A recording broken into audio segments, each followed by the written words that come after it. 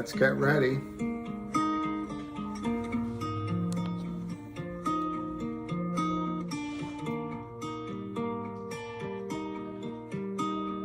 It's Christmas time in Washington.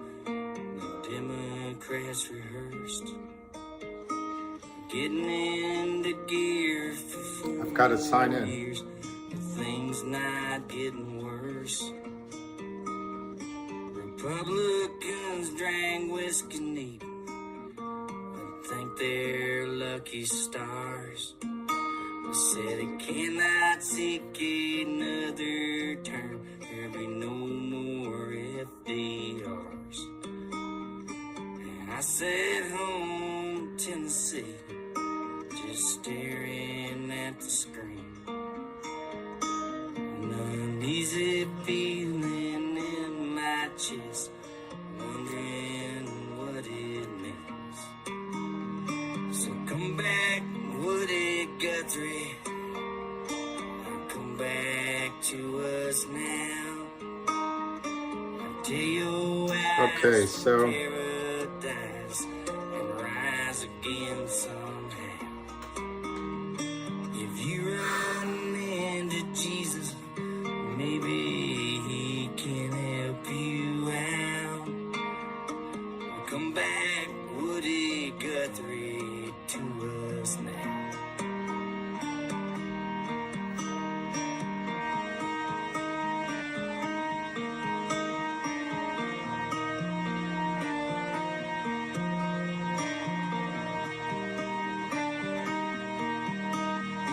I followed in your footsteps once back in my traveling days.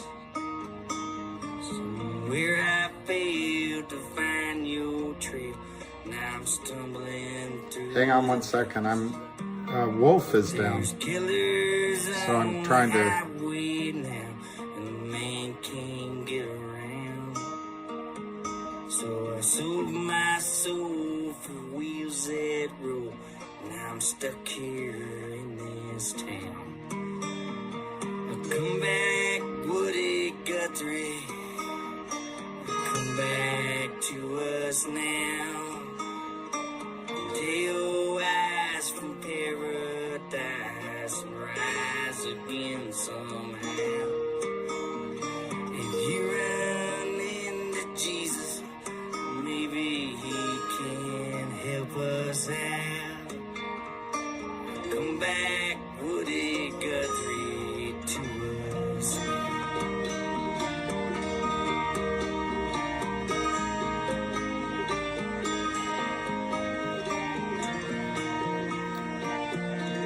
Okay, let's end this.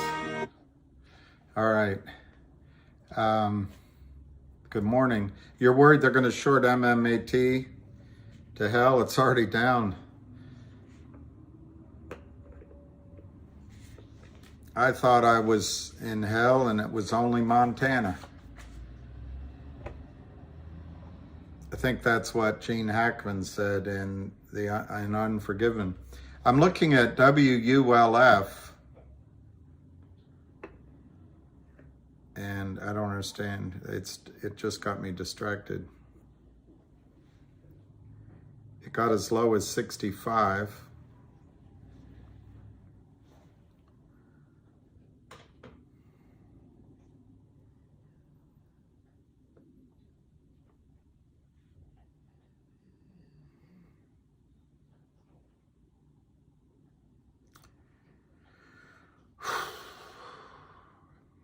This market is crazy.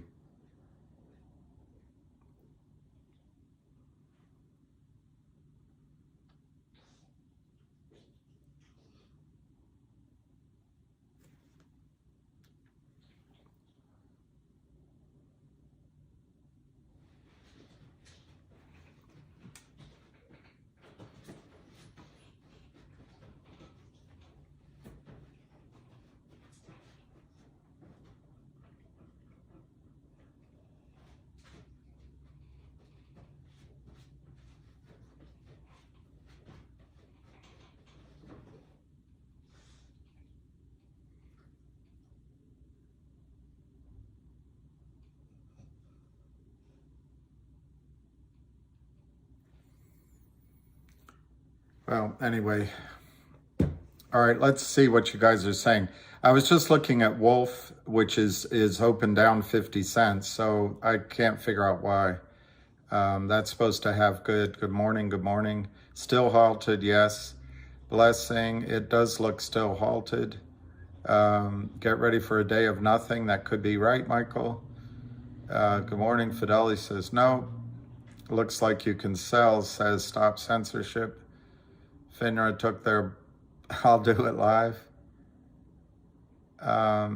Fair really doesn't come into it. They're not playing fair.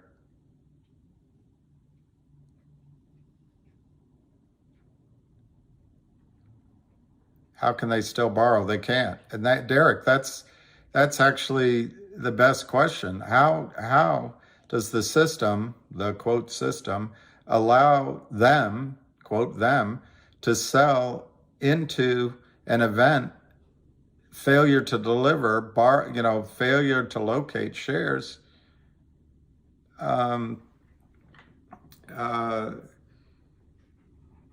which are going to go exit the planet in a corporate event in 2 trading days.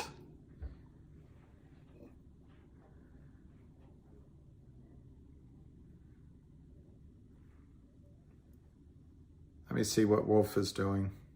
Yeah, it's recovering very nicely. So that was an opportunity that I couldn't quite pull the trigger on to buy. Wolf opened at 65 for some reason, and now it's 87.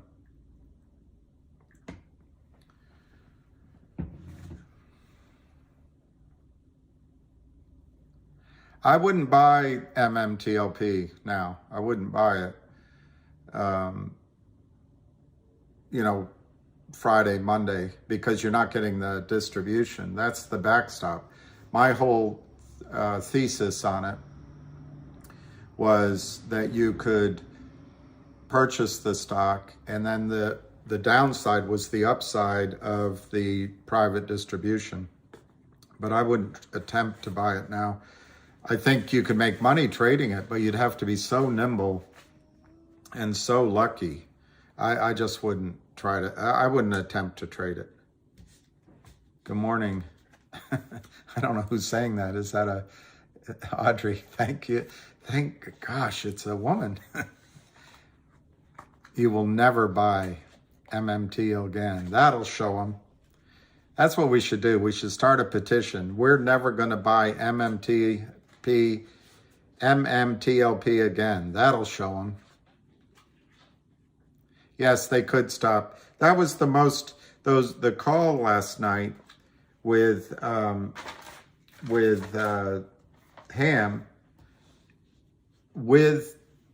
First it was, I got to get the orders correctly. I guess first it was Jeremy Frommer, and then it was with John Brda.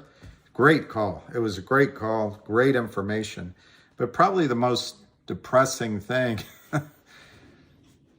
it just seems like FINRA can do whatever it wants. That was a little depressing.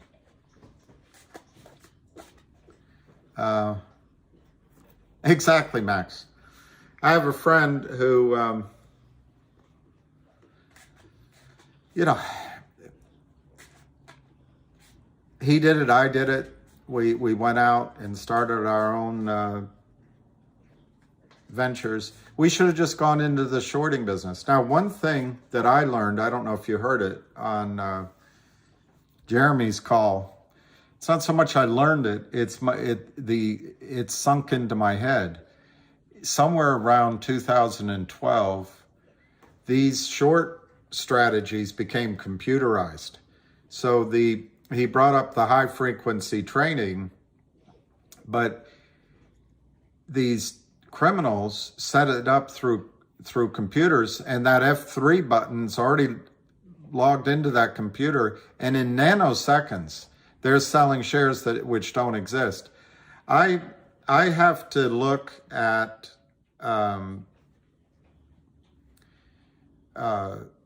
the exact specifics of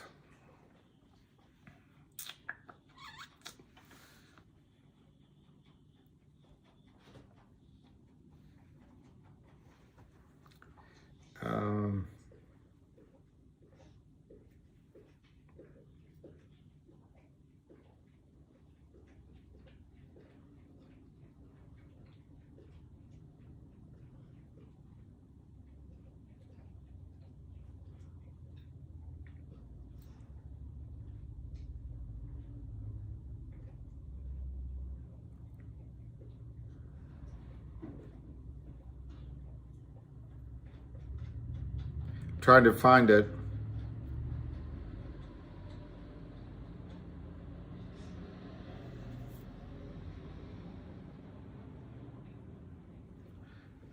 Let's see if I can go here.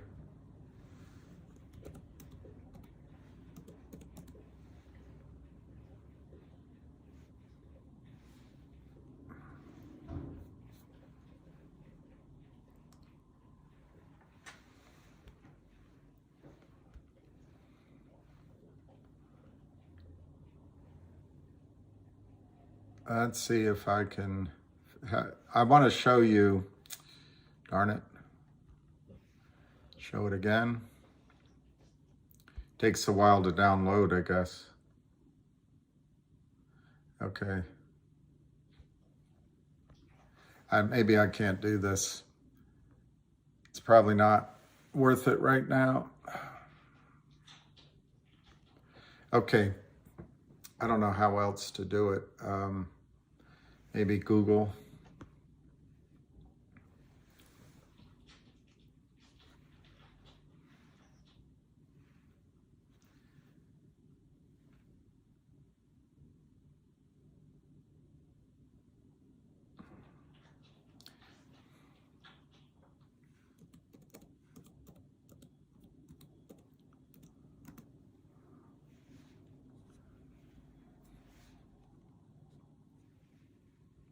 Anyway, I can't, I'm not good with technology, but reg show, I think, is the problem. In the US, you have 4 tickets. You have a buy ticket, you have a sell ticket, and you have the regular short selling borrow shares ticket. And then you have this exemption called under reg show that allows market makers and criminals and big guys to fail to deliver. They get an exemption of the T+2 now. It used to be T+3, used to be T+5 rules. And so let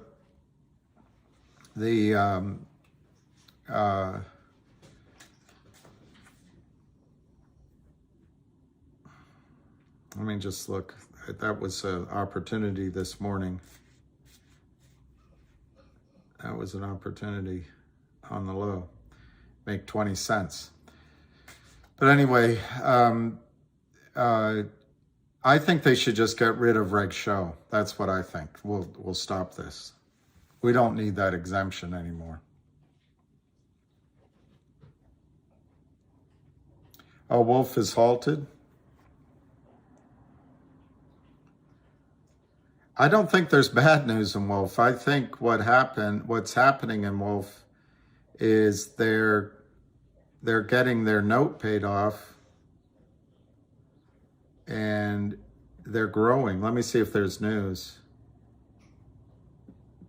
I mean, listen to the news on Wolf this morning, and then the computers, the short sellers, just go to work because they've got a naked short seller in there as well. But here's the news on Wolf. Bitman purchase agreement meaningfully increases self-mining capabilities by 8,200 miners. I don't know if that's a good metric. It says up 23% to 44,000 owned miners with an expected hash rate capacity of 5 EH per second. I guess that's important. Fully uses expected 160 megawatts of mining infrastructure capacity in Q1 2023. They also announced they raised capital to repay the convertible promissory note with Yorkville. So what does Yorkville do? They just vomit shares to try to get everyone to think this is bad news. It's good news. I mean, not only is it good news, it's great news for the company. The whole United States, and that's where a lot of people have discussed, you guys are making the right decisions, but the whole thing, like Cam said, is fraud. It's just set up against. Buenos dias. I'm we are the he. Will they make the fake shares pool. Here's what I think on MMTLP. Here's what I think on MMTLP. It's not trading. Let me just confirm that. Anything could happen while I'm talking to you. No, it's not trading. So I think today, and let me check on my account. We might get notices on, if you have an online account, you might get an alert. No.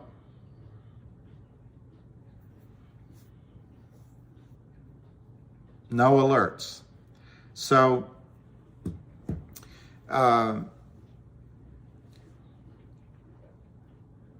I think they're going to call and they'll get to you today if you own MMTLP.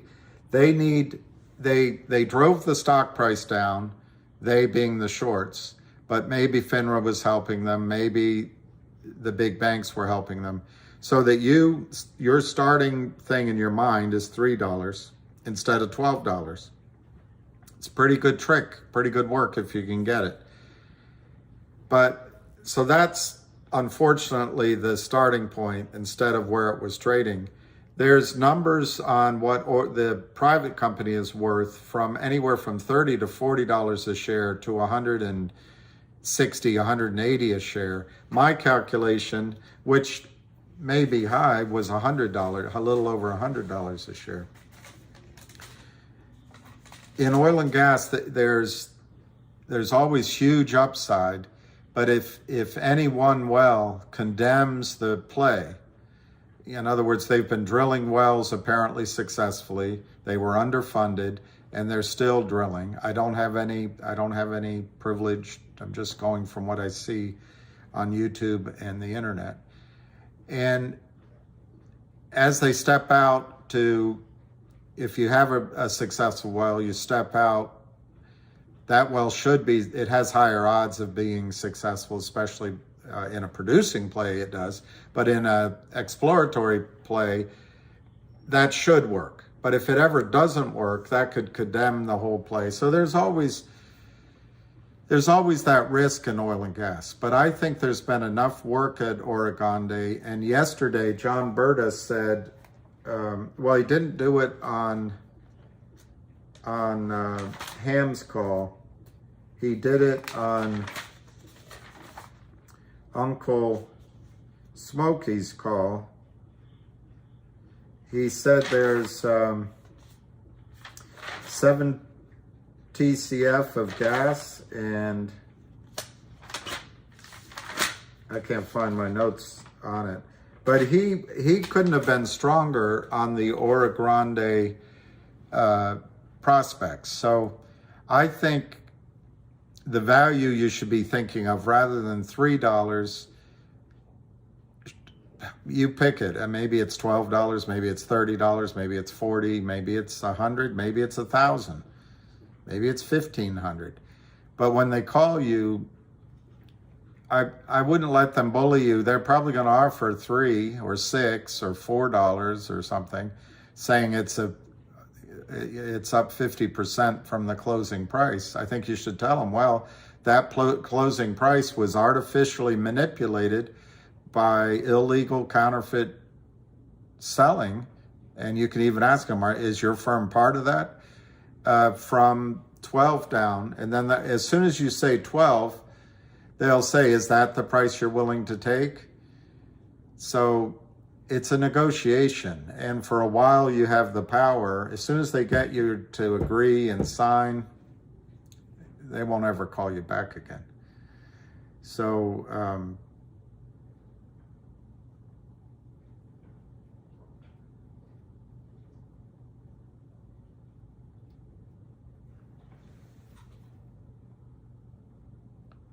well, Just Average Joe, we should start a list of what people are offering.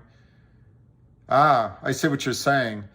Once you sign, they're going to make you sign a confidentiality agreement or an NDA, non-disclosure, and you're not going to be able to say, or you lose your settlement. And they're going to make you sign that you're never going to sue or join a class action. So that's pretty powerful too. But you have a good point. If they call and make offers you haven't signed yet, that's a good point. You're not sure we have any negotiating levers. I'm reviewing the brokerage term. It pretty much absolves them. Any culpability would just absolutely. Brooklyn Chris, absolutely. Their arbitration agreements basically allow them to do anything, and then you get in front of a panel of ex-brokers, either some old doddering drunk ex-broker or someone, maybe someone that's actually maintained their professionalism, but they're not going to.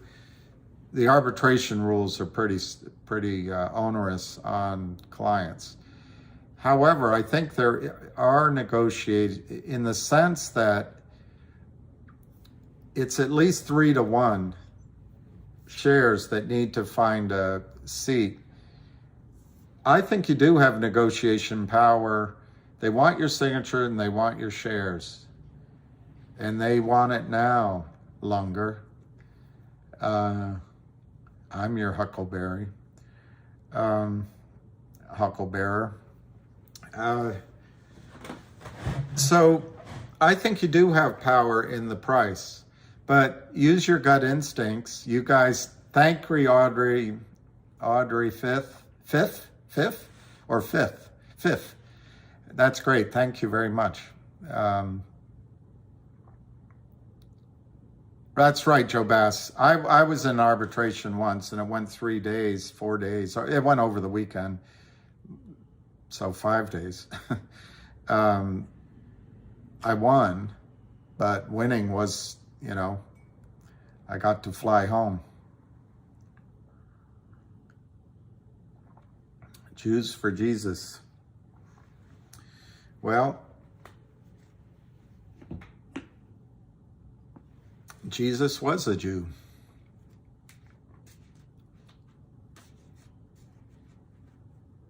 Let's see, you're still not going under the premise that they just wouldn't cash out our positions and put a dollar amount in our account. They will not play by the rules. I think I thought that was a possibility, but after listening to John Brda, who is close to Greg McCabe and the rest, and they're close to all the attorneys, I think you're right that that's a possibility with the adjustment, that I think that happens after a long legal wrangling.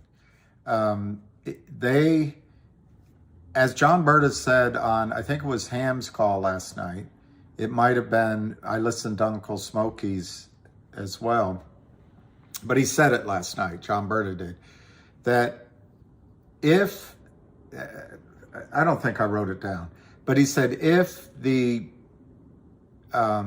number of shares that move into the private company are more than the number of shares, it's going to go, I'm paraphrasing, it's going to go to the lawyers, and then there'll be a battle.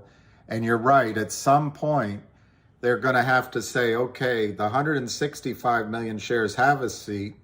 What do we pay the 50 million shares that didn't get a seat? And that number is going to be worked out or fought over by all parties with a bunch of lawyers. I do think it'll be a high number. I think it'll be the same number as the value of the 165 million shares. Obviously the lawyers will take their pound of flesh, so it'll end up being a lower number. But I agree with you, Chris, that it is a possibility. They just force cash into the accounts. But again, I think it won't happen immediately. They won't do it. Just think of it. The brokerage firms aren't going to do anything that hasn't been signed off by settlement agreements, legal documents. They don't want to be sued down the road. So I agree with your thought, but I think one, it won't just be a small amount of money. It'll be equivalent to whatever the private company is worth per share, minus legal fees. That's my guess. There's a good point, Joe Bass. And I'm sure lawyers will put that in. That's an excellent point, Joe Bass. The value of going, and one of the reasons to make the investment is you're able to, if I can use this phrase without you being mad, you can step up your value into a private company if you believe the private company has value without paying taxes. You don't pay, let's say you paid, as I did, $7 a share, and you're converted 1-for-1 in, and I'll just use it for simplistic terms, into a private company at $70 a share. Well, normally that, or $77 a share, that $70 would be taxable, but not in this case. So it's, there are reasons to want to go into the private company. I like Smokescreen that your sell limit is 1,000 of shares. Is GTII halted? Who's asking that? I got to be careful. It's not a, oh yeah. You guys, I never mean to offend, but there's so many people that trick me into reading them, and then I go, oh, why did I read that? No, it doesn't look halted. It's 70 cents. And for a brief, like 10 minutes this morning, you could have swapped GTII shares for Wolf, which I tried to do as when we came on. I was trying to do that. Wolf, though, now is down to 73 cents. Wolf ran up to 90 cents. I wonder what's going on there. My guess it's just the shorts killing it, because the news is good. The news is fantastic on Wolf. It may be the note. I went on the SEC filings. They have a note expiring. Well, the news just announced it.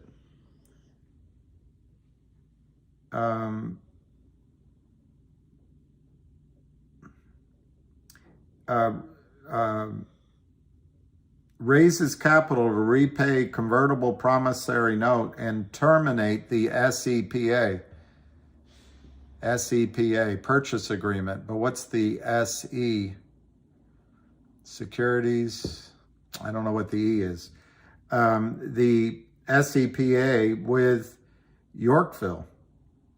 So, I mean, that's great news. They paid it off. Oh, here it is. The standby equity purchase agreement. Standby equity purchase agreement. That's right, Susan. So that's great information. TD said they're still trying to get more details on the situation, and we'll update when they can. Well, they're leaving it to the last minute, aren't they? Joe Bass, I agree. They now realize they can short anything and everything to death, and FINRA will protect them. But what's interesting, Joe, I think the fact that you guys are out there, these stalwart MMTLP people, I don't know even all the names. I know Bird Lady Roller Pigeons and Uncle Smokey, John Brda.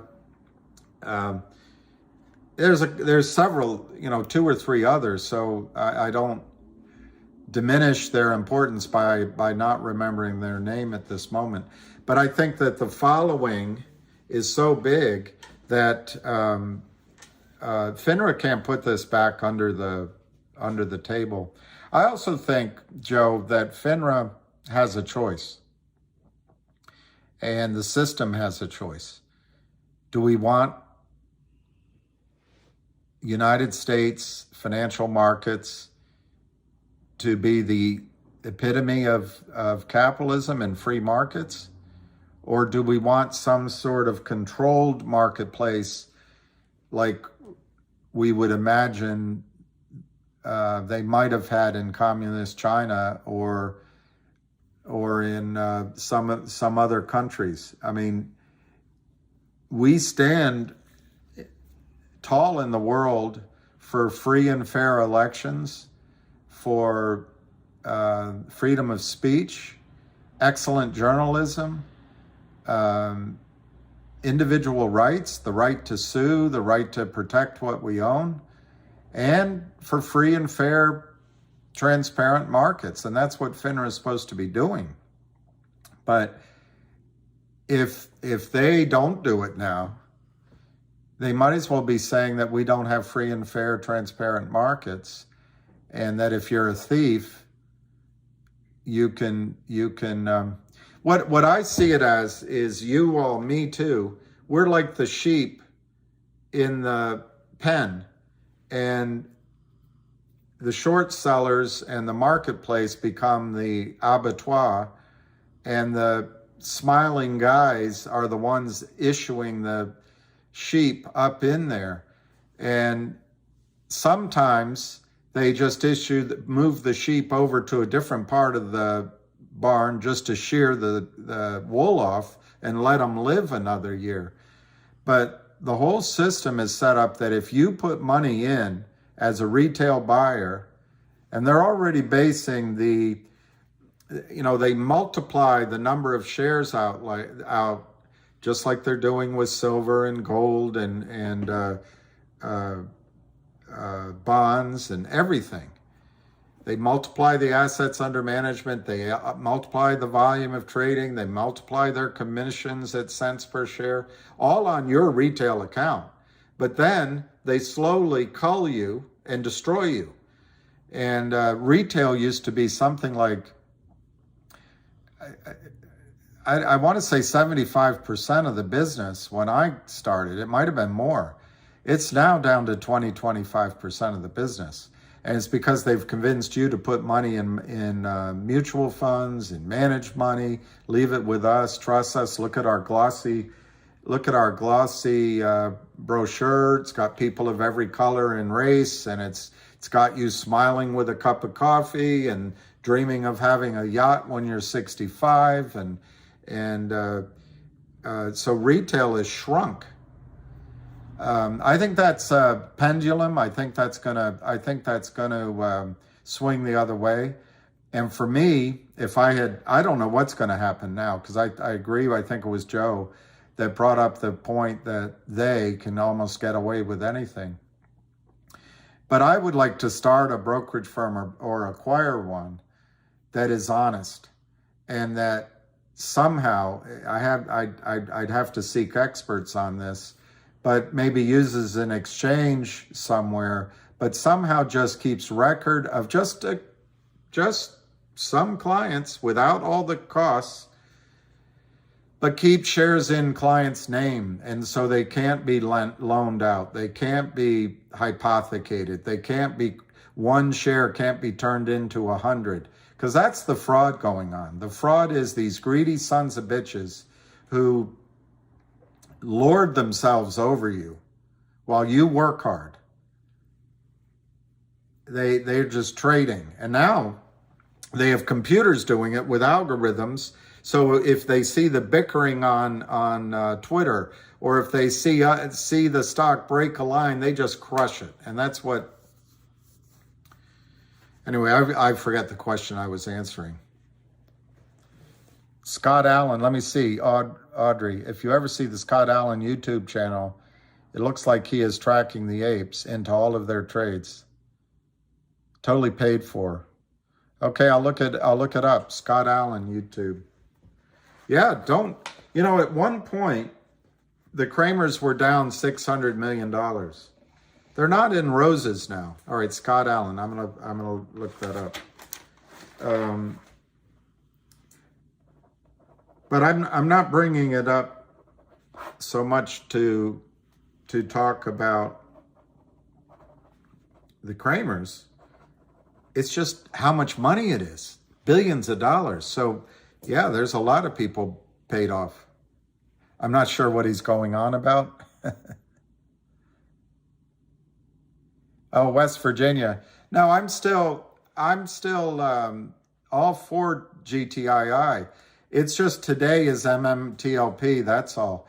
GTII, and I'll try to, when we take a break, I'll try to do a short video somehow so it uploads quickly. But GTII, in my judgment, has never been in a better situation. They've been sold off by these same criminals, but I think it's a different group of people crushing it and doing it in a computerized way. And last night, they threatened to bring it down lower while I was talking to you. But it's at 71 cents GTII.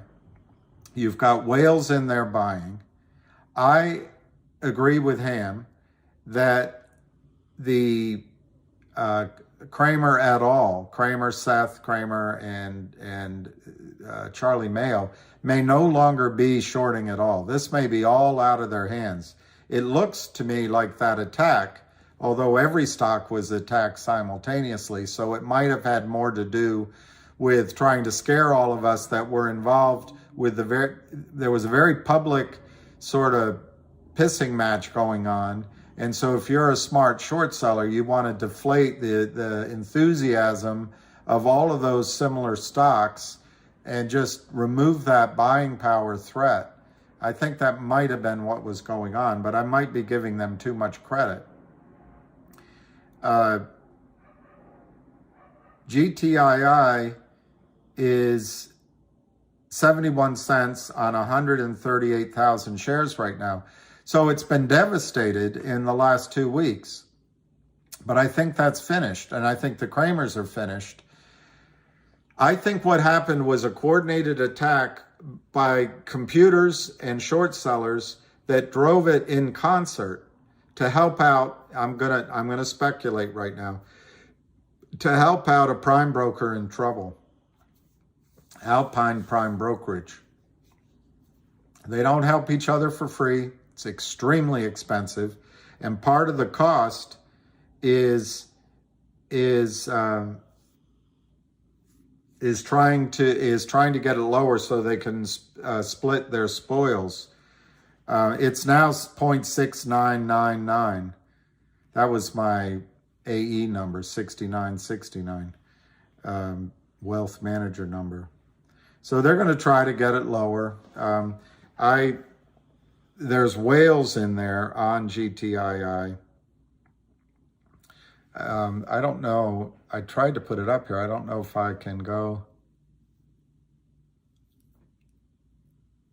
I'm trying experimenting with all these.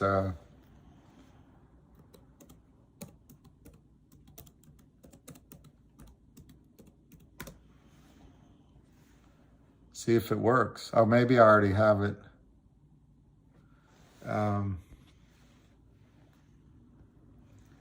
Web page not available. Please confirm the address. All right, well, I'll just do it off of my phone.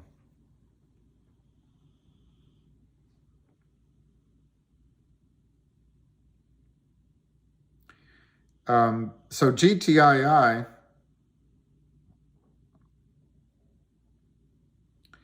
fundamentally is booming. So here's the chart. It's a sickening chart. That's the chart on GTII. They've brought it right down to where all this confusion is. They brought it right back down here again.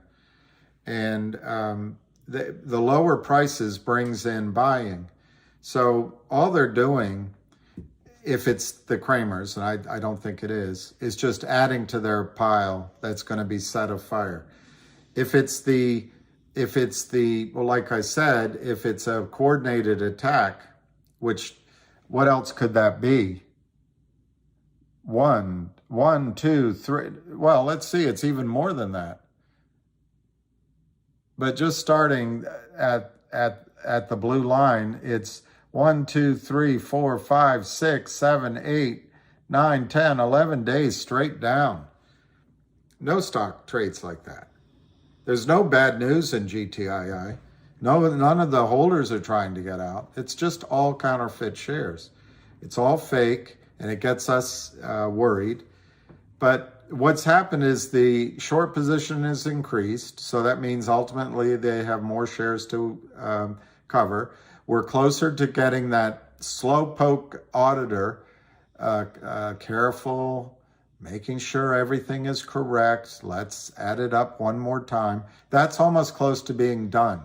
And that means they can announce the 1-800 law firm, which means they can announce the merger with 1-800 law firm, which means they can announce the digital coupon if in fact they follow that path, which is what they looks like they're going to do.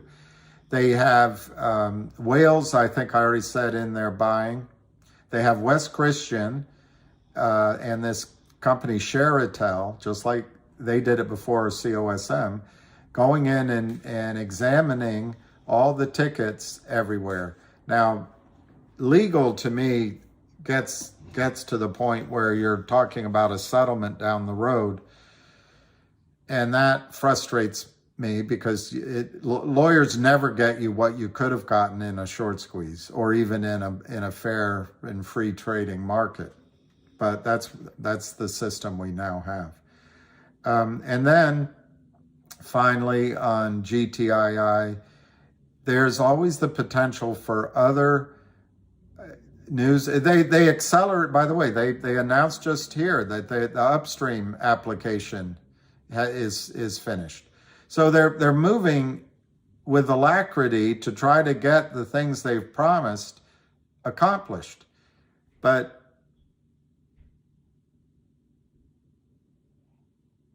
the thing that could come out of left field or right field, I think, because there's been rumors about it for months, is that the Trento mine deal could at any time still come back to life. Now, I don't know if it will, but I'm just saying there could be events in GTII that change the value picture overnight. That's a lithium mine in Chile. So, and on top of that, if these shorts move away, which I think they will, this can snap back very quickly. I don't think it's going to happen right away, though. Without some big news coming in, I think GTII, just looking at the past behavior, it's going to take, I mean, here, look, I wish I could bring up this chart, but if you look here, the last time it was sold off like a semi truck down here, it got a low. It had a huge a reversal, which is great, and that'll happen in GTII. But then it pulled back. It attempted to rally again, and then it had a sideways movement before it did this run. And that's what I personally expect to happen at GTII. One of these days, you're going to see a run up from these numbers that you won't understand. It'll go up. They'll try to pull it back. And I think that 178 number, in fact, I think the that gap, that 210, 220 number is where it's going to try to go. And I think it could go in a snapback. But then they'll pull it back and they'll try to fight it. And it'll try to run and it'll try to go back up again. And then I think, unless there's some kind of dramatic news, it might have a week or so, or 2 weeks of going sideways before it starts a run back upward. So that's my summary of GTII. Let's look at COSM. They're all screwed by this coordinated attack. And in retrospect, it's clear that all of us probably should have maybe done that trade that Lou was recommending, getting out of GTI, if he said that. I don't know if he did, getting into COSM and then selling COSM. But hindsight is beautiful, you know?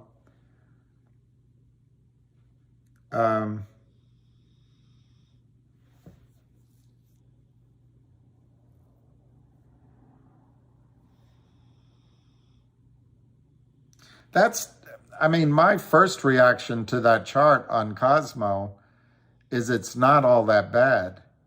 It's been shorted down with everybody else, but see this gap over here?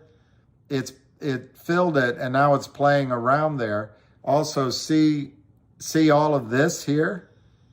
That's a very natural area where you'd get resistance. So to rally up and come back and test all that makes sense. I mean, that's my first read on that. And the pullbacks on low volume,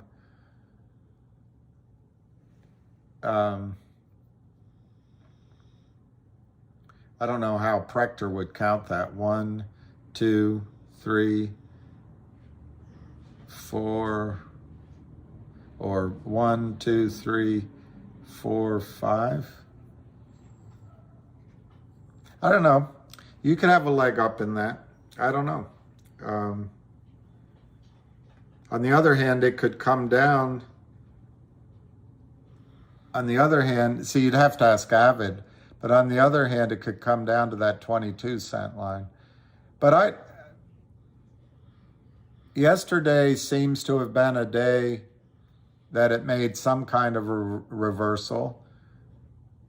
And then today is up. I guess, I don't know, they use all these terms. That's a hammer or something, Thor's hammer. But you have to see how it closes today. MMTLP ticker is over. No shorts had to cover. We all got screwed and nobody cares. Buck Thanar. Well, that might be.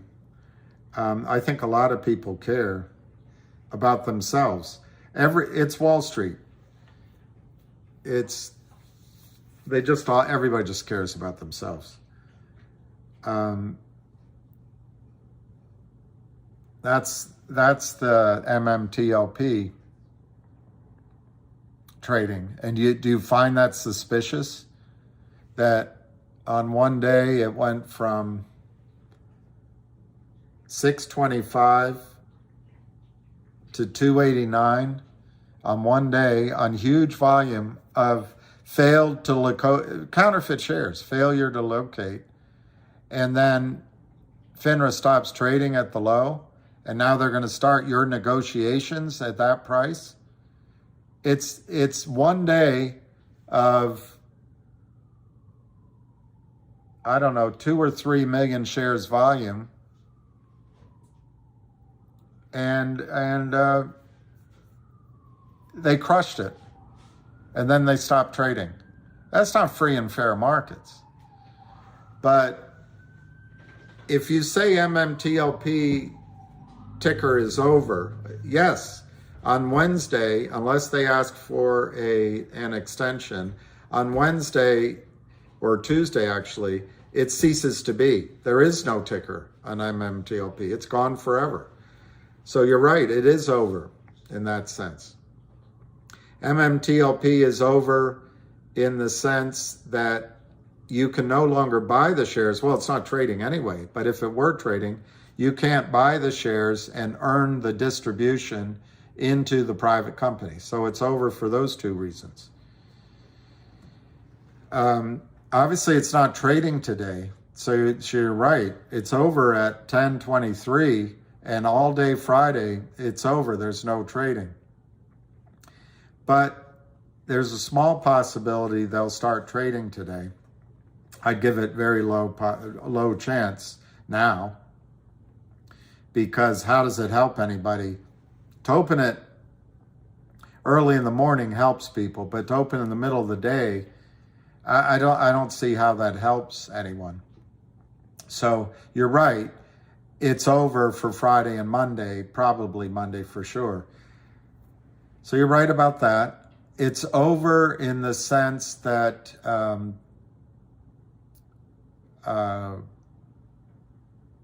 there's a possibility, I think it's very small, that the system will allow this entire problem to roll over into the private company.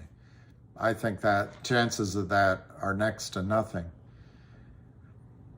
So I think I went through all the reasons MMTLP could be over, like you said.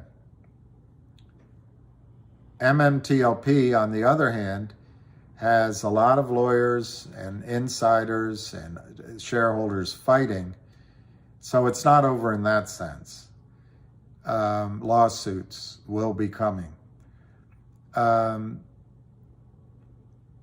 FINRA has a decision to make. Do they just want to destroy the U.S. markets or not? And I think they're going to side on, at a minimum, they're going to side on trying to do partly the right thing. So the markets seem to be fair. And what does that mean? That means that, in fact, nothing goes away on Wall Street. None of the share trades go away on Wall Street. They have to, reconcile these shares. It's just as simple as that. For the first time that I have known about, the shorts cannot, and the brokerage firms cannot settle this up for cash. Oh, well, the buyout was for $10 cash. Here, here's $10 in your account. And then the system would hide from you whether you had real shares or not, because they would just pay it as a cost of doing business. This time, they don't have that option, because the way it was structured, they have to deliver real shares to get the real private shares.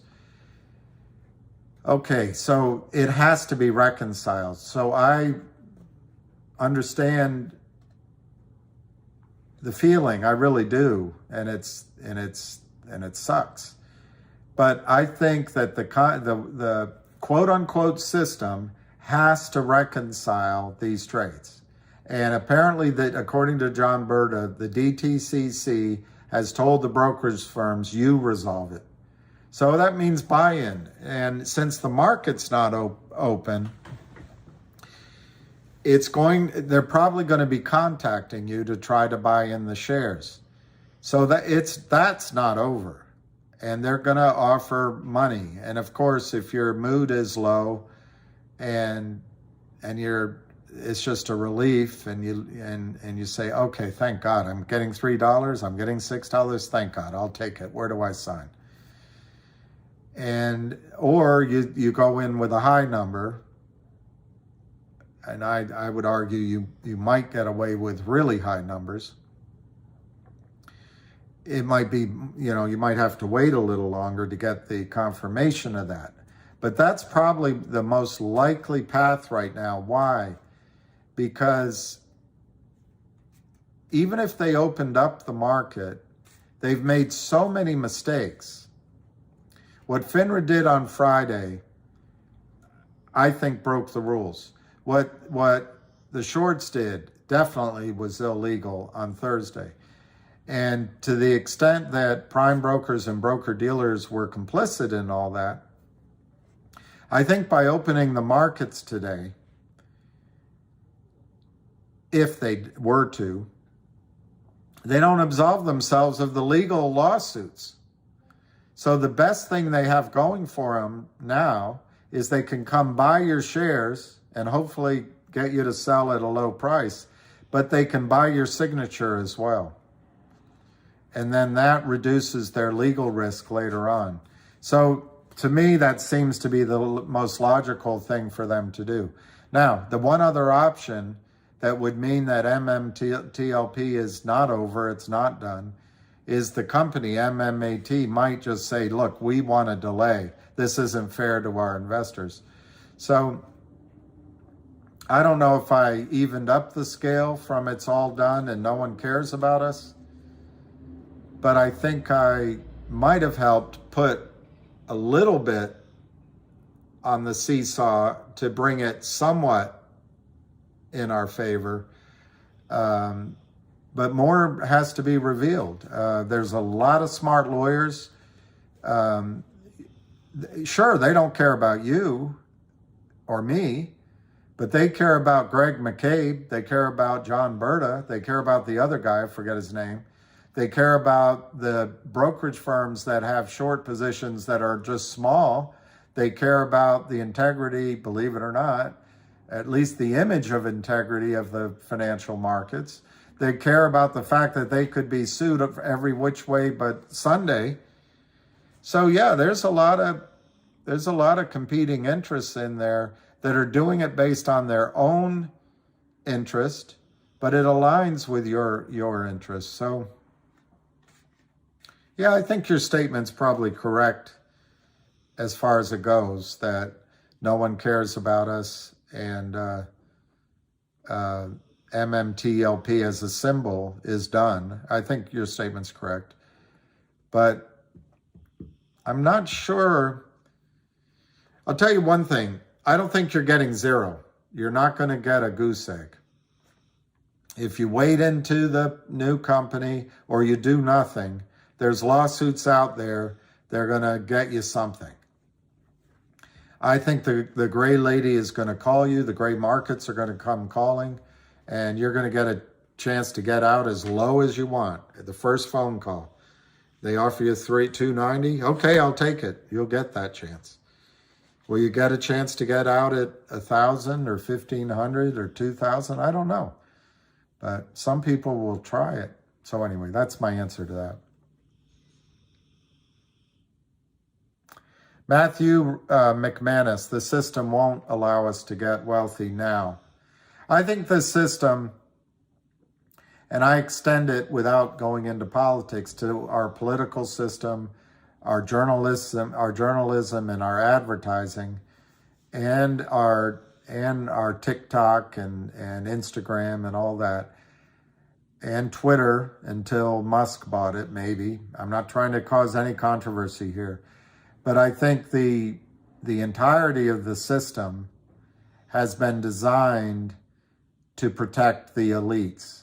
And what I've noticed, I've lived abroad and I've traveled abroad a lot.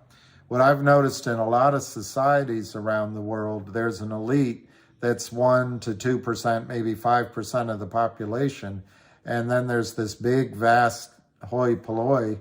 And then down at the bottom, there's either the people you hire from Pakistan or Philippines, or there's just people on the real low rungs of those societies. And the opportunity of wealth and property in these countries goes to the very top. I've lived long enough to watch my country. Look at education. It used to be to get into a higher school of education was reasonably priced, and it was based on merit. Now it's really expensive and based lots of times on legacy. I know they're trying to change that, so guys like me are skewed out of education. That's a big experiment that I think is going to end in tears.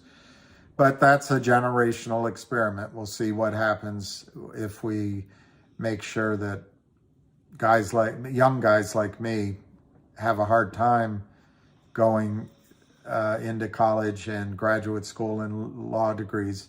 Just anyway, leaving that off. I don't want to get political, but the point is the system in the United States now, through the markets, through the mortgages, through debt, through credit cards, through it all, is funneling resources and deal opportunity to the rich. It used to be that people could start a company in the over-the-counter markets with friends and family, float, and then they could have success in the over-the-counter markets. The over-the-counter markets have been destroyed. The big brokerage firms no longer allow solicited orders for stocks under $5, $7, or $10. Institutional pools of money will not buy stocks under $5, $7, $10. They won't recommend stocks under $350 million. They don't have research on it. And if you bring in your account to a broker at a Merrill and you've got a $3 stock, he or she'll say, why don't we sell that, Mrs. Jones, and we'll put it into the Dean Whittier, computer sciences best idea of the year fund, and we'll set that aside, and then you don't have to worry. You can go about living your life. Well, what does that system set up? It sets up where a few, mostly men, there are some women, but most of those women end up filing lawsuits because it is such a male-dominated ecosystem.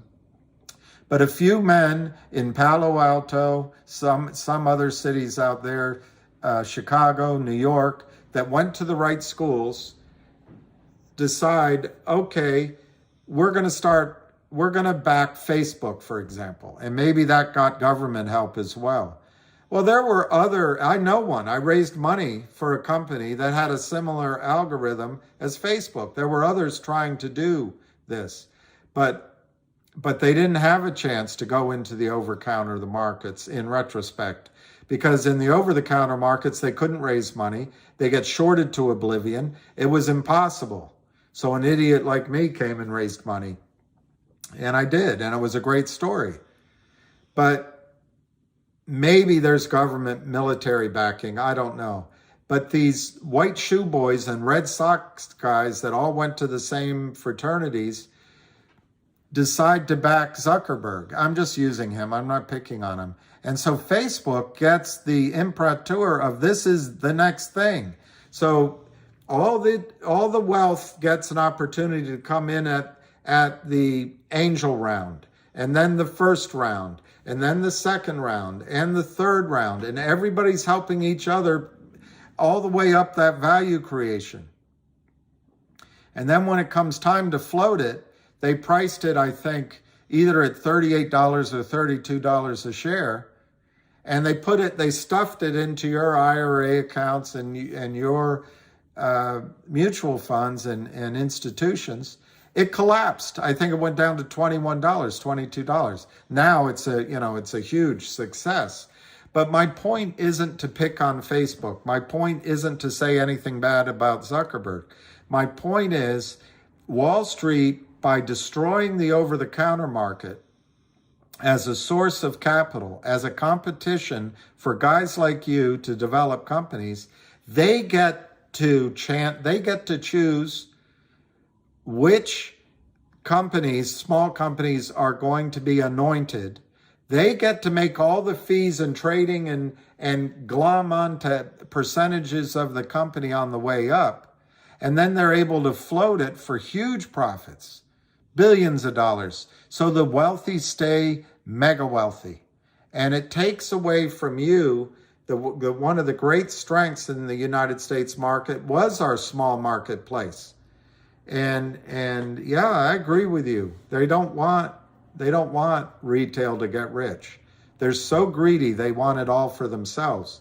But remember, Henry Ford realized back in the time of the Great Greed, essentially a century ago, that is similar to the Great Greed now. Henry Ford realized that if he made sure his workers made money, they could buy his cars. Well, at some point, these greedy some bitches are going to realize a healthy America is a wealthy middle class. Anyway, that's a long answer. Buying and holding won't. I would tell you now that I wouldn't, I was talking to a guy this week who has an opportunity to buy back his entire oil and gas company privately, and he's asking me to raise money. And he's one of the greatest guys I know. He started his company in his 20s and built a massively successful oil company, and he sold it to offshore money. Well, they didn't do a great job with it, and now they want out, and they put it on the market, and he's got it back, and it's just great karma. But there's no stock market for him. He's got to raise equity. I don't remember the number, around 60 million. He's already got, in a week, he's got 10 million raised, and he's got the bank, a bank, it might be a hedge fund, giving the 100-some million remainder.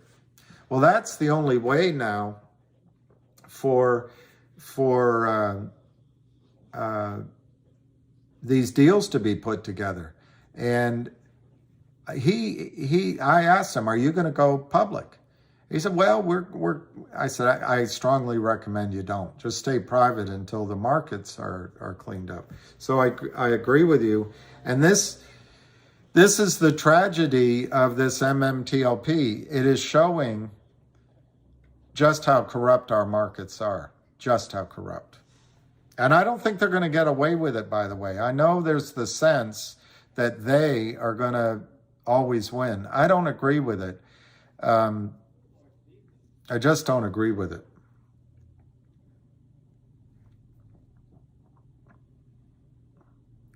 GTII is 67 now.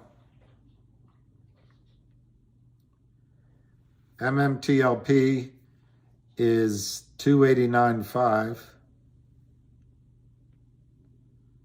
Logic that I mentioned is up to 41 cents. COSM is slightly down at 34 cents. Finger is down 16 cents.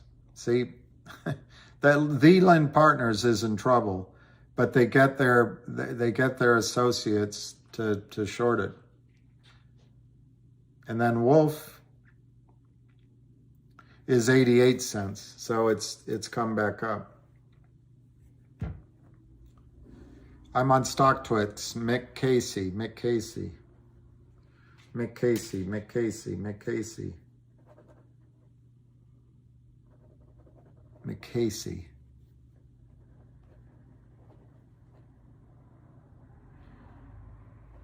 Let me before I answer, Barry, let me get this oh, it's just Mick Casey.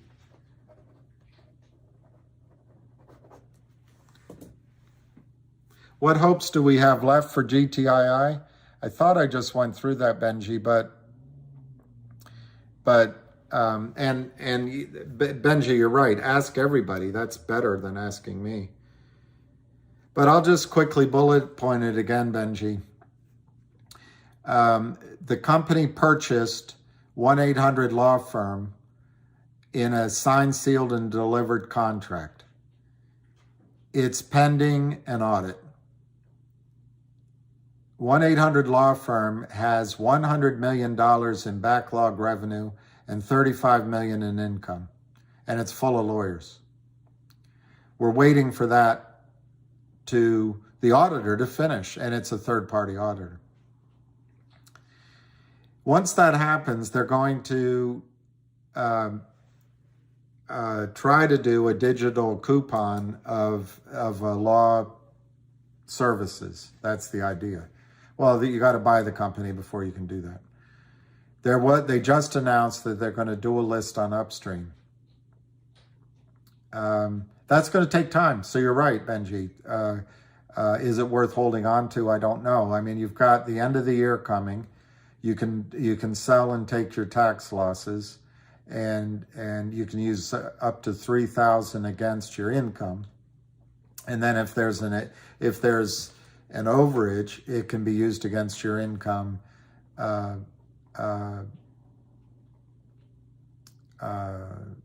year after year after year up to that $3,000. So that might make a decision. You also can sell GTII, and right now I think you could buy shares of WULF, and maybe you get a trade in that. It doesn't, I mean, this morning it's not trading well, but you might get a trade in that. Or maybe you can buy COSM as Lou recommends. I don't know. I'm not recommending you do that, but I'm saying there are choices out there. You don't have to be stuck in GTII. But the question comes, obviously the stock is 70 cents. It could go down. Any stock can go down, so it can go down from here. You have something at 67 cents. You have something. And of course, any stock can go down, and the shorts who are so strong, they can drive it down. That's just the situation. But this is a stupid trade for any short. This is really a stupid trade. To sell from 67 cents down to 30 cents, they make 30 cents. They'd be much better shorting a stock that's in the dollars range, like BBAG or I don't know. I'm trying to think of a name. So there's just what are they going to do? Short it down 30 cents in the face of whale buying, and they're going to attempt to make 30 cents. Now, I think they're doing this down here. I think they're trying to hand out 3, 5, 6, 7 cents to each of the criminals, moving it around. But after they're done, I don't think anyone's going to short the stock downward. Now, what's the risk to someone shorting now? Is a snapback. So the risk, it just short run snapback. Let's just look at it that way. Not all the sky and the high in the numbers. So they stand to make maybe 30 cents at the most on the downside. Cost to trade, cost to carry, cost of paying each other, the criminals paying the criminals. They stand to make 30 cents. But in the short run, it could snap back to 2. That's a really bad risk-reward trade here.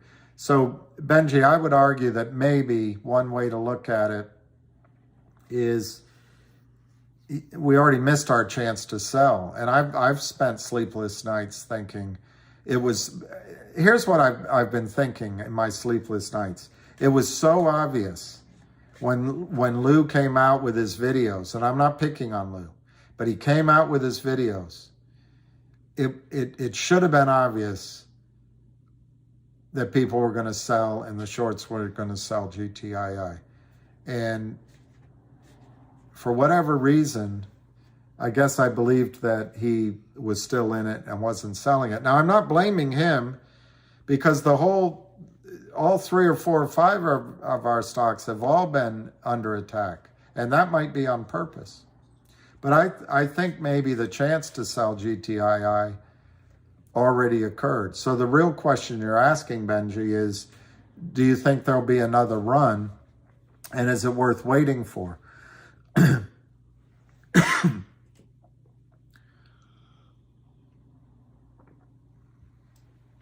And I think there'll be another run.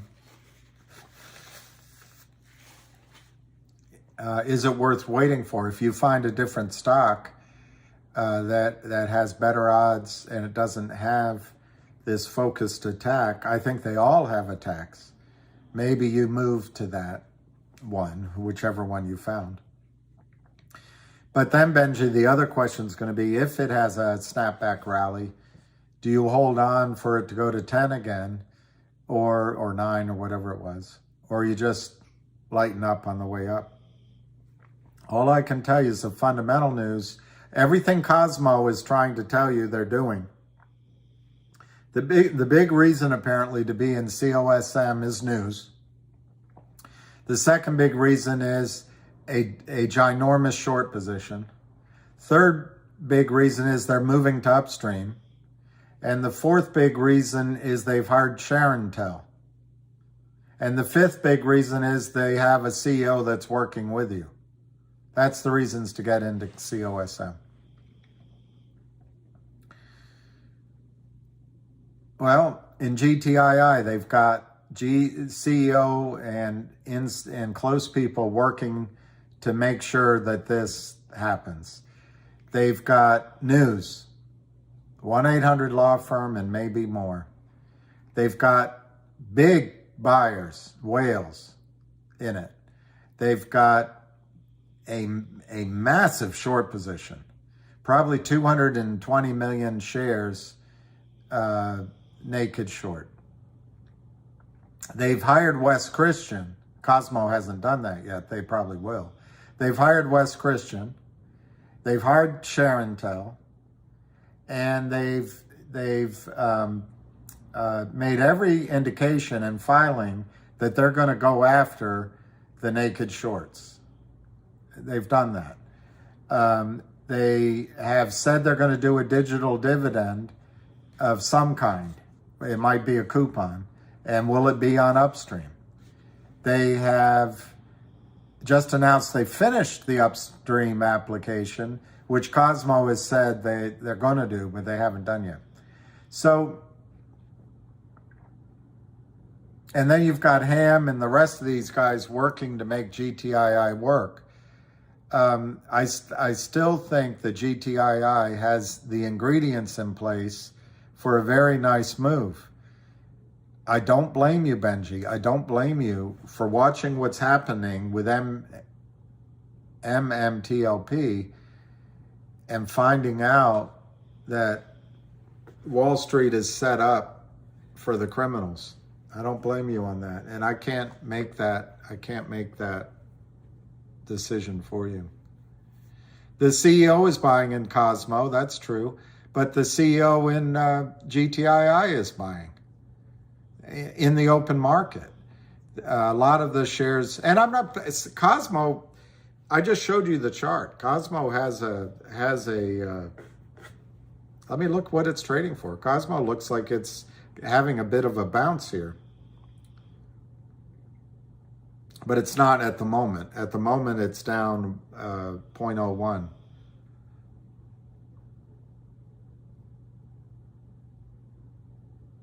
The CEO is buying at 62, but can't beat the Bay.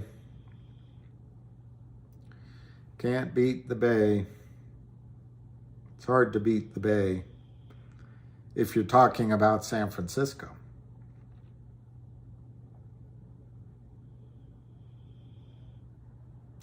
The CEO of GTII was buying, I'd have to look it up, but at 125, 135, 165. And then he ties up his entire position for 6 months. But I'm not trying to get in a pissing match over it. There's room for more than one story, definitely.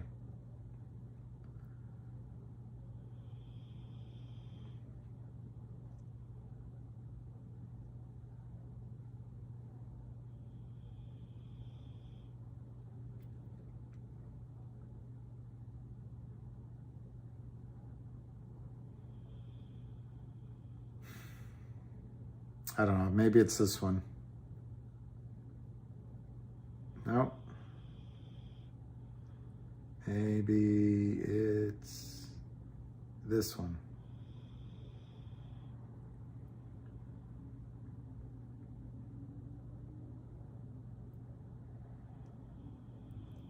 Okay, they have, this isn't it, but this is what Cosmo has coming. 50 million raise, but that's not what I'm trying to find for you.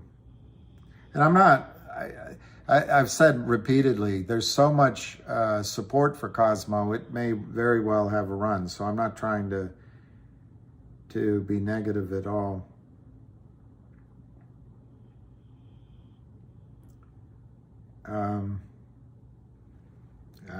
It's going to take forever to find it. This might be it. Okay, here, let's see if this is it. Is the chairman Gregorius Siakis?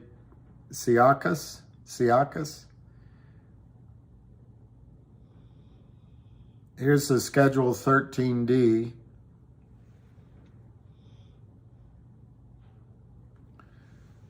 Cosmos Holding, common stock, Schedule D.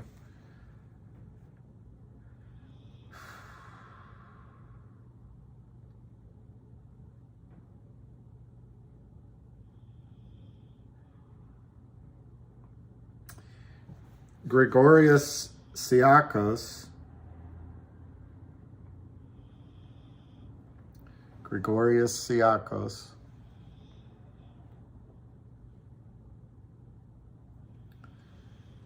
$52 million shares.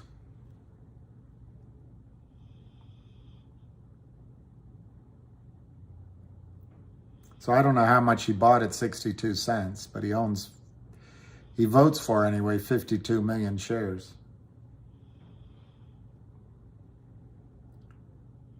He has interest in 52 million shares.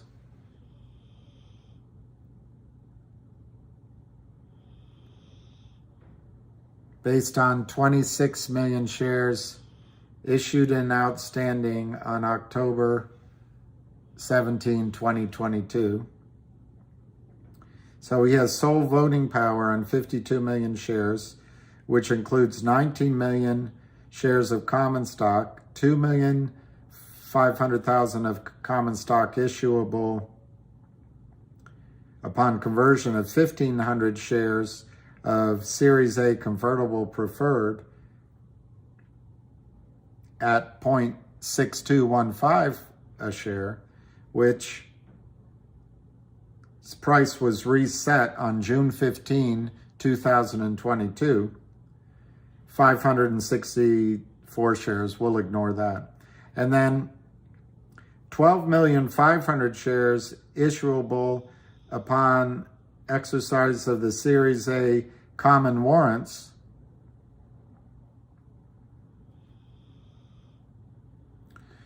$12,500,000 shares issuable upon exercise of Series A common warrant exercisable at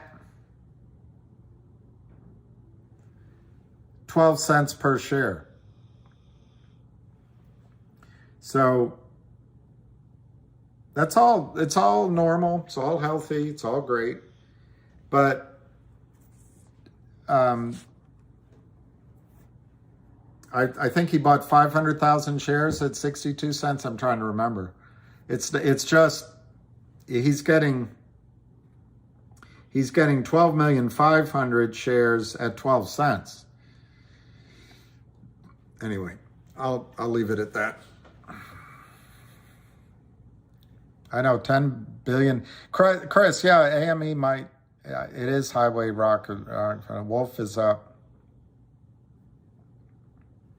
Yeah, there was a chance to buy Wolf this morning, but 91 cents. 91 cents. Which is actually a good, strong price, even though it says down 30 cents. That's where Wolf's been trading, 80 to 90 cents for a while. So, yeah, that's good. JG Wentworth, settle. Yeah, I hope everyone's doing all right. Is Jeff on here? Well, let me see what David Lee's saying.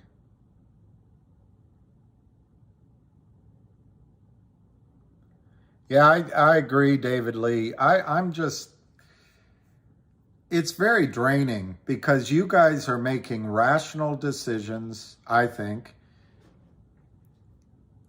And the market just as the charts work for you, or news works for you, or it's set up, everything works for Goldman Sachs, bottom line. Goldman Sachs installed the prime minister in the UK. Goldman Sachs ran the government that installed whatever his name was in Italy, Greece. And they sure as hell run our country.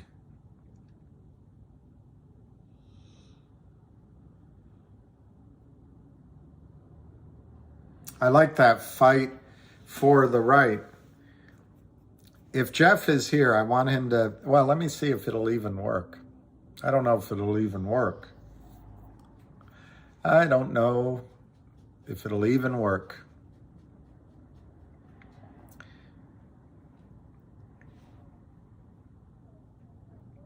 It is going to work, Jeff. So when Jeff comes back, I'm going to play that for him, just to show that his sense of humor is just as good as Norm Macdonald's. What's that? Your Chase broker is saying it's a gray market. Very interesting. It is a gray market security. So that means they're going to call you. Now, they're probably talking to the bigger, the bigger shareholders first. You know what? Since I've been blabbing so long, let me go on to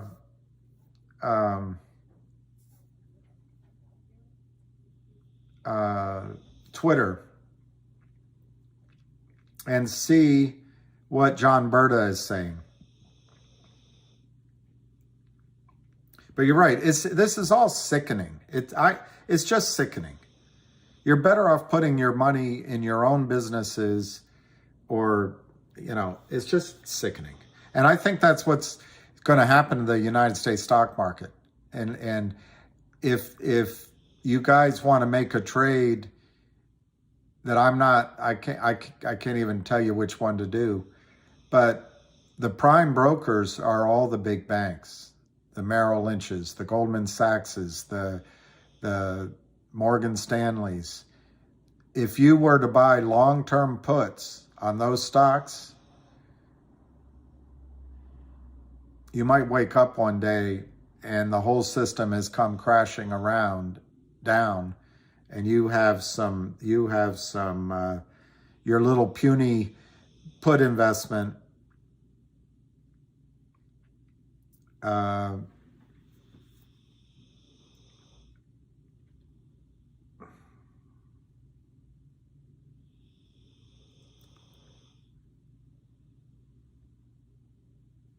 I'm gonna I don't know how I can say that to you guys, but this stock I've been telling you about, LGIQ, is not one of these stocks that's being destroyed by these criminals. It has been affected by them, but it's not being crushed into the oblivion. And they are expecting, these two mergers are imminent. So if one were to buy with a little money, those shares, you end up with stock in two different companies. And they're working on these at all times, so news can come.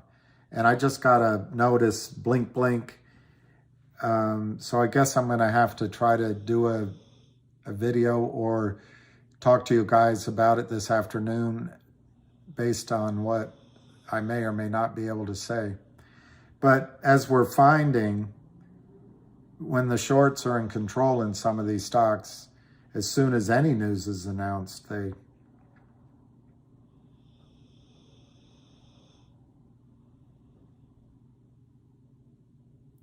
This is what Randy Furco is saying. We are not victims, we won. We can be the ones who bring down the system. We can be the ones that knock down the wall. See, I just want to make you money. I want you to make money. I don't want to be the one climbing over the wall. I don't want to be Ashley Babbitt.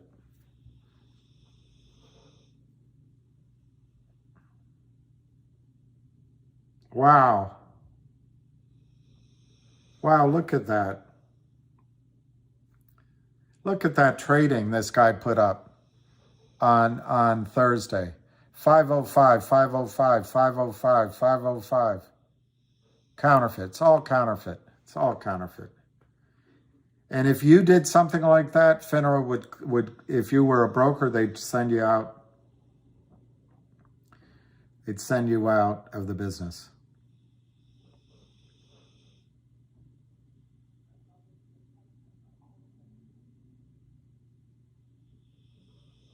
I love this. I'm going to retweet it just because I love it so much.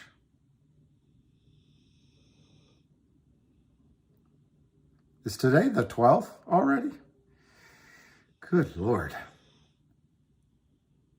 This guy, Costas GGK, he says the market is set up already to resolve the MMTLP counterfeit shares oversold issue. The brokers need to buy them back in an open market. Those are the rules that both sides agreed to. Infinite risk.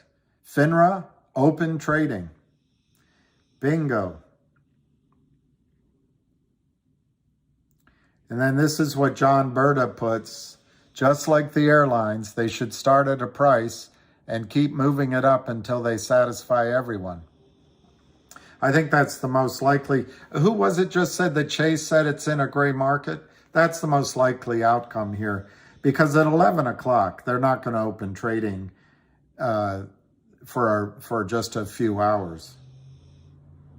I don't think. I mean, they can do anything.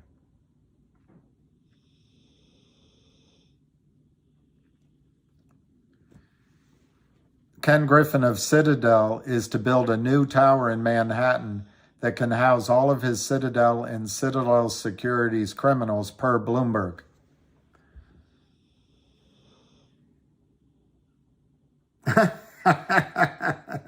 Look what John Brda wrote underneath that. Will it have bars on its windows? He thought like I did.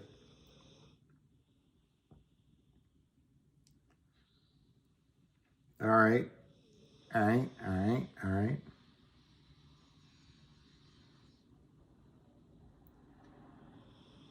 Okay, here's from Charles Payne. Saw it trending and many have reached out, but not learning enough from tweets alone. Hope to learn more today.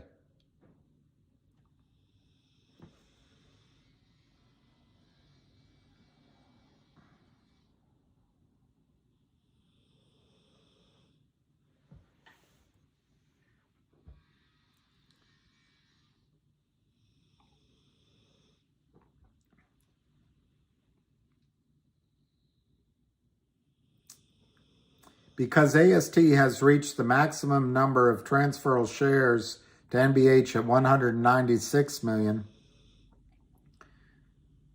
John Brda corrected it, 165 million.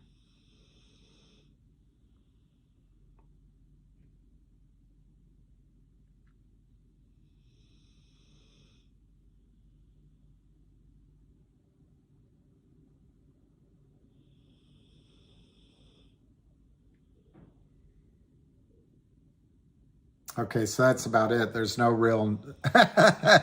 Woody, you should have written that.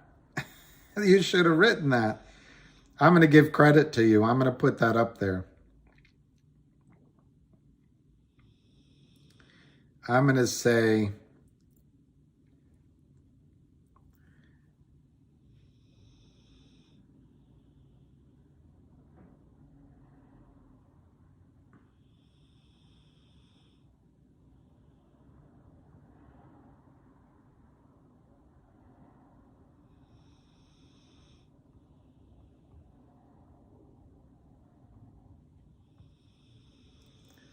I'm going to put, I don't know how to give credit on here.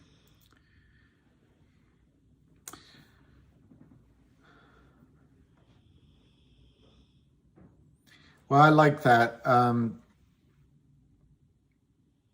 Well, I think John Brda, is happy to go into the private company.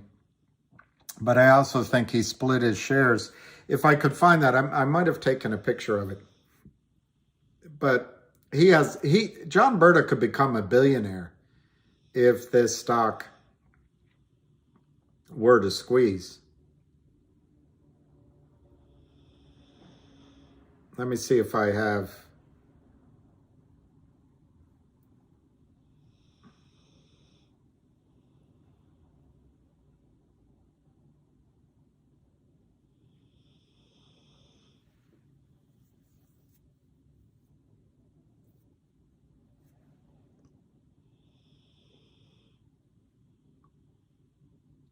I don't have it. All I can tell you is John Brda owns a lot of shares, so I bet he split it.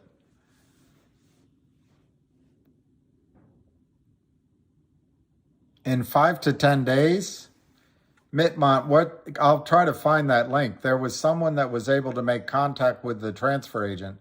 They will get with the brokers to get their records of who owns shares, and then in 5 days, they will contact us.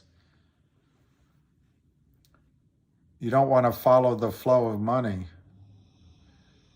I would love to follow the flow of money, but I don't know how to do it. Yeah, I'm feeling defeated.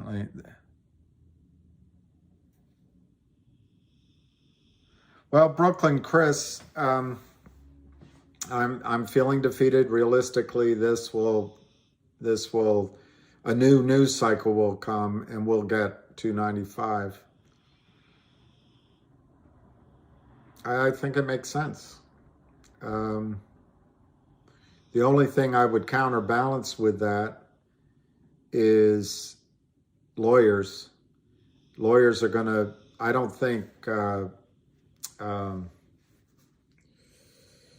McCabe or John Brda are going to settle for 295. And so if it gets into the lawyers' hands, they won't break it out. They won't come to you and say, do you want 295, sign this, and John Brda is going to get 1,000. It'll have to be all out in the open, I think.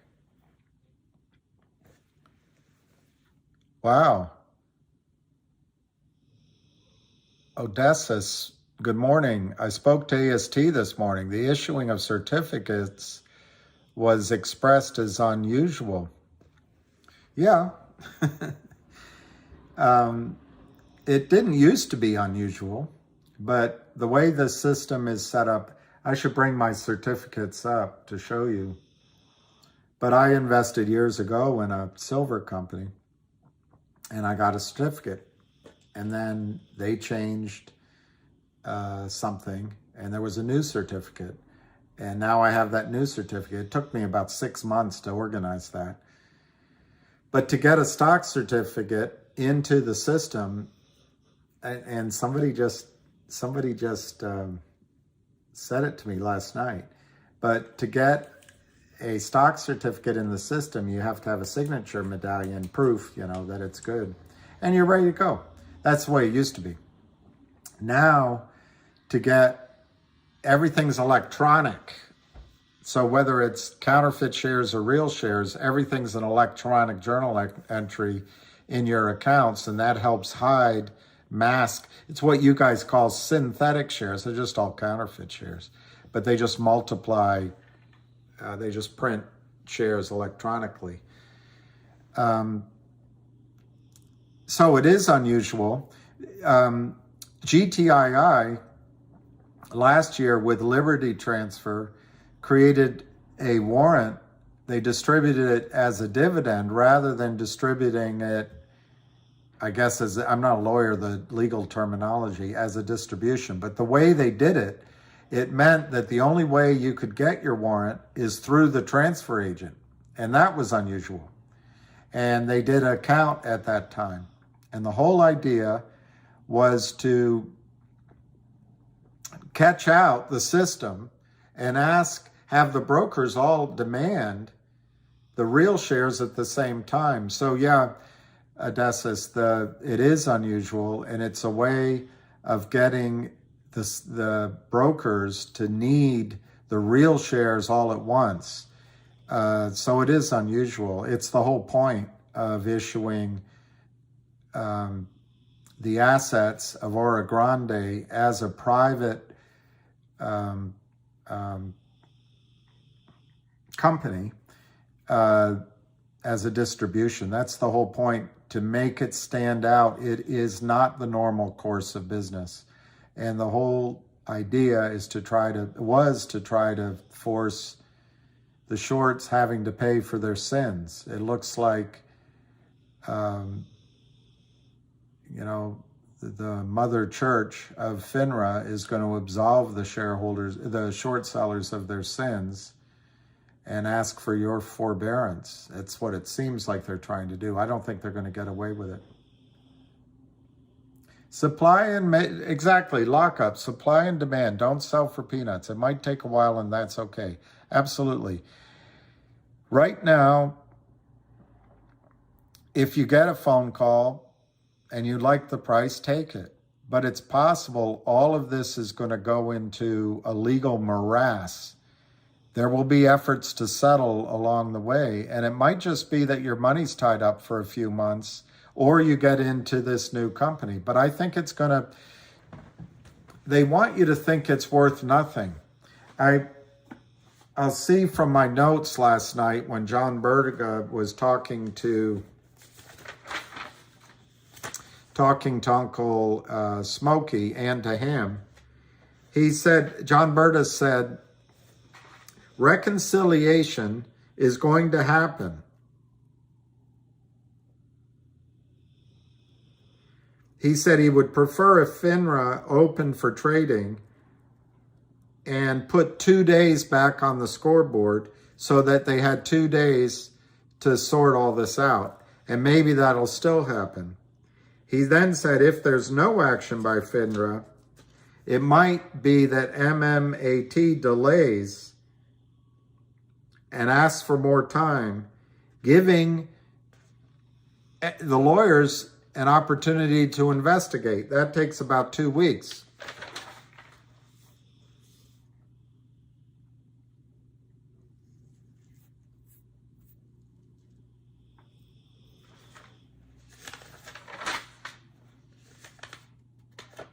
He did say that he hopes it's not long litigation.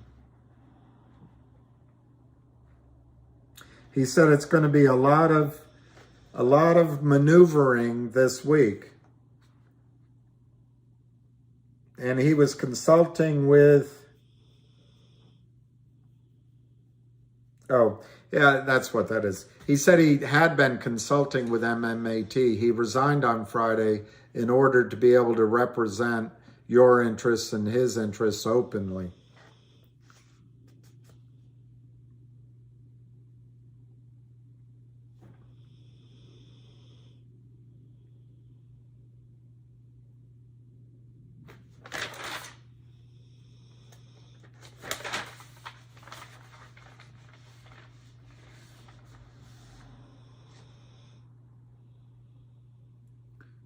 Well, anyway, that's basically what I wanted to read.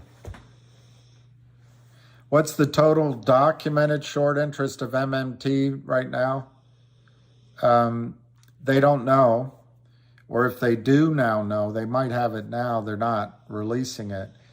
But there's a guy, and I'm trying to, Tony maybe, and then Roller Pigeons both came up with a number of 265-ish, 280 million as the naked short. There's a guy on Twitter named Paul Gradus. I think he came up with a total of over 400 million. Now, what I'm not clear about is whether you have to subtract 165 from that. But they're big numbers. But there's no documented true short position. Now, John Brda has talked about the shorts that he saw as CEO of Torchlight, and those have all carried in. So it is real that there's a large short position. It's just no one knows that's the whole thing. It's opaque.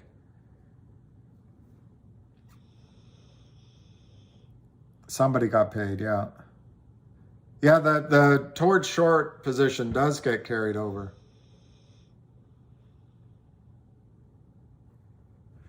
Let me see what Woody said, other than a very funny comment. He made a very funny comment. I gotta see. The Wolves have been praying no, I can't see what he said, but I'm sure it's good.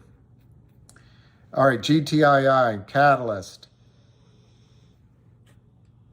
I agree. 1-800 law firm audit and the deal's wrapped up. I agree. Exactly, David Hensley. This is really bad for the market. That's why I brought up it. You could buy some puts on the major financial. This is a huge threat to the financial system. Look, what FINRA and the broker dealers are trying to do is manage their cost right now. They're breaking their number one rule, which is don't manage an error, don't trade an error. They're playing with that rule. Normally, the healthiest way to clean this all out is just to let the markets sort it, let the losers lose, the winners win, let the failures go bankrupt. And instead, normally what happens, when you have an error, they buy you in or they sell you out. And that error is charged. And they sort that out later. Now they're trying to manage it because they're trying to limit the cost to some of the big brokers, like Ken Griffin, Goldman Sachs, whoever it is. But there are brokerage houses out there who still follow the rules, probably, and they're looking at it and they have a small position. They're saying, I just want to cover. But right now they can't do it in the open market because FINRA has closed that market. So I think I agree with John Brda. Some of those smaller brokerage firms, broker dealers, are going to be the more aggressive calling you and just wanting to get the heck out of here before it turns into even worse of a nightmare. Oh, they're still heavily shorting stocks today because no one's doing anything. Also, who was that? Mark? Also, they may be doing it just to get money because there's stress in all of their positions. There's no liquidity. It's a way of bringing money into their accounts, even though it's frozen. It gives them something to negotiate with and pay their lawyers and go to court with. These are tactics of desperation. They're supposed to protect the retail, but let me see if I can find it.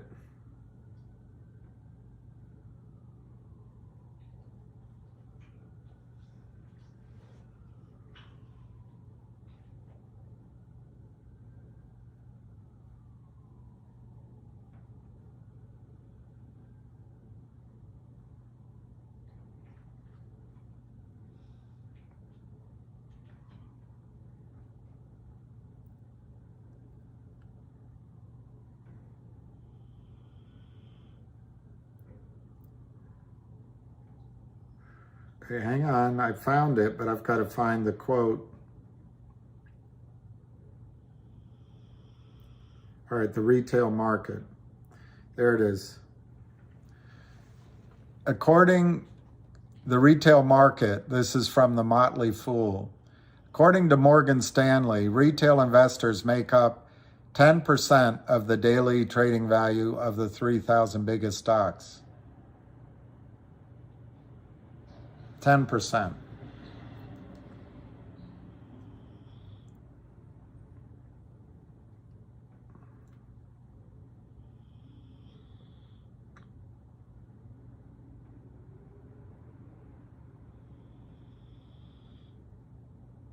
Here's Bloomberg.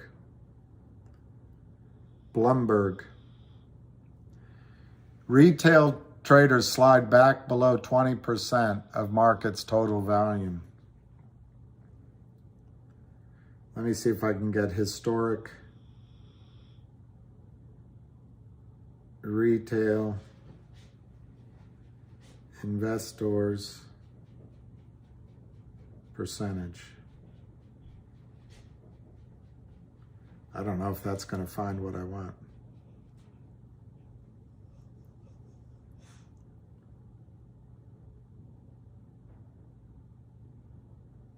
See, they only go back. There's the chart from Mellon, and it only goes back to 2011. I'm trying to find out what it was in 1980.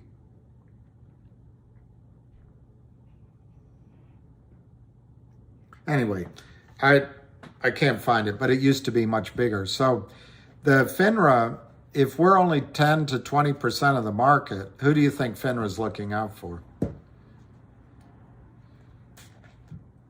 I got to read that, sorry.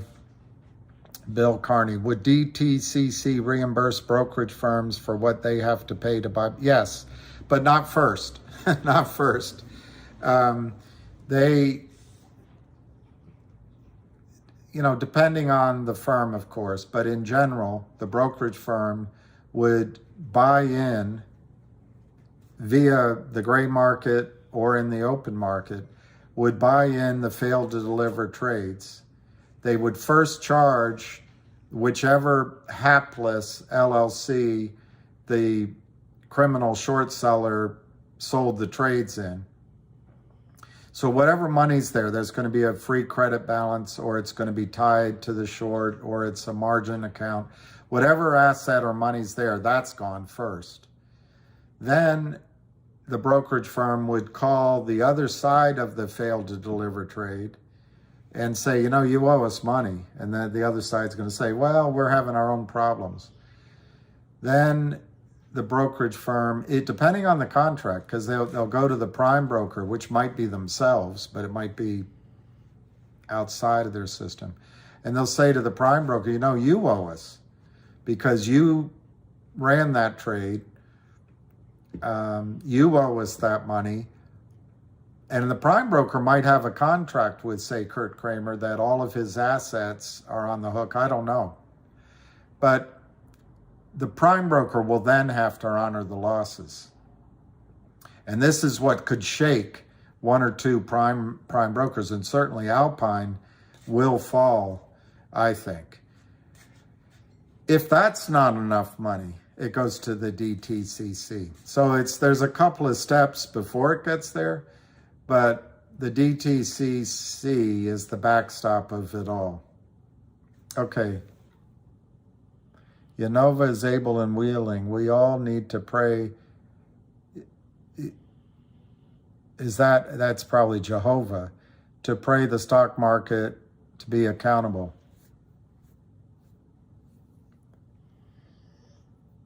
Yeah, I have, yo. I looked up on the internet Alpine and saw a lot of fraud, and I was going to do a short video on it, and I still have it on my list to do, but I have seen it. Alpine are just criminals. They're just criminals. And so are those market makers that I think it was Jeremy Frommer was trying to get some information on. Two of them are just complete.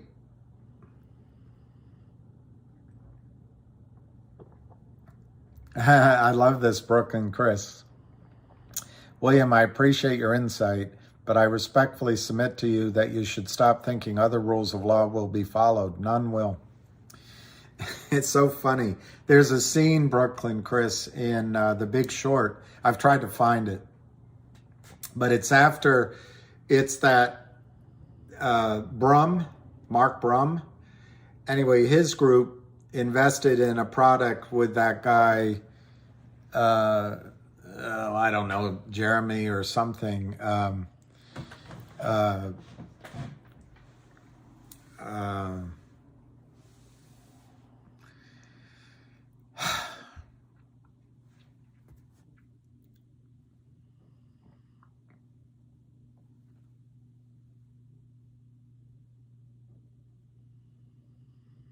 All right, GTI is down to 62 cents.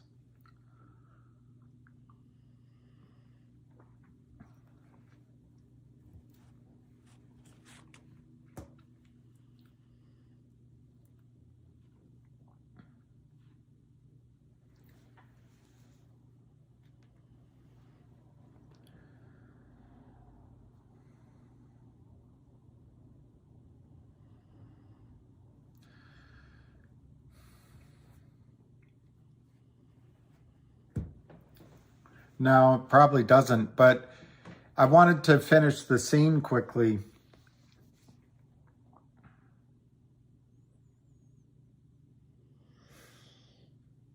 I'm just deciding whether I should show you this thing I just received. I'm not going to. The scene quickly is Morgan Stanley, even though CDOs are going down, Morgan Stanley is asking for a margin call. And I'll keep it short. One of the guys questions, I don't understand, why are you asking for a margin call? The CDOs, the mortgages are down, but the CDO prices haven't changed. And the cocky guy says, you sound like you still believe in the system. You sound like you still think the system is good. And that's, you're right, Brooklyn Chris. To protect the banks, protect Wall Street, too big to fail, they could break any law. You're absolutely right. And then what's this question on GTII? GTII 64, there's no volume. The shorts are trying to drive it down. And the asshole just texted me, he's going to take it lower. So I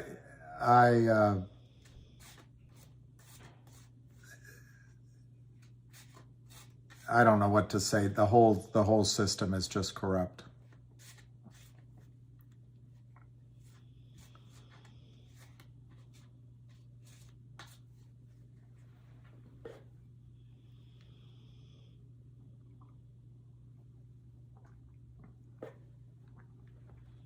I'm down. I know it's horrible.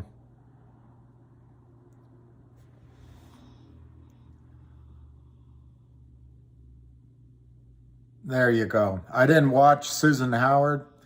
I couldn't watch The Wolf of Wall Street because the last time I watched a similar movie, it made my stomach turn, so I just didn't watch it. But that's exactly right. What we do is take money from Clint's pocket and put it in our pockets. I think that's right, Verdun Plays. You're not the only one buying.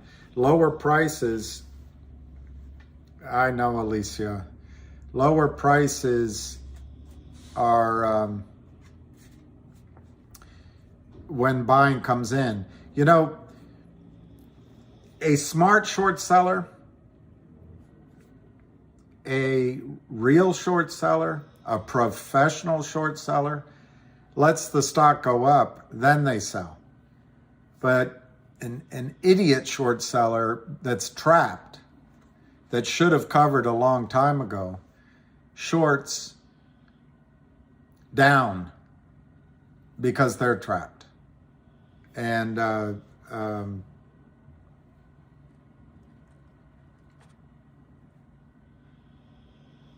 anyway, right now, hey, Mittmont. Yeah, Mittmont, I think MMTLP is showing that shorts, who were all scumbags, these criminal shorts, have captured the system. There's just so much volume. There's the high frequency trading, there's the commissions, and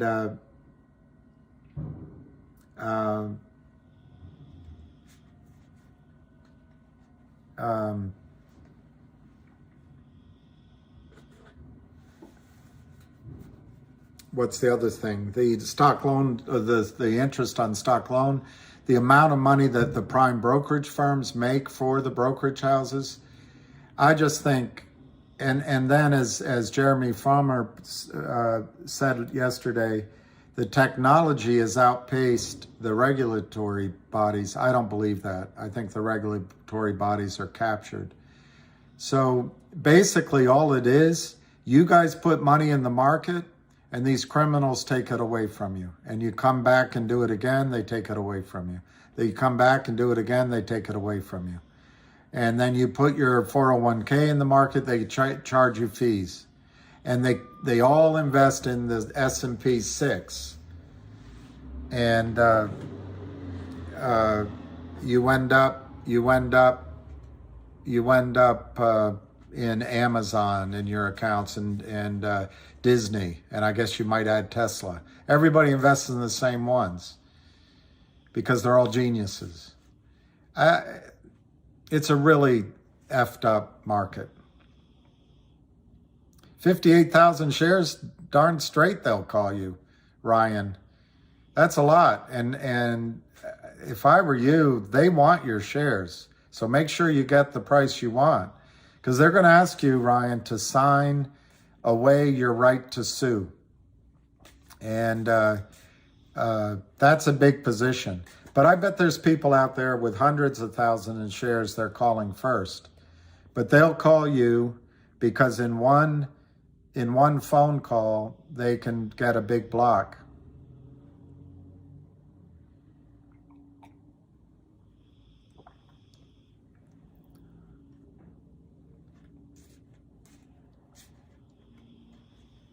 Susan, my position is closer to yours in size.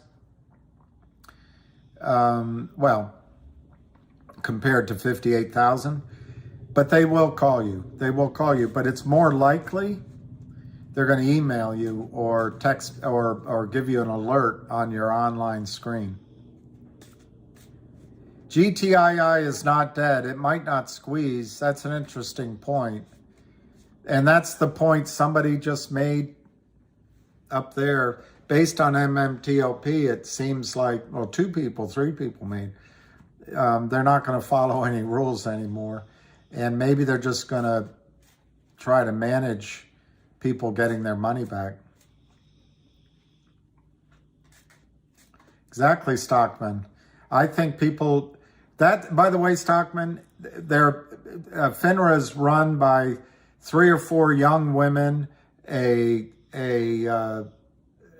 guy, Robert Cook, relatively young guy,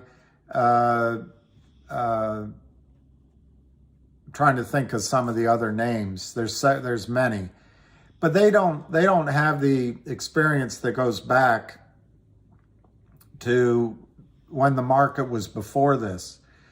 And they may believe in their ivory tower that protecting Goldman Sachs. There's one woman who worked for Bill Clinton and Barack Obama is on Goldman Sachs and is there. There's another woman who ran compliance for Legg Mason, a tremendous firm. She's there. Robert Cook, I can't remember his background as I'm talking to you. But these people, if they don't handle this rightly, they don't have a memory back when investors boycotted the market. And I think that's what's going to come back again. People are just not going to invest in the stock market anymore. Thank you, Susan. That's good advice. They will try to get in your head. Less said in response, the better. Thank you, Susan. That helps me. What if they don't call you? Stockman 50, by the way. My name is Shane. All right, Shane. Stockman 50, Shane. It's a good name, Shane. You know, you set your sell limit at 505. There's a guy, who is that? That's Shane. And I'm going to come back, I already forgot the point. I'll come back to you, son. There's a guy on YouTube.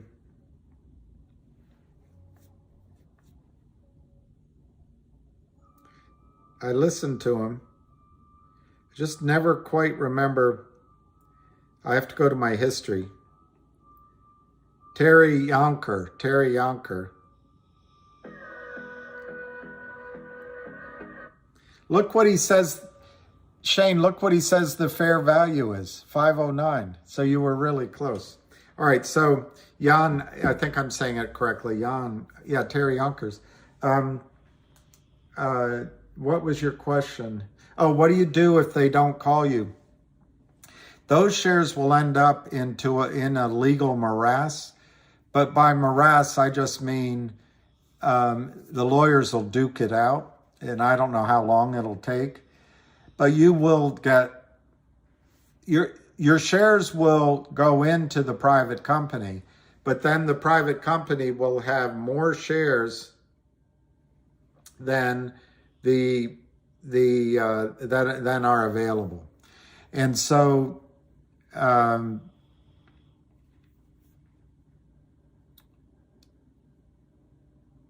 lawyers will have to sort it out. And you have a right to that private company. Either you will get into the private company, or the brokerage house, the prime broker, DTCC, they're going to have to pay you the value of what a private company is worth, this private company. So it'll have to be negotiated through the legal system. You will get something.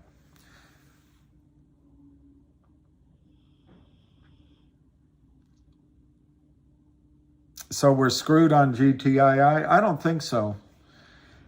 They're going to continue trying to sell it down because that's what they were put on the planet to do.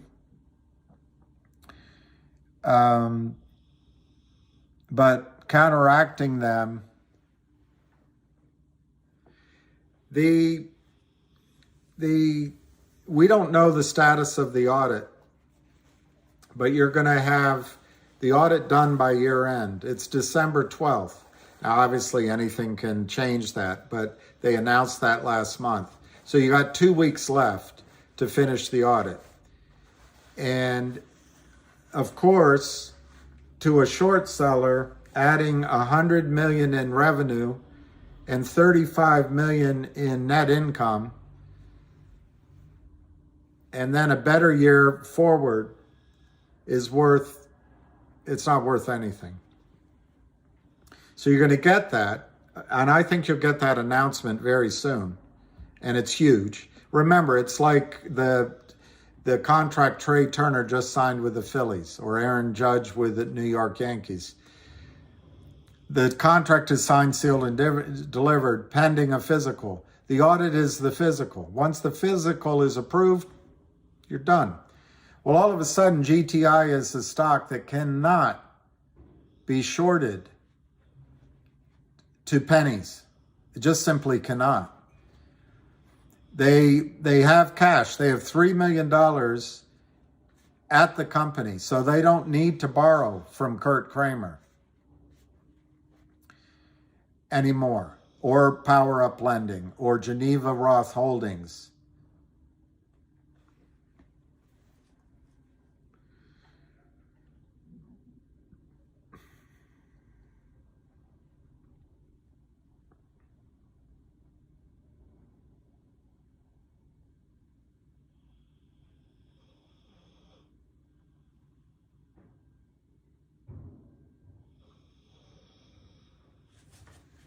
Power Up Lending, business loans, fast and easy.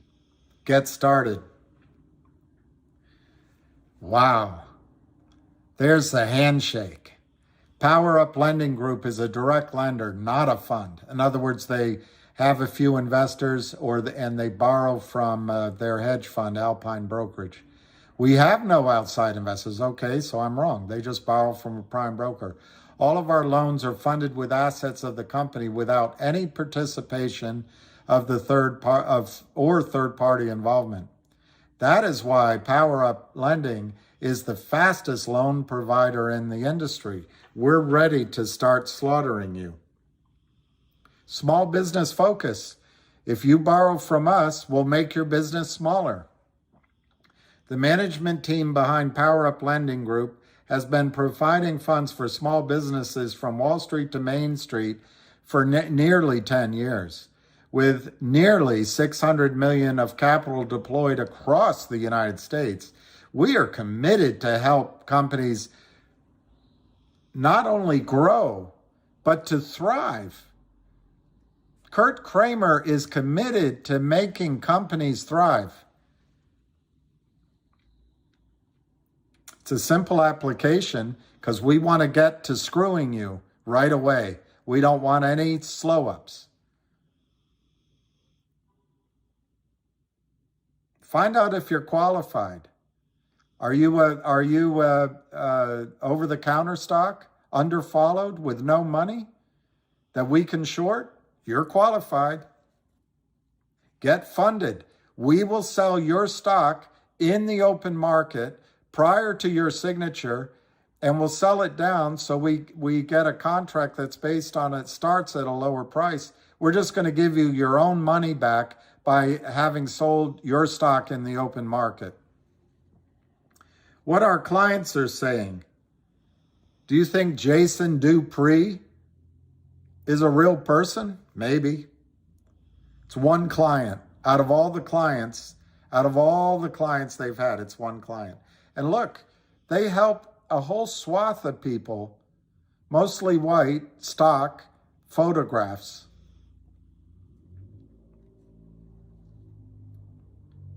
Our loans, business loans, merchant cash loans. Do you qualify? Look, they've helped. When you sit down, you can look at you can go through your statements in comfort. They've helped her. They've helped her. They've helped this young man. Oh, and this young lady. And they've helped this gentleman and that gentleman. And this gas station. These are all stock photos.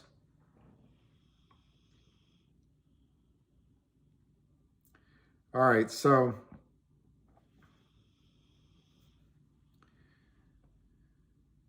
about us. Here's your hero. Here's your hero. Providing funds to public and private companies for nearly a decade. Since the global financial crisis of 2008, it has been increasingly tough for small businesses to secure loans. This is because banks just aren't lending the way they used to. That's where Power Up Lending Group comes in. We are not a bank. We are not a fund. We are toxic convertible note lenders, and we short sell your stock into oblivion. But we give you temporary relief. I made all of that up. What they say is we are a direct lender. This means we lend directly to you. The management team behind Power Up Lending Group has been providing funds to public and private companies from Wall Street to Main Street for nearly 10 years. With nearly $600 million of capital deployed across the United States, we are committed to helping companies not only grow but thrive. Because we have no outside investors, all of our loans are funded with assets of the company without any participations or third-party involvement. This is why Power Up is the fastest loan provider in the industry. We believe in you and your vision, and we strive to ensure your success. Here's the testimonial from the same guy, Jason Dupree. It's the only testimonial. It says testimonials. It's testimonial.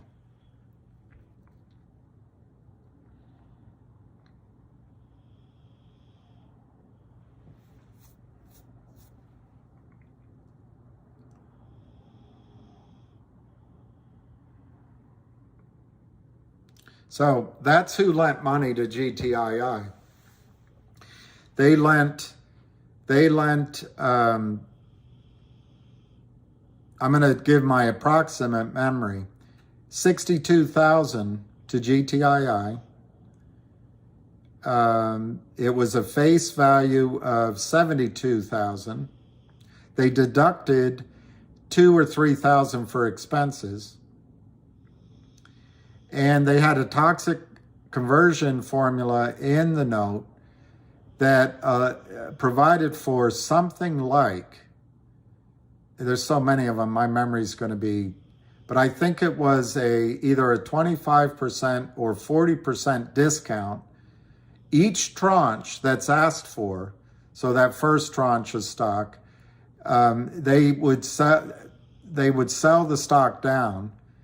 They got the lowest 5 trading days or 10 and then a discount of either 25 or 40% from there in the formula that they struck in their toxic convertible note. Well, David Reichman bought it back. And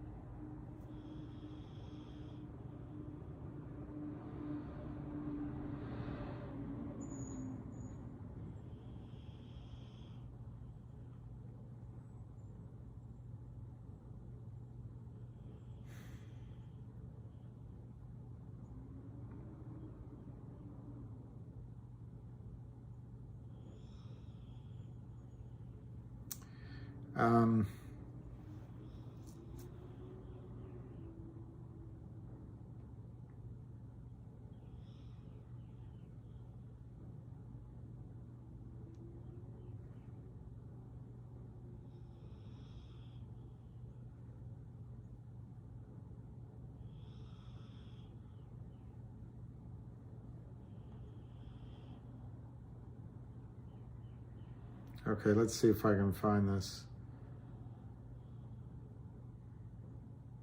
Here's your guys at GTII. That's Charlie Mayo and Kurt Kramer.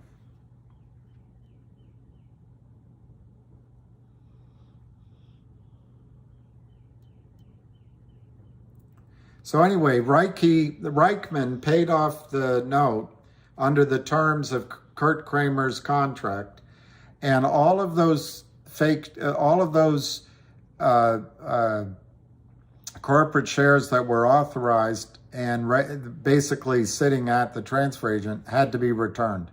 There were no shares going to Power Up Lending or its LLC, Geneva Roth Remark Holding, ever again. Well, Kurt Kramer had been selling the stock naked since the fall of 2020. He's caught short 60 million shares naked that he's been selling at 5 and 10 cents and less. All of a sudden, he doesn't have access. He's no longer covered. So he had a choice: try to get the company to issue shares to him or cover. He decided not to cover. And in the face of that, he's been selling for 2 years, almost 2 years. They now are naked short over 200 million shares, and they think it's going to go away. They think that by driving it down, and maybe they'll get it lower here today, that we're all going to suddenly give up and go away. Well, anyway, I just showed you the picture of Carlos Mayo, Charlie Mayo, their henchman. Here's his phone call to the company.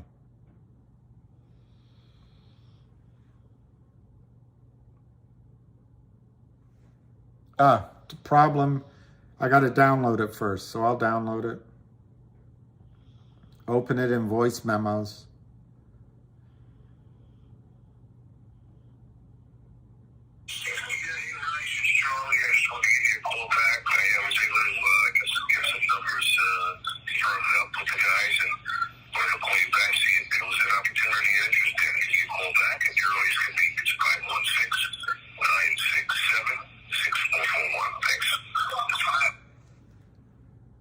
Let me play that again. This is Charlie Mayo's phone call on behalf of Power Up Lending and Geneva Roth Holdings after David Reichman paid off Kurt Kramer's note per Kurt Kramer's provisions.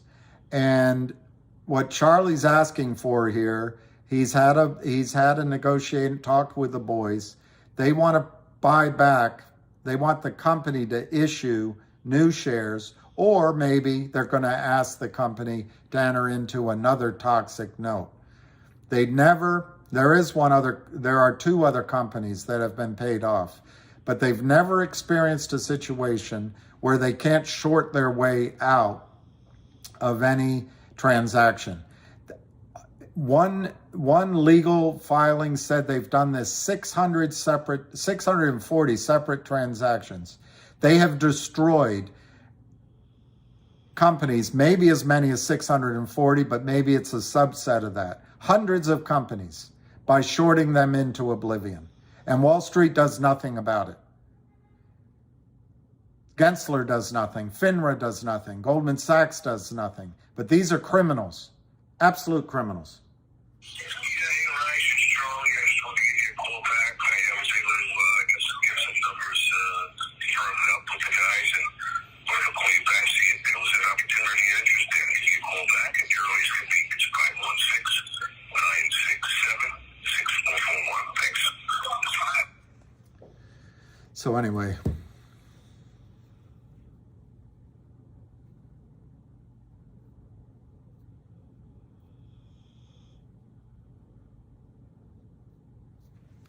I think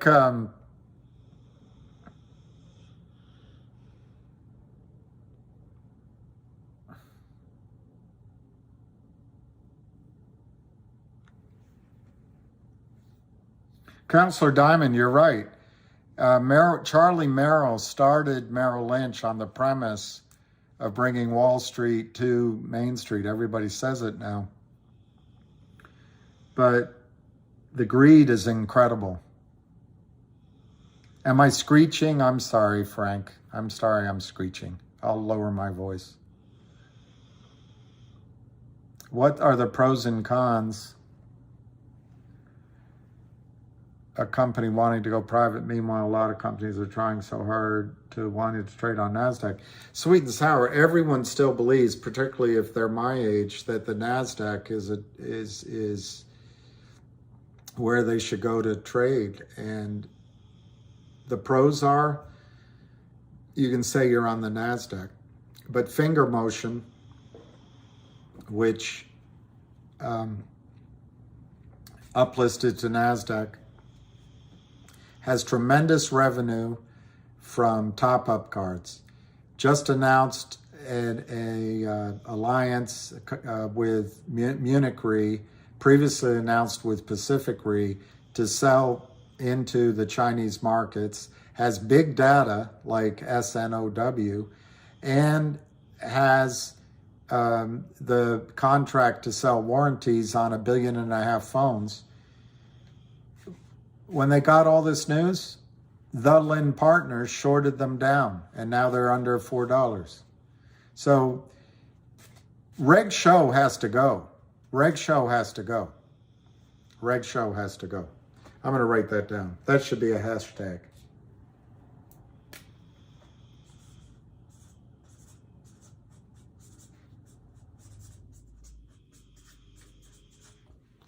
But right now they can take advantage of the system, and it's just disgusting.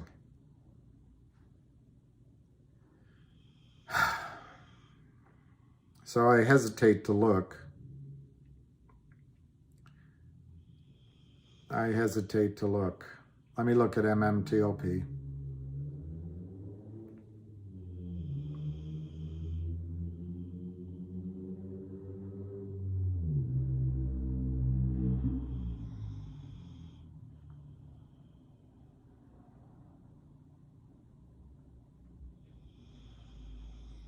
Every share they sell has to be covered. Now, Kurt Kramer in GTII, Kurt Kramer may fly to Tel Aviv and never pay the consequences, but every share has to be bought back. And normally what Kurt Kramer does is look at HPIL or GTIILIVE. They sell these stocks into oblivion and they can't even get up off the mat. In the case of GTII, you have wealthy people buying it. You have fundamentals coming. They cannot drive it to the mat. And eventually those shares have to be bought back. Now, it's an open question if Wall Street is going to give Kurt Kramer the red carpet like they would give Ken Griffin. Or are they going to treat Kurt Kramer like Bernie Madoff or Mike Milken and say, you know what, we'll make an example of this guy. But they're going to have to pay out. And I guess it's an open question what the price is they'll do it at. I can't, you're right, I can't answer that. Can't answer that.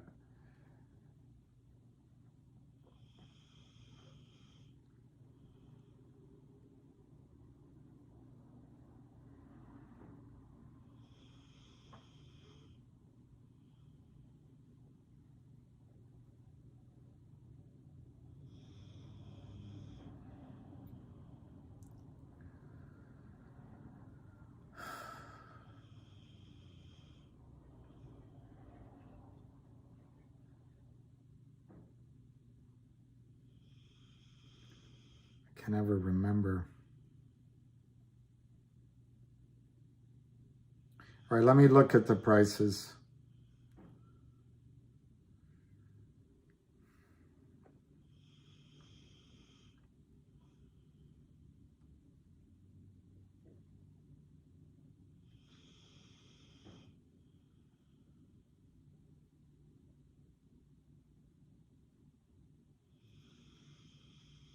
Oh,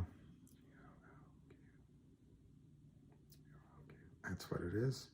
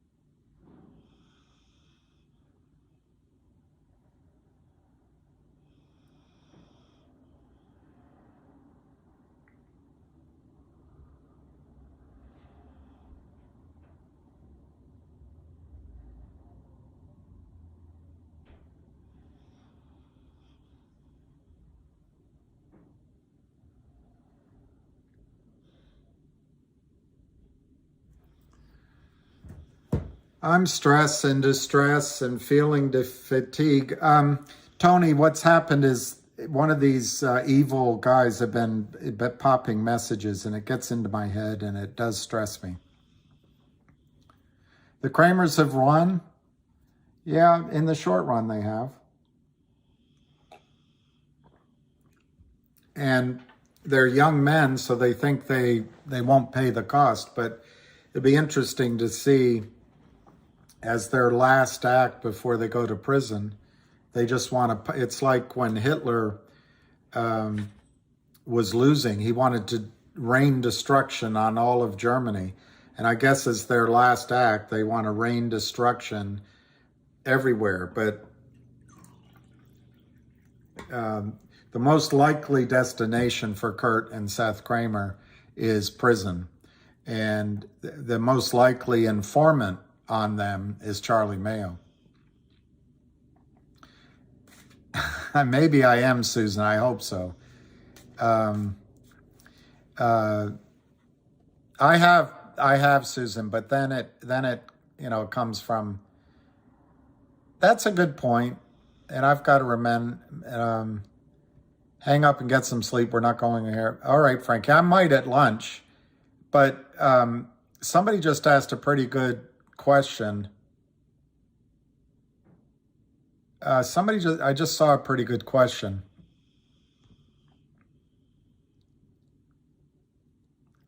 That's right, Mark. Don't be a sheep. Time to take a stand.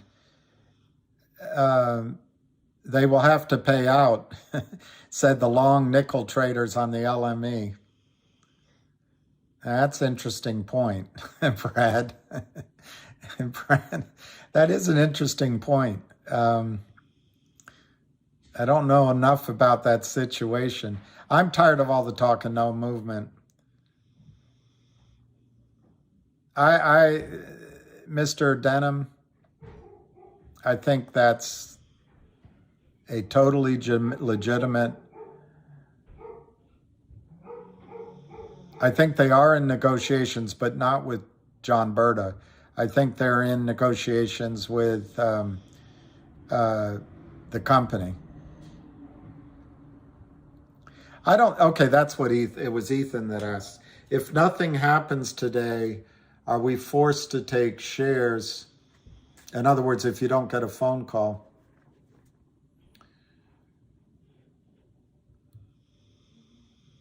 They had 2 news announcements, and so whichever one was last takes precedence. But I actually think it's the end of business Tuesday, but that might have been the first news announcement, so it might be the end. But effectively, this was going to be the last trading day, so you're right. What could happen is they buy more time. Either the FINRA buys it, or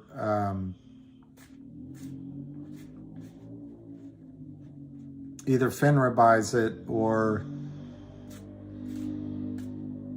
MMAT buys it, and that might happen. But yeah, if this isn't resolved, you have a right to one share. The person that sold you shares made the commitment to sell you legitimate shares, even though they were counterfeit, and they owe you that private distribution. If they fail to pay, the brokerage firm that made the market for you was guaranteeing your trade, because they took the risk of delivering to you a promise to deliver. It's on them, not on you. You paid your cash. So you're going to get that private distribution. Problem is, if there's too many private shares for the one seat, then it becomes, I forget, in law, it's equity and law. In our system, there's law and equity. I think that's how it's described. But they have, the law will go after the malfactors, the malfeasance. But then they have to determine that value. And by that time, there will be a clear value of what those shares are worth. Right now, no one knows, so they're fudding you. And just to be clear, in oil and gas, anything can happen at any time. But the lowest number I've heard as a valuation for the private shares is $30 to $40. The highest I've heard is $180. No, the audit is not completed by GTII as of this morning. Otherwise, it would have been announced. One doesn't have anything to do with the other, upstream and the audit. Wildfire got a big contract with GTII. It's pending the physical. Wildfire is the parent company of the law firm. It's pending a physical. The physical is done by a doctor in pro sports. In Wall Street, it's done by an auditor. The physical, I think, takes a day or two by a doctor, but an auditor takes their sweet ass time. And they'll get it done. It's third party. It was promised by the end of the year. And so you're going to get, sometime before the end of the year, $100 million in revenue. Lawyers are going to be part of GTII. And if you don't think they'll go after Kurt, Seth, and Charlie, and you've got ShareIntel going after time and sales of these son of a bitches that are still selling this stock short.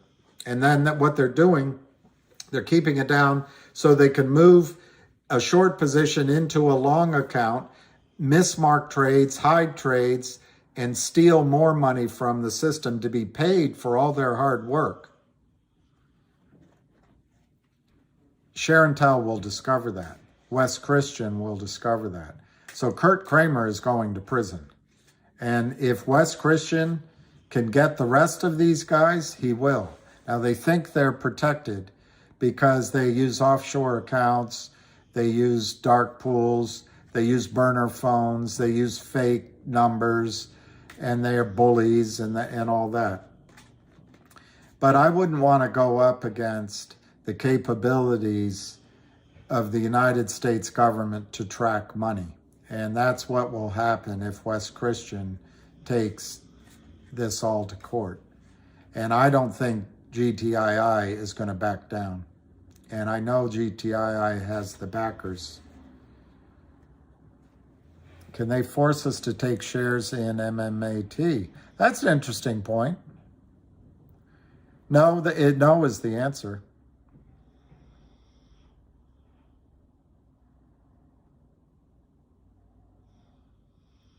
Let me look if there's any news on MMTLP. They can't give you an alternative to the private shares of MMTLP without your consent and without setting themselves up for a lawsuit. Anything they give to you that's not one share of MMTLP, they have to get your consent and get you to sign a waiver. So I don't see that they would be able to give MMTLP. All right, here's a conversation with Webull today. Please note that you could initiate a transfer if you want, and we will assist you in transferring the shares.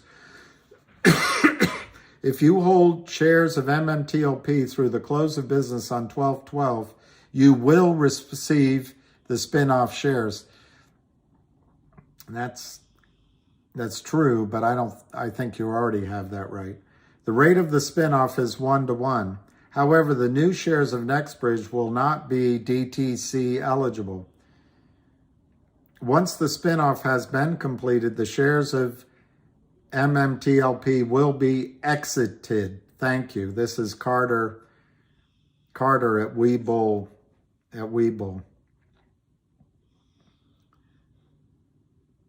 In addition, you may also need to check further.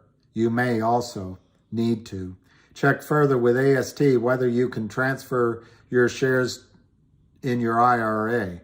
Feel free to call me back if you have further questions. Have a nice day. Sincerely, Carter. And the guy wrote back, actually, it's your responsibility to handle the transfer according to the S1. Then he said,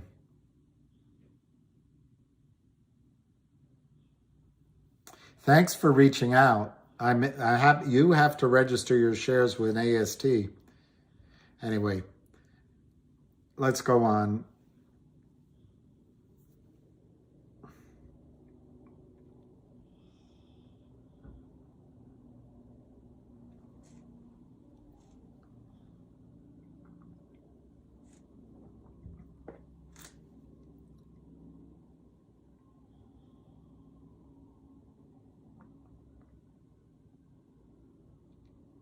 I'm reading through the Twitters to see if there's any news on MMTLP.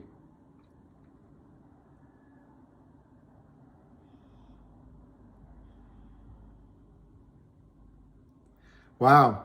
Dr. Stonk writes, end dark pool trades. No shares showed up, yet 1 million shares dump in dark pool caused MMAT to drop.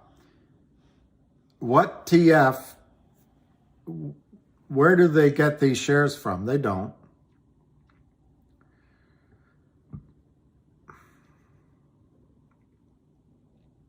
All right, so Colibri says this, and I think it's unfair. Still no words from @Pilacaris regarding MMTLP. Quote, all I can say right now, it's sad. That's Calabri. Thousands of investors who believed in his mission are in absolute darkness because of the FINRA halt, and yet no words from the responsible person. That's BS. Palikaris is not responsible for what FINRA does. So anyway, I'll stick up for him. Okay, Ray C, it's over. I got an email from TD that they are not going to allow trade on MMTLP and will be converting into NextBridge. I really can't believe this. So I guess TD Ameritrade is going to try that path. There's not enough seats, so good luck. Will Ari GTSX get to keep his licenses? My Series 7 exam was very explicit with its view on fraud and mismanagement. Excellent. That is an excellent. That is an excellent post.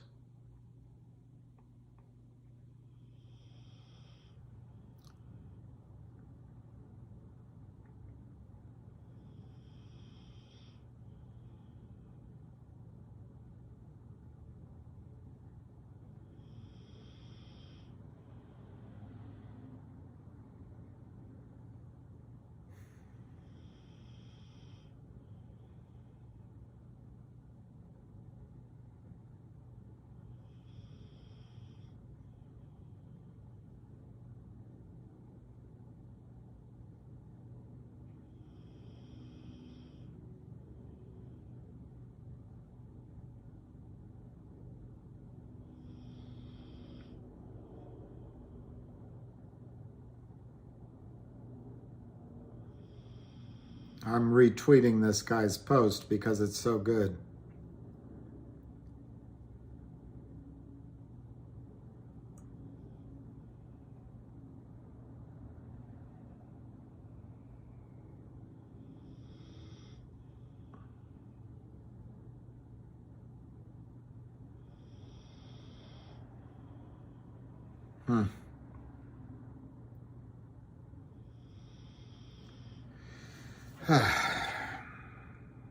I screwed up.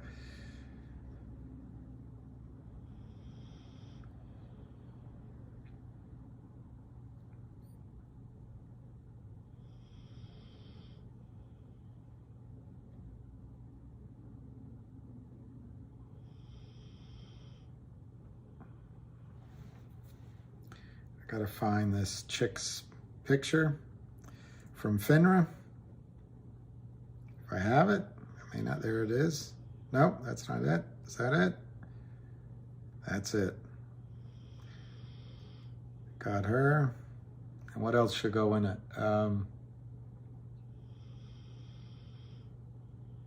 What did he say? He said, all right, add that. He said, Series 7, okay. That's what I want to find.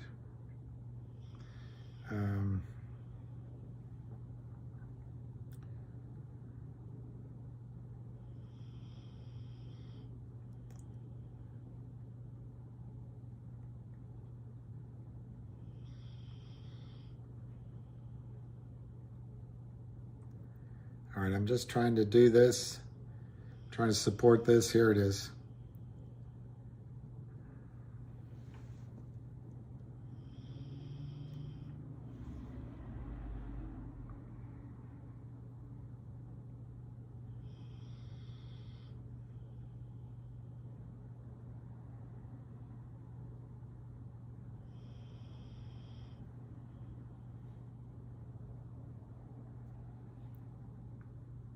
Okay. Oh, did I? Oh, okay, I can still add. All right. I'll add that. Add.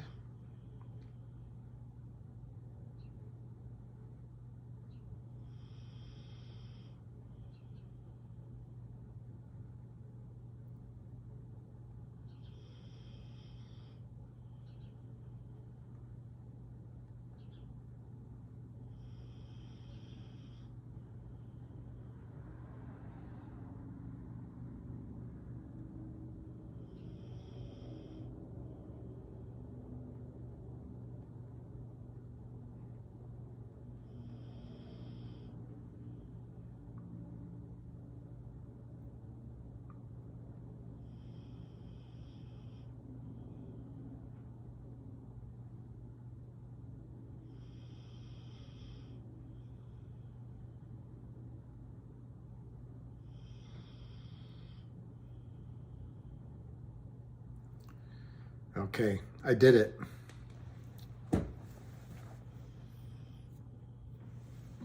Yeah, legal's a pain in the...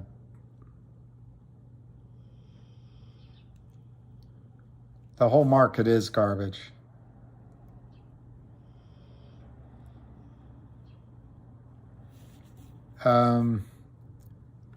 Why doesn't retail hire Wes Christian to represent? Well, he cost 50 grand up front. AMC, wow, that's huge. Waiting for the moon. I got to get some sleep, Shane.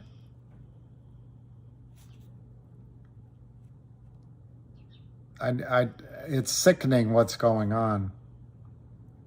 Wow, John Brda will be on with Charles Payne this afternoon. Yay! Yay! Yay! See? They're not going to be able to put this under the rug.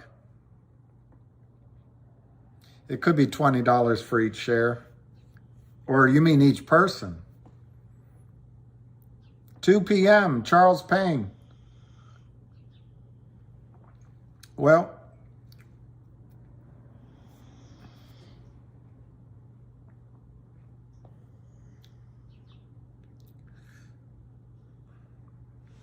this could be huge. Could be huge. So it's 559,000 shares volume, all of it fake, I'm sure, on GTII. And it's at 63 cents, down 7 cents today. COSM is down 2 cents on 21 million shares at 33 cents. LGIQ, not for nothing, is 40 cents on 93,000 shares. An interesting company that it spun off, Go Logic,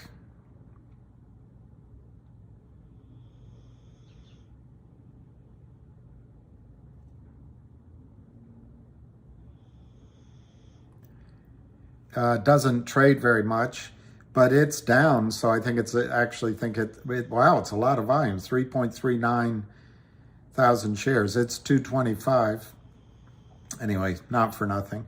And then GTII again is 63 cents, down 0.07. Wolf, WULF, is 81 cents, down 39 cents. MMTLP is still not trading. MMAT is down 11 cents at 131. And what else should I look at? I guess AMC, you guys are asking me.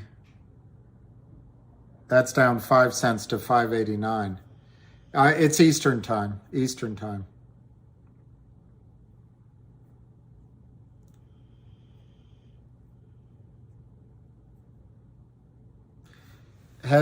This hedge fund killers, you will lose everything on MMTLP. You lucky to get 9 cents a share. I don't know where the 9 cents comes from, but you can refuse to sell. Yep. It will take a while for the distribution, no question. And during that period of time, there will be all sorts of fighting.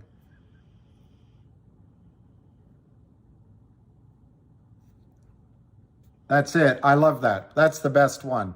Quantum Shore. I don't want my money back on MMTLP. I want NextBridge shares, or I'll take an offer of 1K. I think that's perfect. Yes, MMTLP will stand up for their shareholders. 2 p.m. So I think what I'm going to have to do is just stay on till 2 p.m. and take the slings and arrows of fate. Honey, Susan Howard, honey? I don't know what it means. No trading. The entire market is red. Well, see, here's the issue on reg show and market makers. They're supposed to provide liquidity. When the market's down, they just sell. So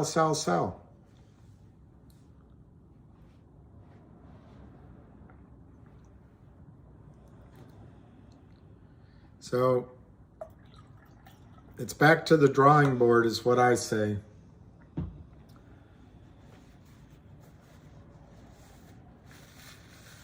Yes, I can start a GoFundMe page. Do you think NB will be able to be sold with all the fake shorts? Very good question, Big Vic. My answer is yes. It'll either be sold because these same criminals on Wall Street, what they do is they set up hedge funds that have money to fund oil companies. So you'll either get a big bank or a big hedge fund providing all the money to buy you out as a private company, or to another company, another management team. Or I think what's going to happen is Exxon or Chevron or I'm trying to think of who else is down there. Maybe Ring Energy or somebody will come in and buy them for shares. I like this idea, Nizar Ahmed. If people bought MMAT, that could be a good way to recover money. I think that is actually not a bad idea. The stock is 130. It's been as high as 353 this year. It's 63 cents low on the year. So it's possible you go lower than this, but I think that's a decent idea. And I agree, B. Richards, MMAT, from everything I've studied, is a state-of-the-art company and next generation in all senses. So, and I believe they have a potential of squeezing. So it might be that if you're willing to look past the year end and look into next year, MMAT might have a January effect. I would say maybe a double on your money. Maybe GTX will handle the sale of NBA for us. I don't know. I don't think you have to worry about, you're just going to ride the coattails of these bigger players like Greg McCabe and John Brda in Nextbridge. So you just have to be along for the ride. Yes, they can legally just transfer your shares to NBH because by definition, that's what the approval that FINRA gave was, that if you bought the stock by the end of the day on Thursday, you were automatically entitled to the distribution. And I would say that that's what, ceteris paribus, if your two choices are to hang on to MMTLP or be converted into the private company, you want the private company. Because come Tuesday at midnight, if I have they use two different dates, it might be tonight. Come Tuesday at midnight, MMTLP no longer trades. It's gone, doesn't exist. So you don't want to hang on to your MMTLP.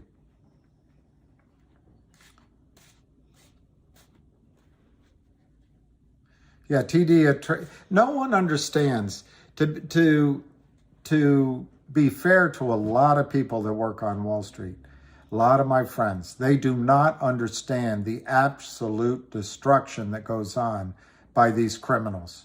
And they're the lowest of low lives.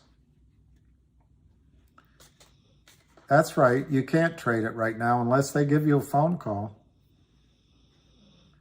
No, it's not true, Linares. There are some other countries internationally. But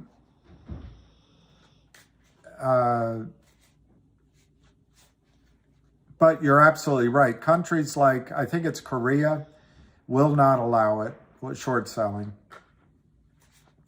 But Linarez, to break your question into two parts, there is a legitimate role for short selling if the shares are borrowed, real shares. What's going on in the United States markets out of sheer hubris and arrogance is the rehypothecation, it's a big word, the mimeographing of shares. For every one real share, they've probably mimeographed 10 in GTII. We don't know. And in MMTLP, we don't know. And Torchlight. And you know, this, I got to make sure I can get CNBC for you. What's Charlie Payne on? He's on Fox Noise. Let me make sure I can get Fox Noise for you.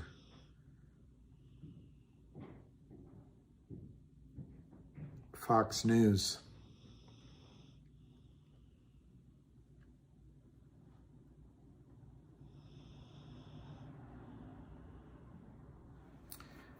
Okay, let me see. Watch. Live stream. I'm not going to be able to do it, I don't think. I know there's a way to do it.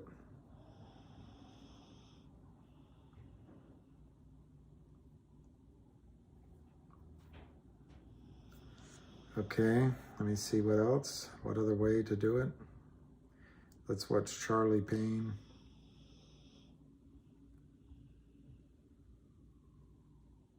I just want to make sure it's worth waiting. I might not be able to, okay, use this. I might not be able to play this for you. He was born in 1962. He looks a lot younger than that.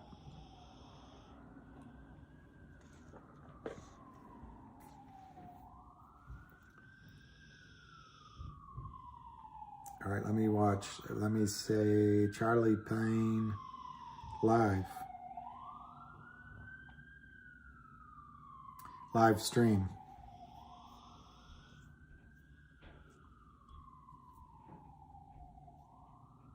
Okay, YouTube. Let's see.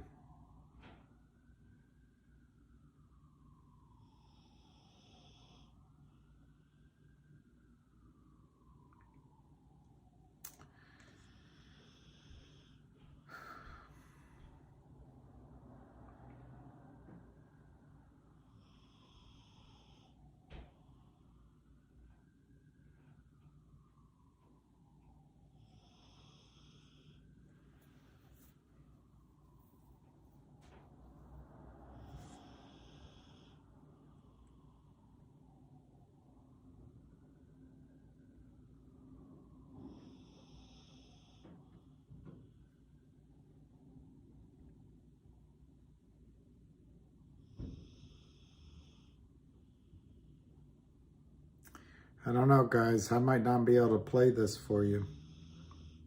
Oh, here's Fox Nation. Is that what Fox Noise is called now? Fox Nation?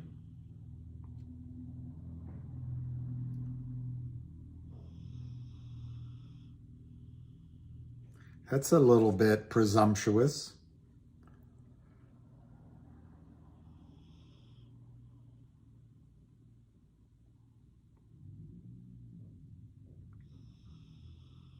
All right, let me see.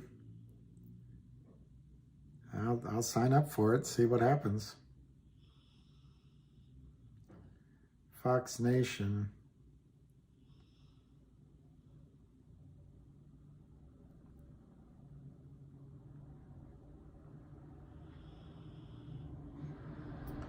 I don't know if that's going to work.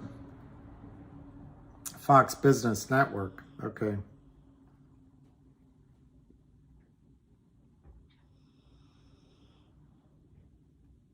You can see I don't watch it.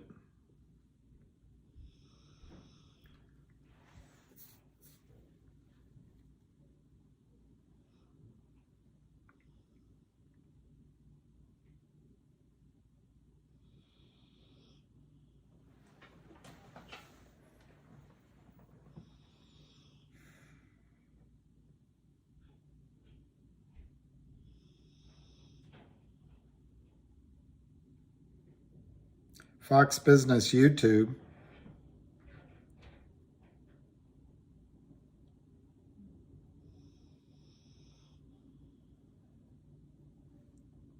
They would make so much more money if they just did it the YouTube way.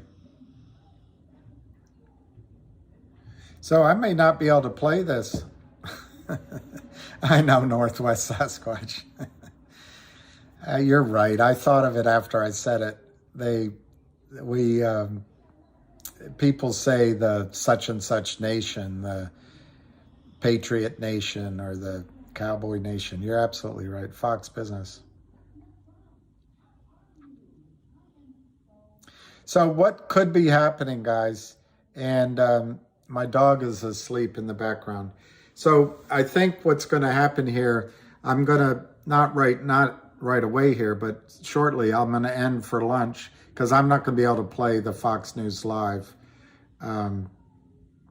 So you guys can watch it yourselves and I'll come back on afterward. And by the time we come back on, I should be able to play the rerun of it on YouTube.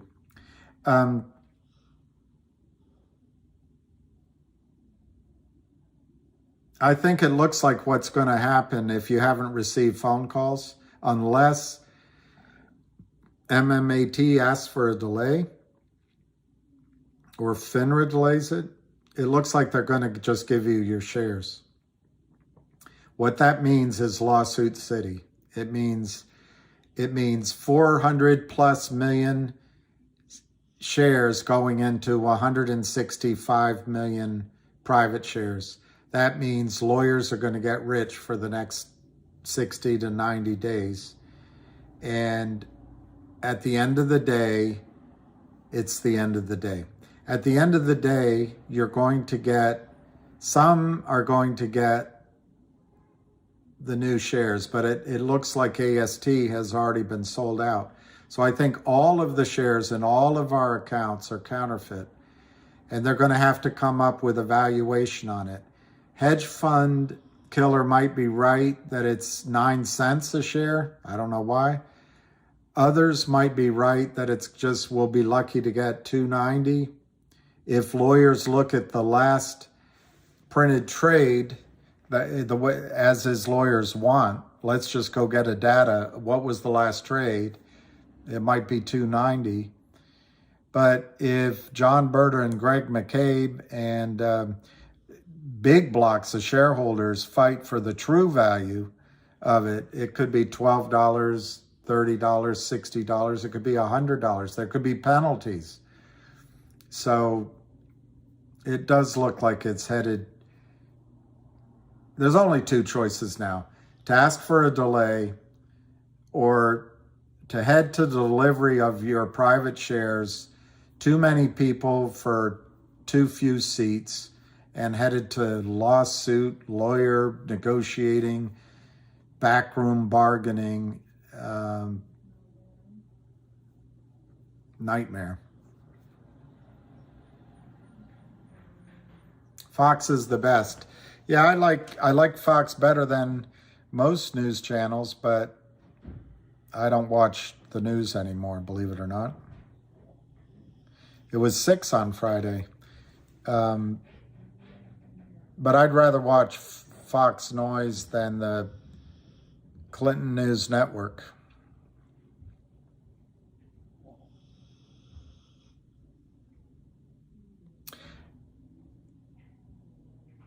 Woody, you were right. Your wife has a good intuition, but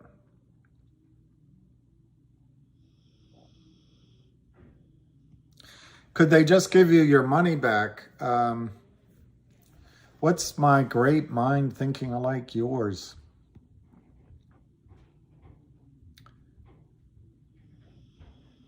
We need. Don Lee, which office? Dog catcher? I wouldn't mind catching dogs. We'll get it on Twitter. The brokerage might just buy it back from you. That's true.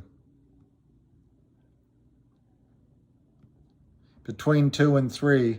So what I'll do is get off What's happening at Finger, Alicia?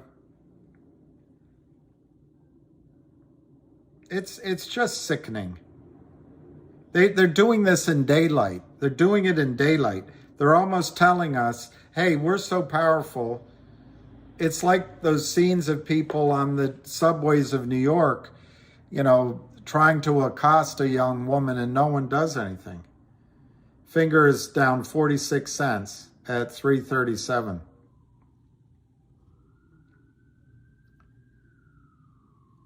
Logic, on the mean hand, is up a bit. Wolf is 82 cents. CRTD,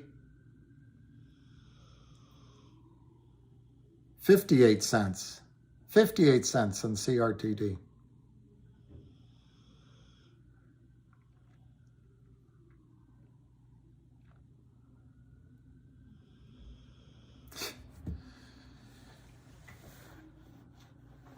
GTI to the 60s this week, next week 50 cents. Jesus, I guess I'll keep adding, no other option.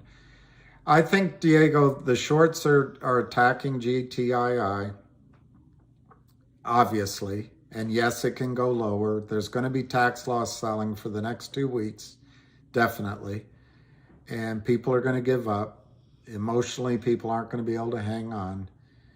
And in the face of all that, you've got an active management team that's going to make announcements. But these computers at the short sellers, they can just sell. It just gets so boring saying it. You probably get bored hearing it. They can just sell counterfeit shares ad infinitum because that's what's set up. They can sell ad infinitum. And in the face of that, we sit here going, what are we going to do? And so I think this FINRA action on Friday really shows the true colors of Robert Cook, Jessica Harper, and this chick from Goldman Sachs that has a resume that is to die for. Catherine Rumler, industry governor, floor member representative, executive vice president, chief legal officer, and general counsel, Goldman Sachs. Her professional experience, partner at Goldman Sachs, 2020 to present, litigation partner at Latham and Watkins, 2007 to 9, then 2014 to 20, global chair of the White Collar Defense and Investigations practice. Then she was counsel to President Barack Obama, 2011 to 2014. She was Department of Justice, 2001 to 7, 2009 to 11, Principal Associate Deputy Attorney General, Deputy Director of the Enron Task Force, Assistant United States Attorney for the District of Columbia. She was Associate Counsel to President William J. Clinton, 2000 to 2001. She was a law clerk to Judge Timothy K. Lewis of the United States Court of Appeals, 1996 to 1997. That's Catherine Rumler, Goldman Sachs, on FINRA. Young, female, and better than men.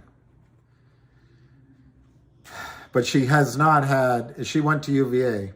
She has, if my memory's correct, she has not had the experience of what happens in a market that isn't based on cheap money and regulatory capture. So we'll see what happens. She's seriously connected, no question. She is seriously connected. Cosmo, I don't think is going to go first. Vinny G, sold Finger. I think Finger is a great company to come back to. But I think it's clear that they can manipulate Finger with these puts and calls. I think the end game is near. They don't worry about us knowing about the corruption. They don't worry. They do it out in the open now. It's like, people going into the stores and stealing and no one does anything. The standard 2-day settlement period, this results in failure to deliver. Naked short selling is not necessarily illegal. Short selling used to manipulate the price of the stock is abusive. Naked short selling is generally prohibited. That's all words, but you're right. If by naked you mean that they use the dog ate my homework excuse, we're in such a hurry to sell, we will deliver the shares under the exemption of Reg Show, they still have to deliver 1 day after the normal settlement. But then what they do is they move it, they like hot potatoes, like 3-card Monte, they move it around, and the regulatory bodies don't do anything. But you're right, there's 4 tickets: buy, sell legitimate located shares short, or Reg Show exemption. It's an exemption for the market makers, and it's basically for the people above them to give them time to get the paperwork in order. But I don't understand how that happens anymore when everything is instantaneously electronic. We don't need that exemption anymore. Nobody delivers shares. Well, on the apps like Robinhood and Webull, they're not even trading real shares. They're giving you these fractional and all that. I hate to tell you, but those shares aren't real on those exchanges. Jay Gabbert, sorry. I'm just saying, forget any thoughts of any other stocks squeezing. And Jay, I think it's looking that way. Will Barksdale, next joke. Bob Gantz, I don't know which thing I said is correct.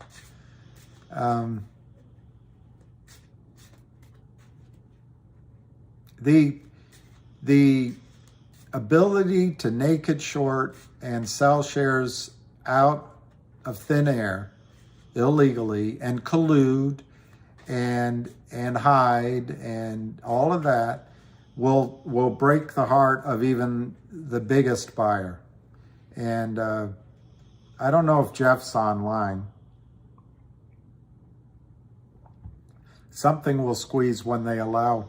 Well, that's right. When they allow it, or when they're going to benefit, Matthew, or, as the case, in my opinion, AMC and GME, when they lose control. The least corrupt area of investment, certainly not the market or real estate. What is left, Brooklyn Quist? I'm going to get the data on this private oil and gas company, Texas, New Mexico.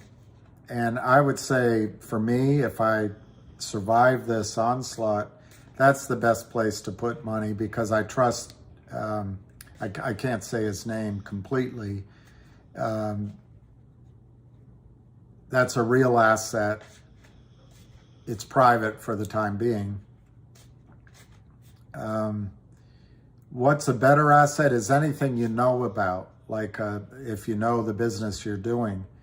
But it's all, the United States financial system is entirely corrupt. Lou has been right, Bob Gantz, and I've said that. Lou was right when he recommended GTII at these prices, and it ran up 10x or more. He was right when he recommended COSM at 18 cents or 20 cents, around that level, and it tripled. Actually, I guess it more than tripled. He was right. I think he recommended Finger. He was right you know, in a trade. And there was one other I'm missing. I'm forgetting. Oh, Ape. He told people to sell Ape when he was the only one saying it when it was above 2. So I think Lou has been right on calling trades. And frankly, I think he's been right to look at these stocks as trades rather than short squeezes. He's been correct in the short run on that. So I agree with you. Oh, he didn't say to sell it. Well, I think Lou's right. GTI is going to run. I look at that chart. It's washed out. But I cannot, 2 things I can't say to you. I can't say that it won't go lower first. And I can't say it's going to happen immediately. It's probably going to take a little bit of rework. But the fundamentals are massive. I personally think Kurt Kramer's out of the play. I think right now there's a prime broker like Alpine Broker in trouble, and they've gathered a bunch of henchmen over the last few days to sell it off. But I think when it snaps back, it's going to snap back quickly. And by back, I mean to $2-ish, $1.80, $2, $2.25. It might bounce around. It might go to that $3.40, $3.50 level, but then it might do a little sideways. But the news is bloody unbelievable. And Wes Christian's going to see this thing through. It's going to upstream. There's going to be continued traps in the stock. And next year, after we get through this short attack and we get out of the tax loss season, it's going to run, I think. And I think, but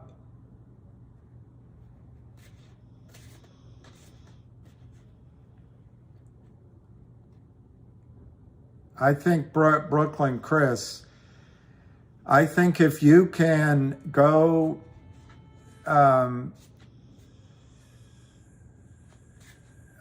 if you can go overseas and live and choose wisely, and even better yet, live in many places, be able to move around and have a second passport.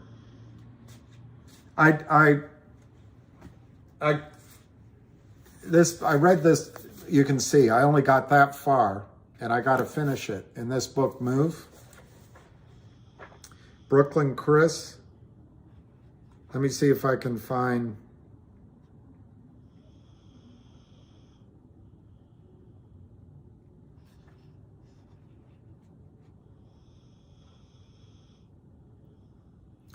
Here's chapter 1. Ask anyone who graduated from Georgetown's School of Foreign Service between 1990 and 2005, which one course they'll remember until the day they die.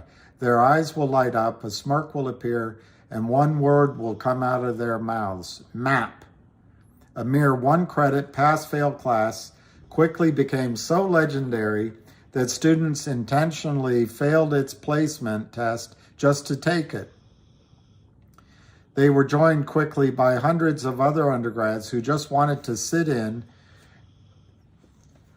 so it required larger auditoriums each year, all for the pleasure of witnessing the thunderous lectures of the encyclopedic and cantankerous Dr. Charles Purtle, a human canon of notable facts about every single country, capital, body of water, mountain range, and border dispute on Earth. In 2005, Newsweek magazine featured the map of the modern world and the list of college classes for masochists. We couldn't get enough. Purtle's notable objective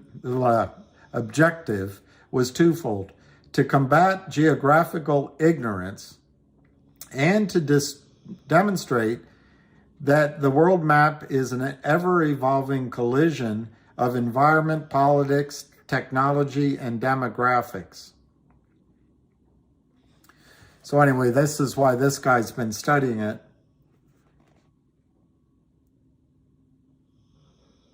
Why does human geography matter so much today? Because our species is in for a rough ride. We can no longer take for granted a stable relationship between our geographic layers such as nature, politics, and economics. These are among the major forces that have determined human geography for the past thousands of years. But never before have the feedback loops among these layers been so intense and complex. And he goes through, climate change and all these things, chain reactions, and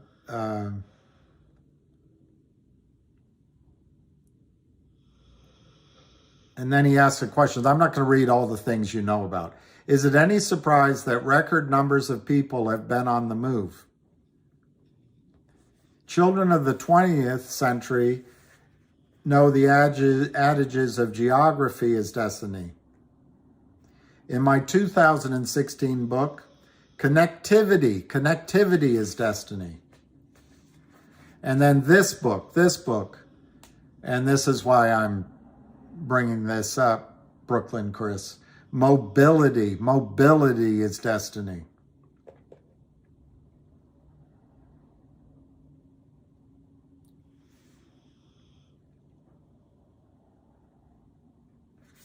It goes on and on. I'm trying to come to one last. To move is human.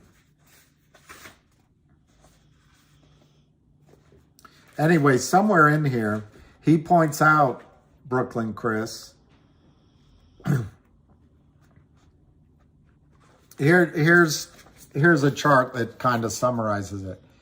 Demographic imbalances plus political upheaval plus economic dislocation plus technological dislocation plus climate change, and I think you can add plus corrupt financial markets and whatever else you want it there, times connectivity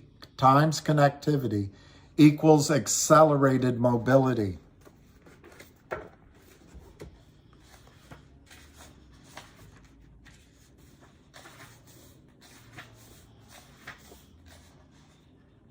So anyway,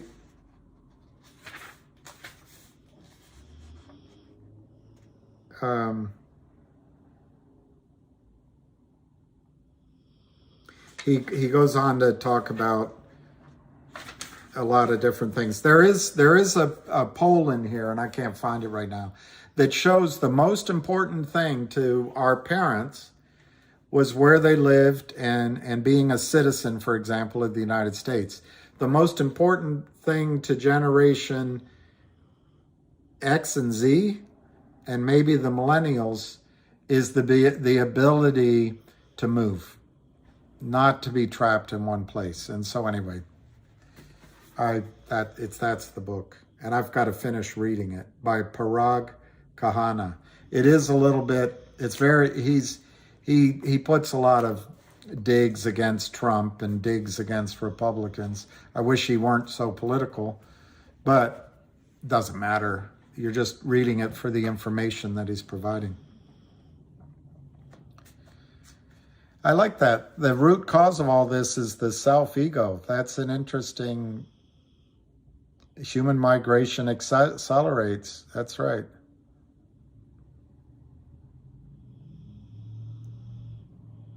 I think Alicia is correct and Sasquatch is correct. Charles, I can't pull it up at 2 o'clock. So in 2 minutes, I'll get off so I can eat lunch. You guys can organize to watch it. I'll bring him on. I'll bring him on either before or after Ham. I hope Ham talks today. Yeah. Here it is. It's a Financial Times best book.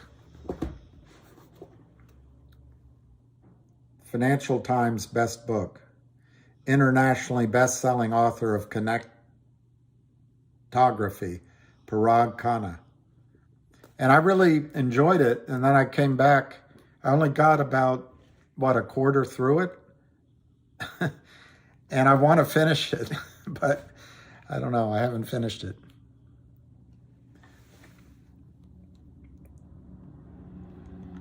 I think this is just disgusting what's happening in the market, and I am sick to my stomach about it. And I wish I had had the foresight to say, you know, they're going to do a short attack. I'm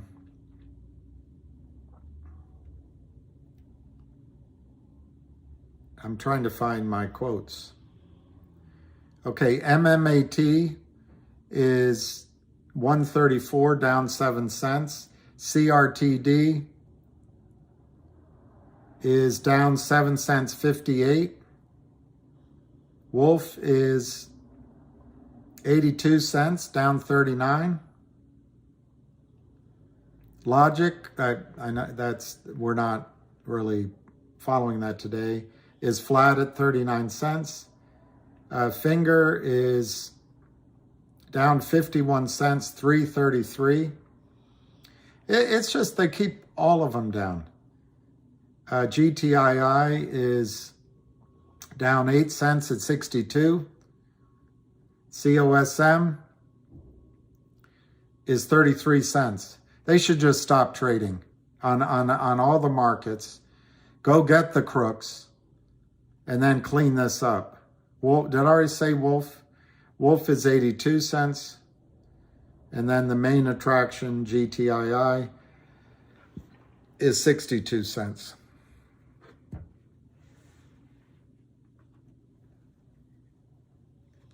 Yeah, Rob, I agree. I think we all could have sold GTII at higher prices. What's Ivanka Tinkle on MM? Oh, I want a Tinkle? All right, I got it. Is there an Ivana Tinkle here? I'm looking for a man to hug and kiss. Amanda, hug and kiss. Where did I acquire my knowledge? Well,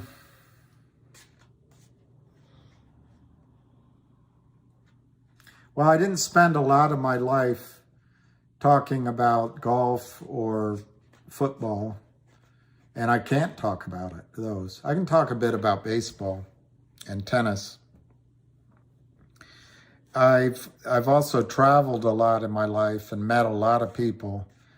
I've never been intimidated by intelligent people, so I enjoy sitting with them and having discussions and asking questions. If I go to a bar or to a dinner, as someone pointed out, I don't spend a lot of time talking about some person or about sports. My brother's sister came over one time for either Christmas or Thanksgiving. My brother's wife, my sister-in-law, and she said, I've never been to a household on Thanksgiving Thursday where no one's following any of the sports. It's not that I don't enjoy sports, but I enjoy those conversations. I used to read a lot. I find it very difficult now when my mind is distracted, but I still read a lot. I studied hard. I wasn't a party animal. I kind of regret it because so many people partied and they still do great in life.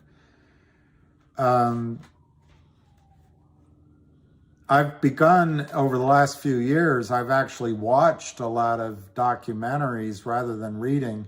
I used to not do that. I used to want to read it. But I worked on Wall Street. I think money exposes you to a lot of people. I don't know how to answer that. I don't know where I get knowledge from. I can't tell you, I'm not able to tell you some of the things about physics and and those kind of things. It interests me. It's always interested me. But there's a lot of gaps. I mean, you know it if you're asking the question. The more you learn and the more you quote unquote know, you realize how much you don't know. I once went to George Washington twice, 3 times. I've gone to the George Washington's home at Mount Vernon, and they take you on a tour, and they very, very proudly take you into his library, and they show you his shelves of books. And what occurs to me is, back then, to be a learned man, the amount of books you had to study and know, it wasn't that many. So you could become a well-read person on a relatively small library. I guess Thomas Jefferson gave his library, his books, to the it was the foundation of the Congressional Library. So I've never seen that as a separate thing. So maybe his set of books were bigger than General Washington's, President Washington's. But it's always struck me how our knowledge is so expansive now. It's hard to know everything.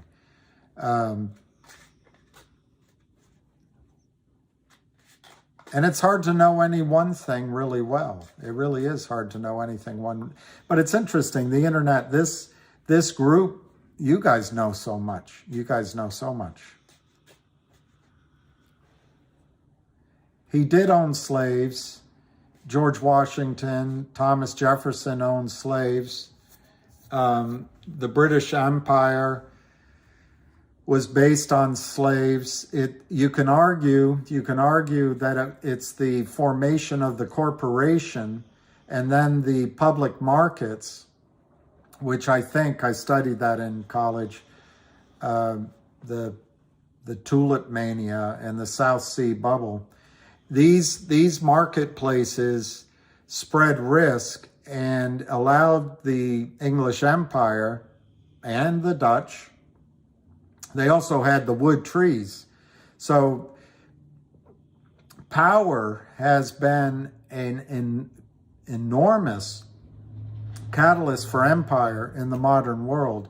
And the British and the Dutch, Portuguese, Spanish, and I suppose even the French, although they kind of squandered it, they had the wood masts to build the trees to build these massive man-o-wars that went around the globe.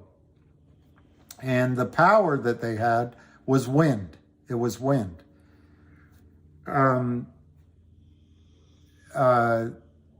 What financed that was the modern idea of a corporation. And that started, I think, first in Holland. But it quickly went over to the UK, England, and I know Italy and France. They all had their versions, but primarily that's what Holland got going, and that financed all of these empires and ships around the world. In fact, if you read what's the name of that book by Barbara Tuchman, the first country who acknowledged the United States, to my memory, was Holland. I think then it was France. But it started this trade from the UK, from England and Europe to America and back. And they would go along the African coast. Well, it would surprise no one, but there was slavery. There still is slavery in Africa. There still is slavery now in Libya, because we destroyed the government that was there.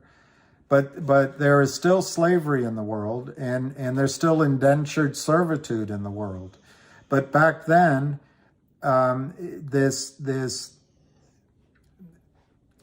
men, tribal leaders in Africa would capture slaves and sell them to British and other slave runners and bring them to the United States.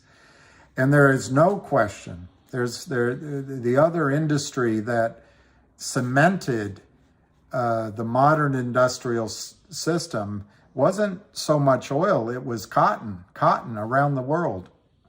And cotton in the United States, because they would bring the raw material back to the UK, where the UK started using coal and they started using water for power, the power of water to turn mills. And in Holland, they used windmills. So wind was the first source of power, and it was on the ships. But the original source of power was other human beings, from the Roman Empire, from the gospel, from Africa. It was using other human beings. Well, as the British Empire and the Dutch and the rest used the New World, they did use slavery, and there's no question about it. There's a guy named Wilberforce in the UK that actually fought against slavery, and I think England was the first country to ban it, but they were massive abusers of it. So anyway, in the wars, they chopped down most of those trees. But by the time the world got around to World War I and II, coal was the power source that started powering factories instead of wind and water. And that happened in the United States. It created the great fortunes of Frick and Carnegie and a couple of others based on coal. Well, in the World Wars, fast forward a little bit, World War I, World War II, Churchill moved it to oil.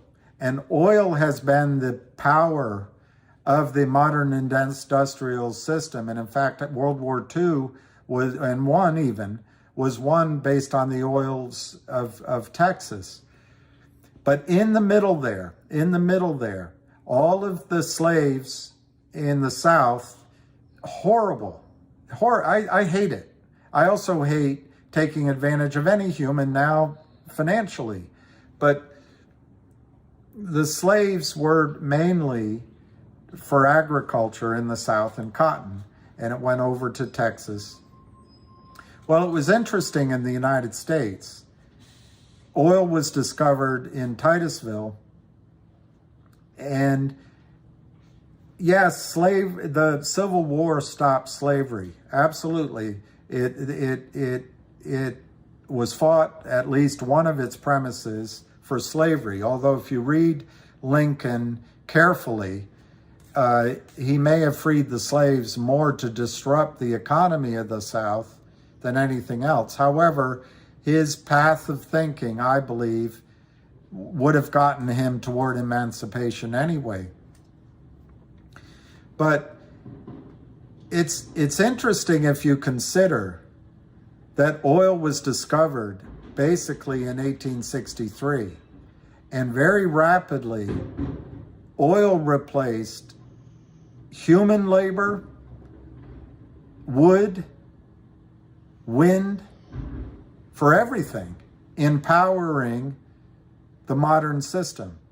Now, I still think we took advantage and still do take advantage of workers and migrant workers and maybe it's based on race, but we take advantage of human beings. But in general, oil became the power that replaced wind, wood, and human labor. I believe that it was the discovery of oil that allowed slavery to be just gotten rid of around the world. It scares me for when oil gets expensive again. But what a blessing. Of course, it has climate change. Nothing is a one-way street. But so George Washington had slaves. Thomas Jefferson had slaves. But I believe in the case of George Washington, and my memory may be wrong, but I think part of his will was to free all of his slaves. I'm not sure that was what Thomas Jefferson did, but it might have been.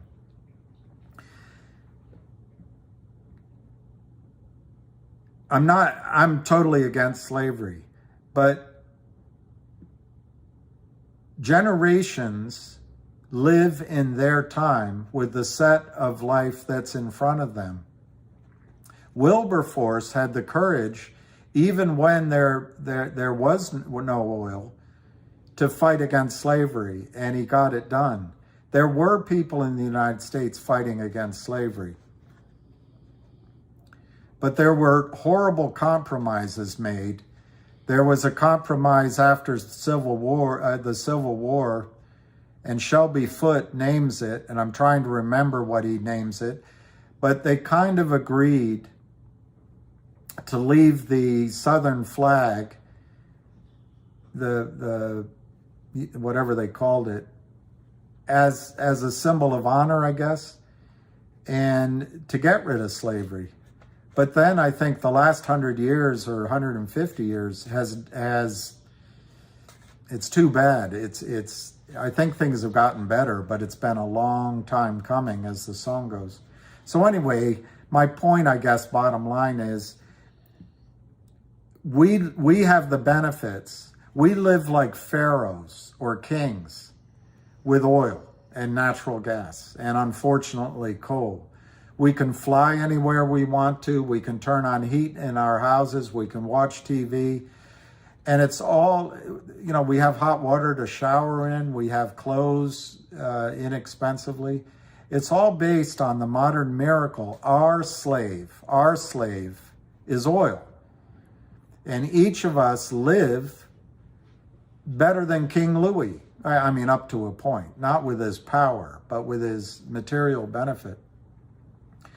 So I guess I'm just submitting to you in this long-winded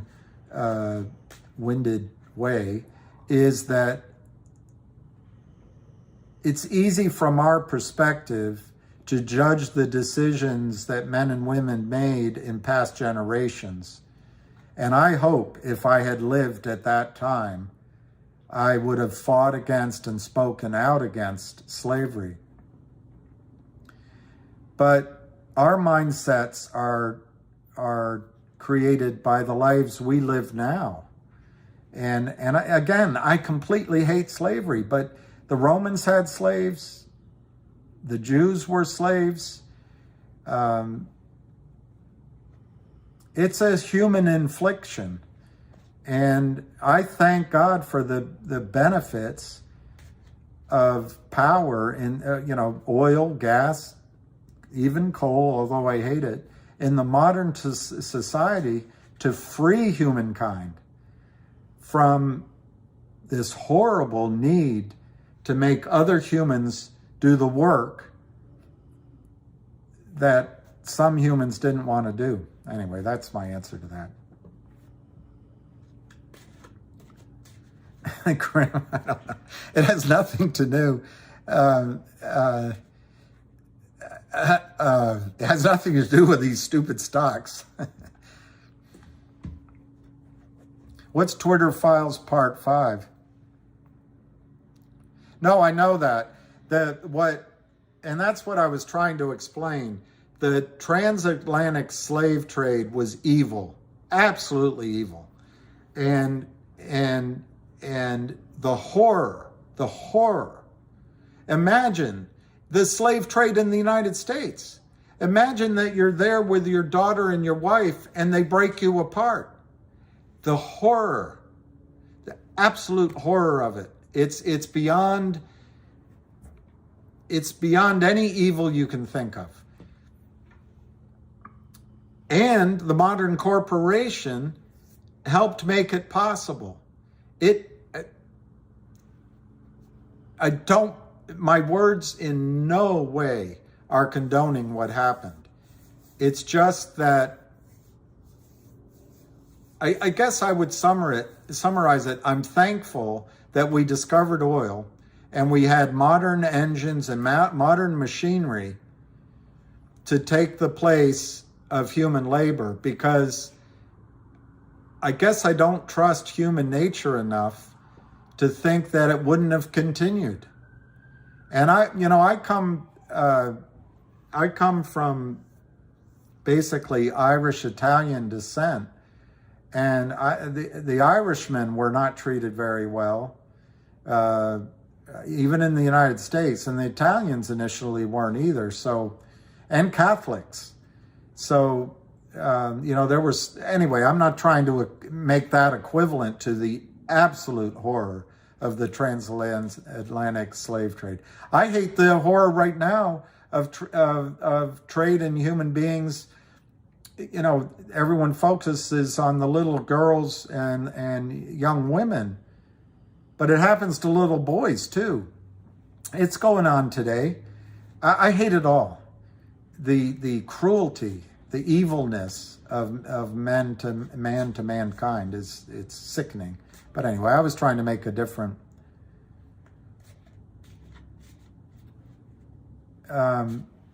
well, that's my point. I don't think it was if Korean Yoon, if I can say it, I'm not sure back then, at least at the point of entry, it wasn't purely a racial issue. It was, if I can use, I hate the terms, but it was darker skinned people versus darker skinned people. But there's no question that the trade itself was the arrogance of these northerners, pale-skinned northerners. Their only advantage was they could travel around the world in these boats, and they had the backing of the modern corporation and guns and gunpowder, which they got from China years before.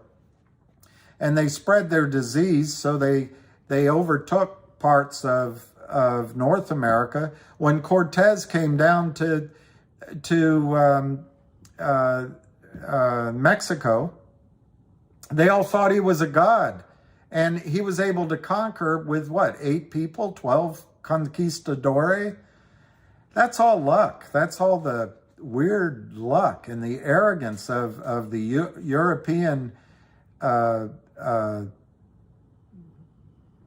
powers. But look at the tragedy of it. Apparently Cortez burned all of the papers he found in what's now Mexico City and then down into Southern America. Imagine all the history lost from the Mayans and in the past, all in the name of the Catholic Church. I'm Catholic. It's all gone to lose all that. Napoleon went and tried to shoot the nose off of the Sphinx. How much knowledge has been destroyed in the name of the Catholic Church? It's breathtaking. And then, of course, the Taliban destroyed some statues. So these are all human nature, is all my argument is.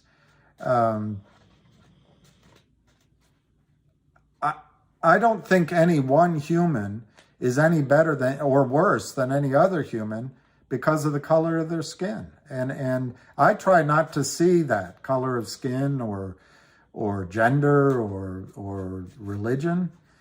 The thing that I heard once, I followed this NDA story, and I've told you about the book, but there was one guy that died and went to heaven briefly and came back. And this is his story, but it seems to be confirmed in a lot of what I read or have told to me by religious texts. But he was up in heaven, and there were all these powerful angels, and they all knelt to him. And I wish I could remember now, it was a few months ago. And he didn't understand why, and it was explained to him. Because in each of us is the Spirit of God. God is in each human being. And the reason the angels in this story knelt before a new soul is because each of us have God in us. Each. Doesn't matter about color, doesn't matter about finances. Every person has God, the Holy Spirit, in them. And that's how I see the world. What price the GTI gets back to, I'll show you.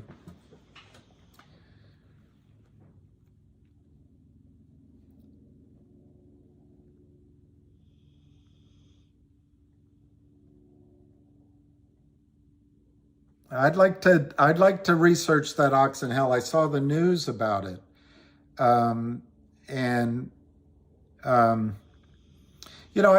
it frustrates me. Remember the 40 acres and a mule? They took all that from everybody, but it happened recently in the Soviet Union when it went free. They gave shares in all of the industries. So there were these, unfortunately, mostly Jewish guys. I don't know if they were all Jewish, but these now oligarchs. But what they did is they bought those chits of paper on the cheap, and they got into all these industries for cheap. And I hate all of that taking advantage. And the bankers take wealth from all of you, whether it's farms or through taxes. It's all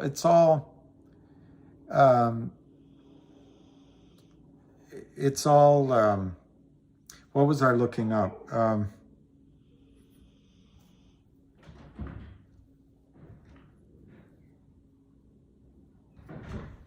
Somebody asked me, GTII is what I was looking up.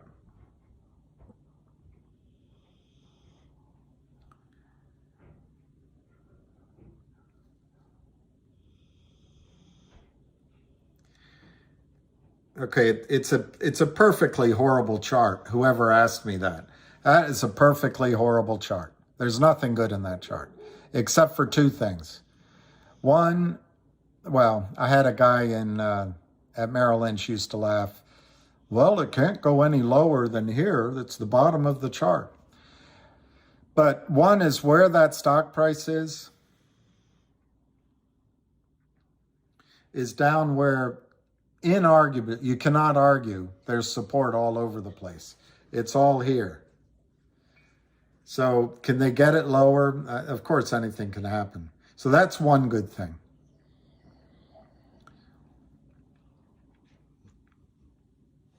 I can't draw it for you, but a second good thing is that in this very far part here, you can draw a descending wedge. And you can draw a pretty tight descending wedge. That is a bullish formation. So once it breaks out, it can climb dramatically. And one guideline in, rough, everything's rough. The length of the wedge, depending on how you draw it, is the height of the breakout. So that's the second good thing I see here. The third good thing I see here is that the stock went all the way to 2 on high volume, and it's coming down on very low volume, which is mostly fake. It's mostly fake. So I think that's a third good implication of this chart. I guess I'd say a fourth thing, if you look over here, this gap was always there. It's completely filled now. It's completely filled. So we've done that. Okay. So what could happen from here?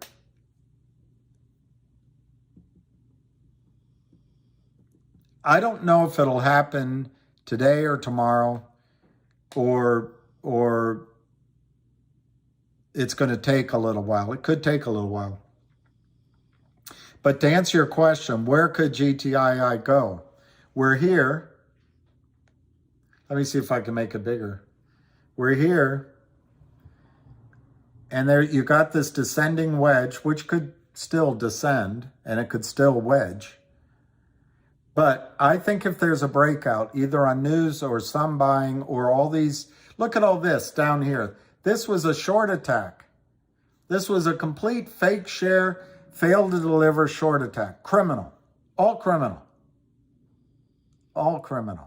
And we're left with dealing with it. But I think if it had a breakout, the first place it'll go is here. This, obviously one is always a theoretical stop, but there's a little bit of a break here. So I think it'll go to 110. I don't think it'll stop very long. And then it's gonna, the next place it'll try to go a little bit in here, because there's a little bit of a congestion there. And then I think it's gonna challenge this red line and the $2 level. It already did it once. I think it's gonna, in fits and starts, but powerfully, try to do it again. It'll pull back, try to do it a third time, maybe pull back. The fourth time is the charm. The next level I see is right here, 220. And then the ultimate would be somewhere in this area, the 340 level would be the ultimate. In a short-term rally in GTII, there still is no reason why in a buy-in it can't just go to the moon. But I agree with I can't remember your name who said it earlier, that with what's happened in MMTLP, it throws some shade on the ability of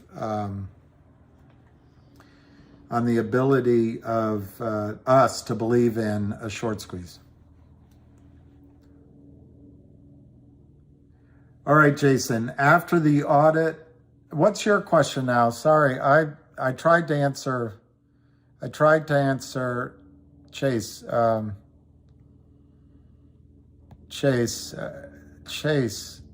Chase question. I don't see the Chase question. Begging your forgiveness, Rich. Can you ask it again, or?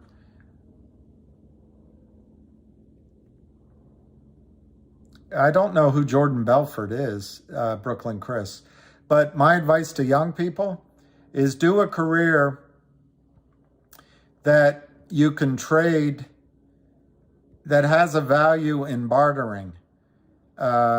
Plumbing, electricity, engineering, even being able to teach, nursing.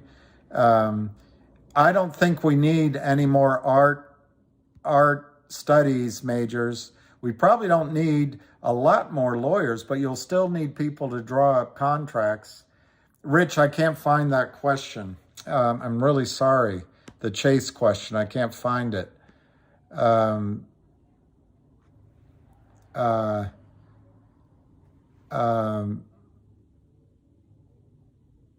So anyway, I would do things that you could go over to someone's house, you could paint it, or you could go over the architect, how to build it. Those kind of all the things you guys already do probably, but we don't need more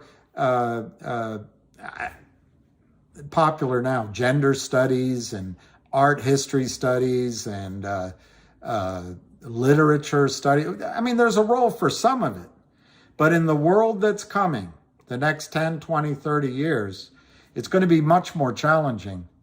And for those of us that don't have the option of traveling, we're going to have skills that have value, and they will have value. Doctors, of course, and nurses.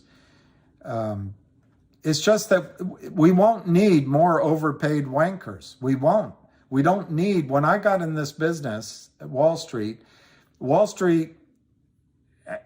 earnings accounted for less than 5% of the Dow and the S&P. Now it's somewhere around 30 to 40%. We don't need all these leeches sucking off of that. I think we're going to need people that help solve some of the problems. It's going to take work, but help some of the problems of the future. But all of the studies, you know, saving the animals, saving arable land. Do you know the difference between a desert and the soil you grow in are these microorganisms that survive in a range of temperature. And if it gets beyond that, they all die. And then you're going to have vast swaths of the United States return to desert. It's all scary. I don't want to talk about it. But if you can study those kind of things and be good at it, I think you have a future, my son. Did the whales dump their GTII, or are we dealing with more naked shorts? Whales haven't dumped. And who is that? Simon? When you come down here, look at this right here. This sell-off here. Boom, boom, boom, boom, boom, boom, boom, boom, boom. That's a coordinated attack. Coordinated. And so one short seller is helping the other short seller, and the seashell short seller is helping the she sells shorts up here, all the way down. The market makers are trading. And so there's open positions all the way down. And maybe up here, Kurt Kramer was saying, I'll help you, but it could have been Alpine trying to do it. So what's the deal? Well, if you short it, I'll pay you back. How are you going to pay me back? Well, I'll buy your short position. So here, let's say that one short seller sold here to help out the criminals, and he got it down here. And so the second short, the whoever's orchestrating it says, all right, I'll buy it back, and you can keep half of that profit. And then that guy's now long some crappy shares, so he shorts it, gets somebody else to help him, and they drive it down. And okay, how are we going to split the profits here? And it costs money, 10, 15 cents a share. And then the problem's still so big, they got a bunch of people, they drive it all the way down here. Well, the thing is, they can't cover, right here, you see it. They can't cover without the stock running all the way back to 2. So the criminals have to keep driving it down. They lost money here on this day. They have to keep driving it down so they can move their illicit shares and illicit gains around various LLCs and market makers. So what I think's happening right now, not the whales, it's the shorts moving it around so they can get some profits to pay each other, and they want to stuff it to your accounts. But this isn't the whales leaving, no. And what you want to see, to answer the guy, whoever asked it before, what you really want to see, let me go to Cosmo, because I saw it there. I don't know if it's still there. Cosmo.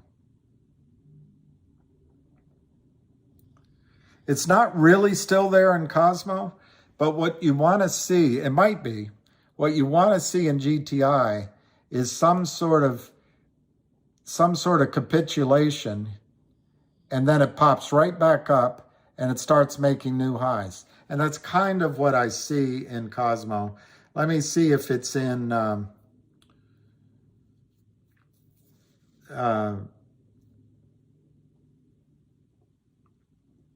I think I saw it here.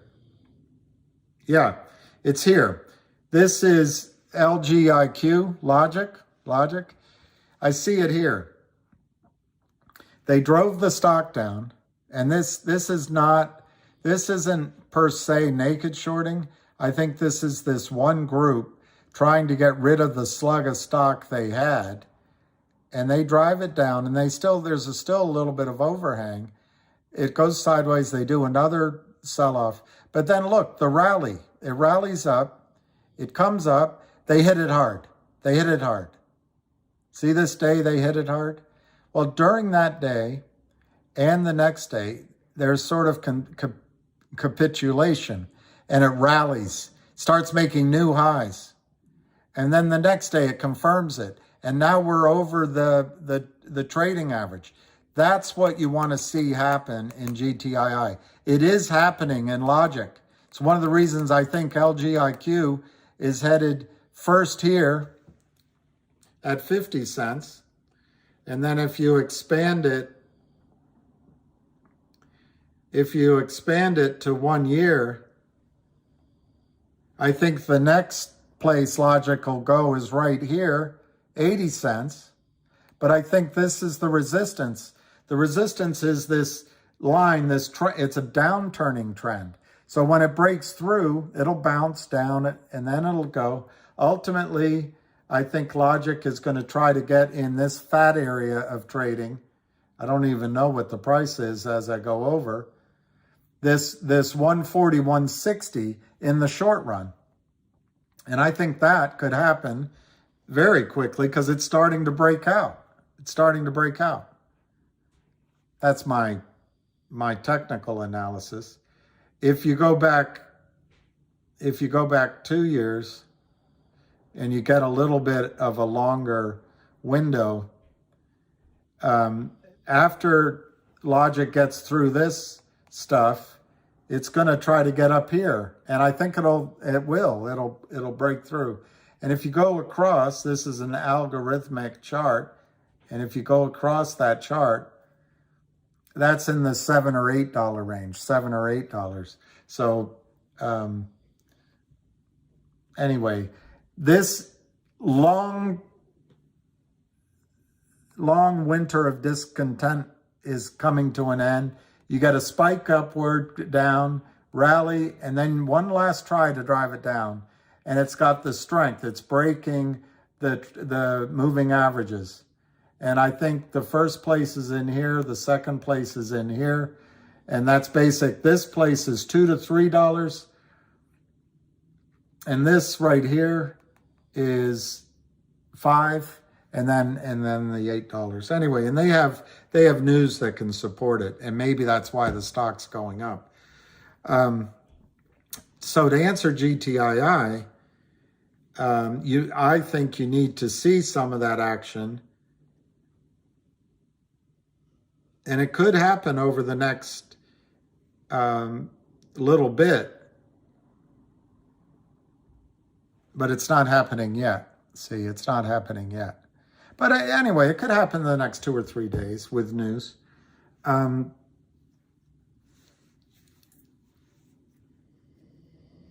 don't know. That's my answer for GTII. I know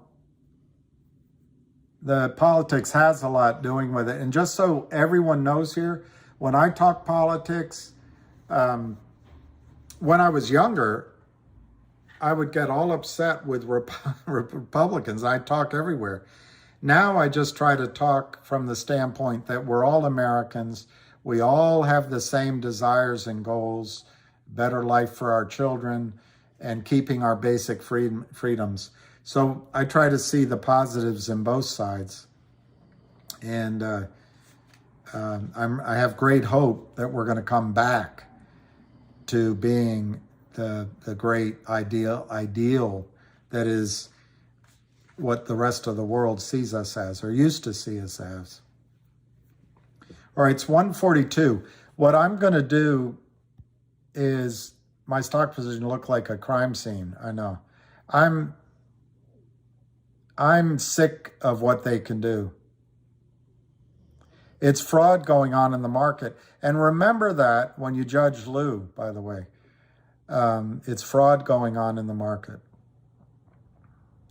Just a middleman, and you're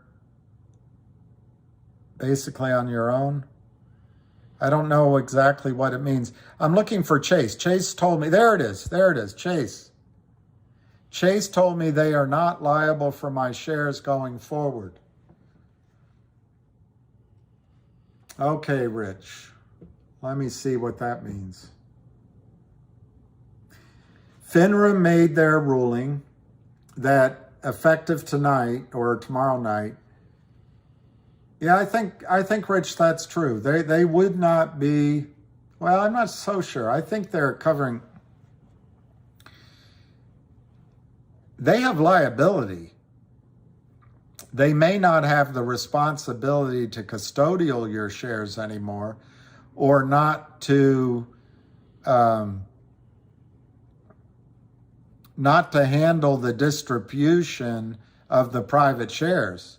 That may be accurate. But they have liability in that they took your money, they sold you shares that had a distribution.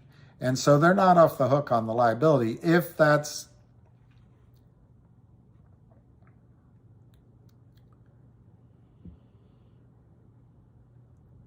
Brooklyn Chris, on GTII, I think a lot of people are giving up hope on GTII. And that's what the shorts want. And I can't argue with you.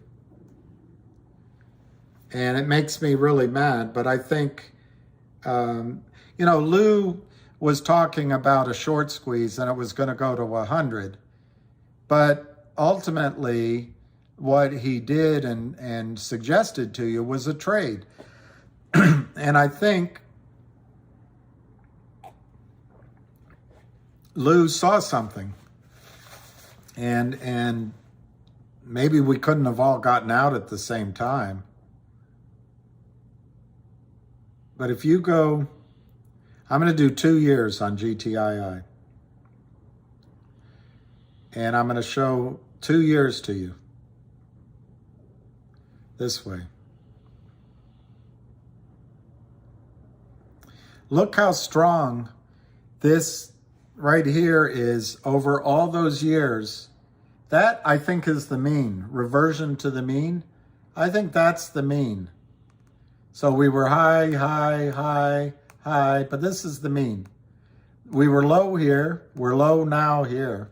And that mean is roughly somewhere between, it looks like $1.50 and $2, maybe $2.50, depending on which part of these charts you see. So somehow they got it to come all the way down. We know how. It's all crime. But what I want to show you, way back here, look how it rallied very quickly, just like this rally. This has happened before, happened here. It can happen again. But can I tell you when? All I can tell you is the stock here versus here, or even if here, the setup is even better now. But it seems like the shorts are all powerful. I agree with you. Hell can freeze first. I agree. Lunchtime. All right, it's almost 2 o'clock.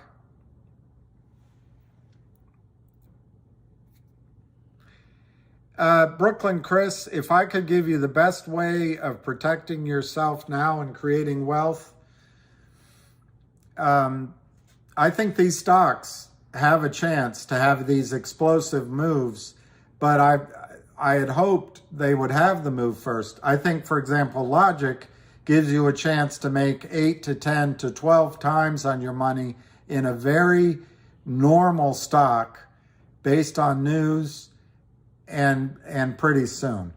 There's a couple other stocks that I would recommend. I think Wolf, even though it's down today, great story, great news. I think that has a chance to be $3, $4, $5 soon. But those are these stocks, and I think that's not done with.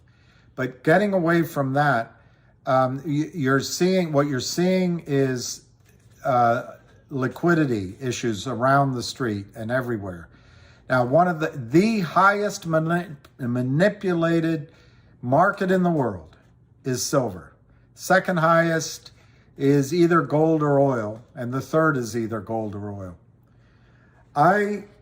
Number one, I think, if you can get into investments in oil and gas or water or farming or things like this, these are things, water, clean air, farming, energy, oil, gas. These are things that are going to be priced in whatever currency is happening, or whatever depreciated or appreciated value is happening.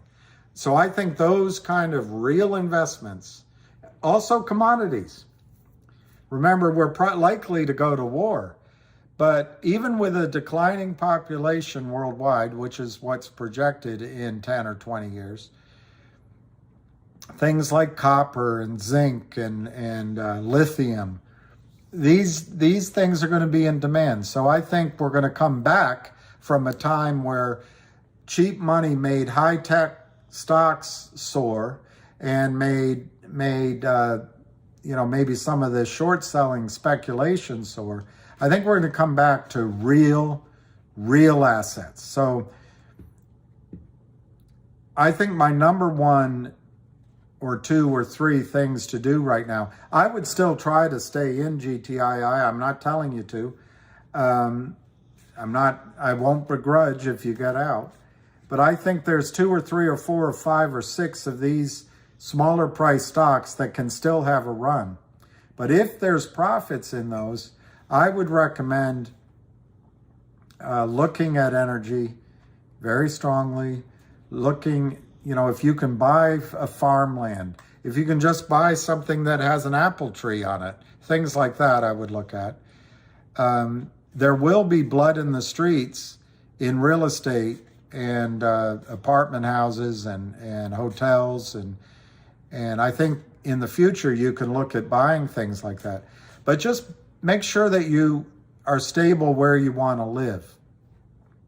But I think the number one market in the world right now is silver. And if you can buy silver for your children, I think it's possible someday in the future, for just 1 or 2 ounces of silver, you'll be able to buy a house.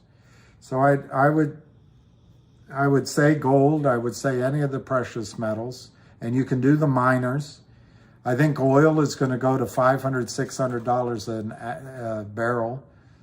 I don't know when, but it's going to get expensive. And so, energy. Anyway, that's my answer to that question. No, Marty, just add to your question. It sounds like you don't think GTII can run. Add to that question just 2 caveats. When? I don't think GTII can run this week or next week or before the end of the year. It could, but I think the odds are low. So your statement's correct in that sense. I think GTII will have a snapback of massive, like a rubber band, massive power to the $1, $2, $3 range, and it's gonna be strong. But can I say it'll happen this week, next week, or the first week of January? No, I don't think I can say that.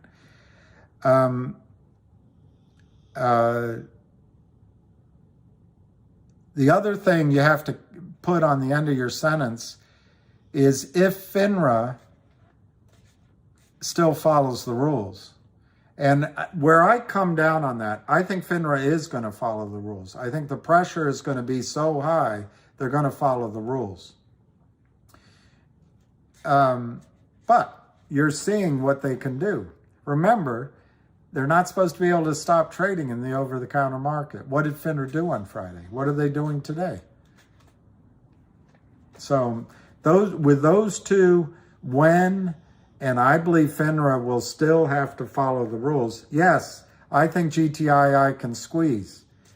The Kramers are just a puny little outlier on Wall Street. Alpine Prime Brokerage is a corrupt, barely stable, barely standing prime broker. So there's 220 million shares short. There's tremendous fundamental news coming. 1-800-Lawyers brings 100 million revenue backlog that's going to be booked.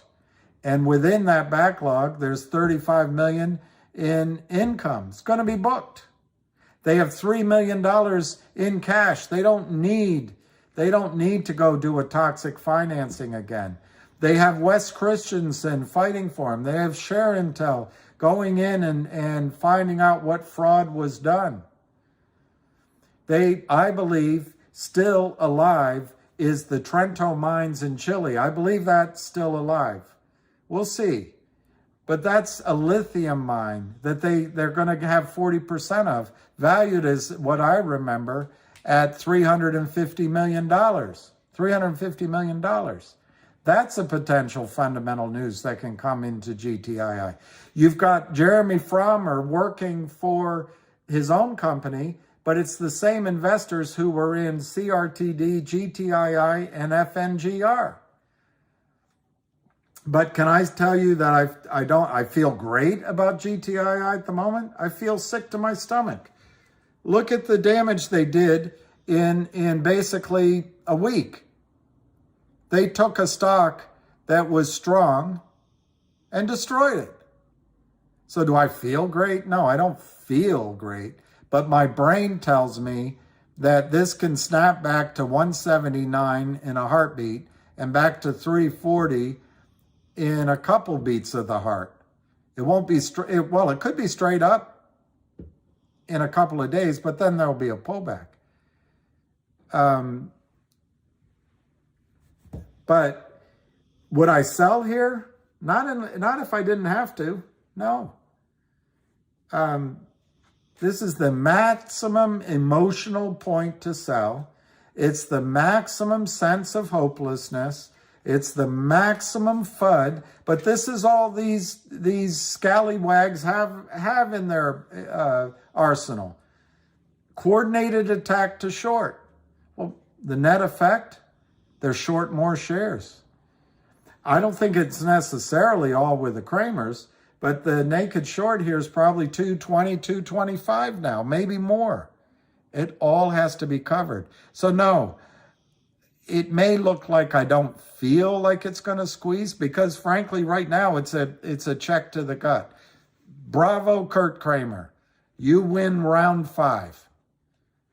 But the match is 13 rounds or less. But we might have a knockout in the 6th round.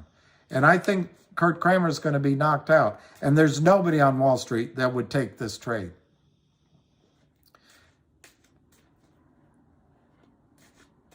Yeah, guys, I'm with you. I mean, I'm with you. So if everyone says that I'm a pump and dump, I'm with you. I'm down massively in GTII, massively. Just like you are, all down massively. But can I promise you a rose garden? You better look before you leap, still waters run deep. And there won't always be someone there to pull you out. I know what I'm talking about. So, smile for a while and let's be jolly. Life shouldn't be so melancholy. Come along and dance while we can. I beg your pardon. I never promised you a rose garden.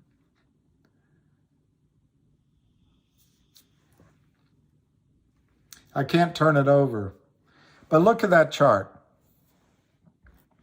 You're experiencing this right here. Look what happened here.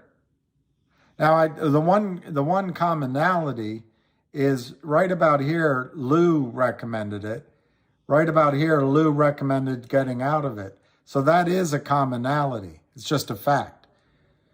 But I think joining in here was a short attack in all the stocks. GTII is the perfect storm. He's never seen a better setup. He has never seen a better setup.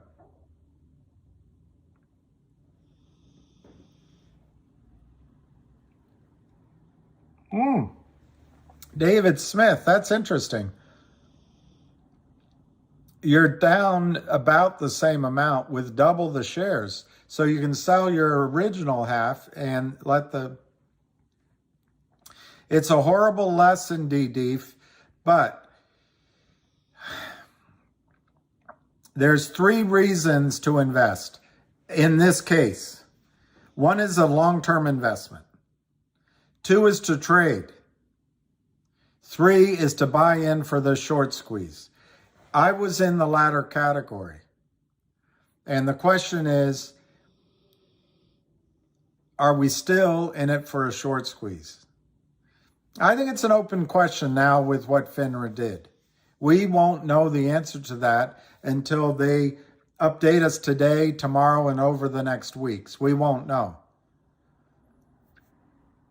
But I hate things going to lawyers because it's always settlement. It always takes forever. No one feels like they got what they wanted. So I'm willing to concede that it's not a good sign that FINRA can break the law.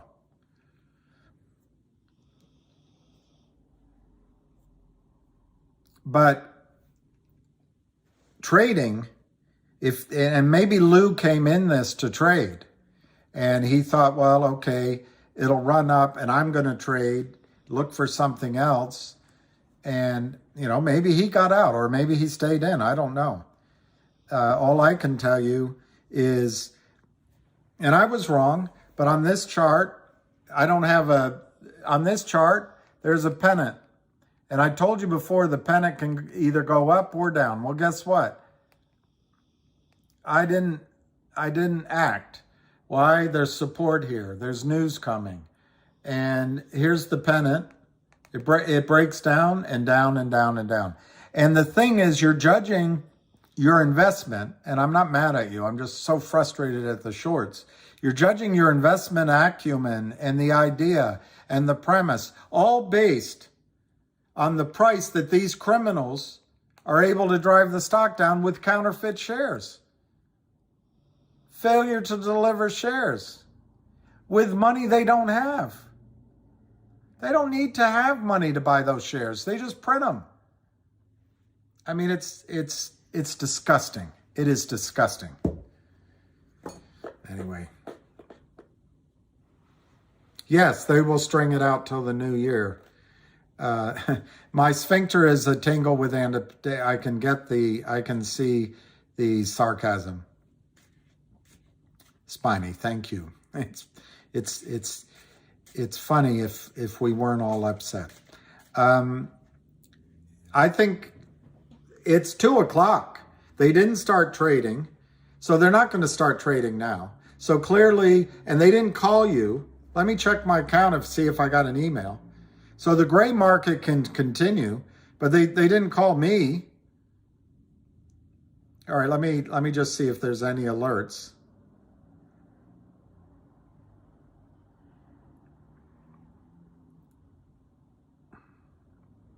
No alerts. So they didn't notify in the gray market. So right now they only have 2 choices, which it sounds like they're going to do. One is they're just going to let 465 or 450 million shares go into 165 million seats and let the all these brokers want it off their table. FINRA gave them a notice. We got rid of it. We're not at fault. Well, that's the operations arm of the brokerage firm. That's not the prime broker of the brokerage firm. The prime broker of the brokerage firm has to sort this. And so you're going to see battle royales. My guess is tonight or tomorrow morning, they're going to extend the time. That's my guess, because it's just too big of a problem. If you register your shares, you're not able to sell them in a squeeze. I can't do Fox, so why don't you guys turn off? Why don't you go to Fox right now? I'm going to sign off. Go watch Fox. We'll come back at a little after 3:00, and I'll try to bring it on. I know, ego. I hope I don't, Bob Gantz, I hope I don't have any ego in this. I really do, Bob. It's a good admonition. I have to laugh, Spiny. I can't believe the damage they've done. I really can't. And I thought we were through the woods. Oh, 2:45. I was hoping to get something to eat. All right. That's it.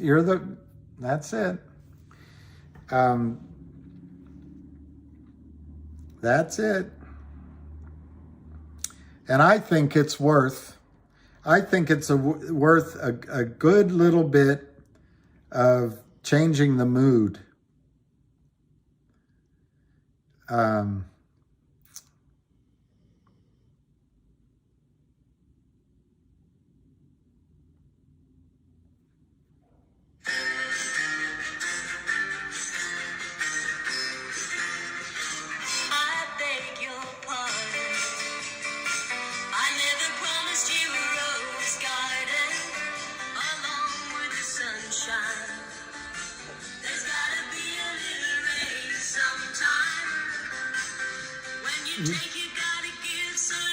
Then let it go.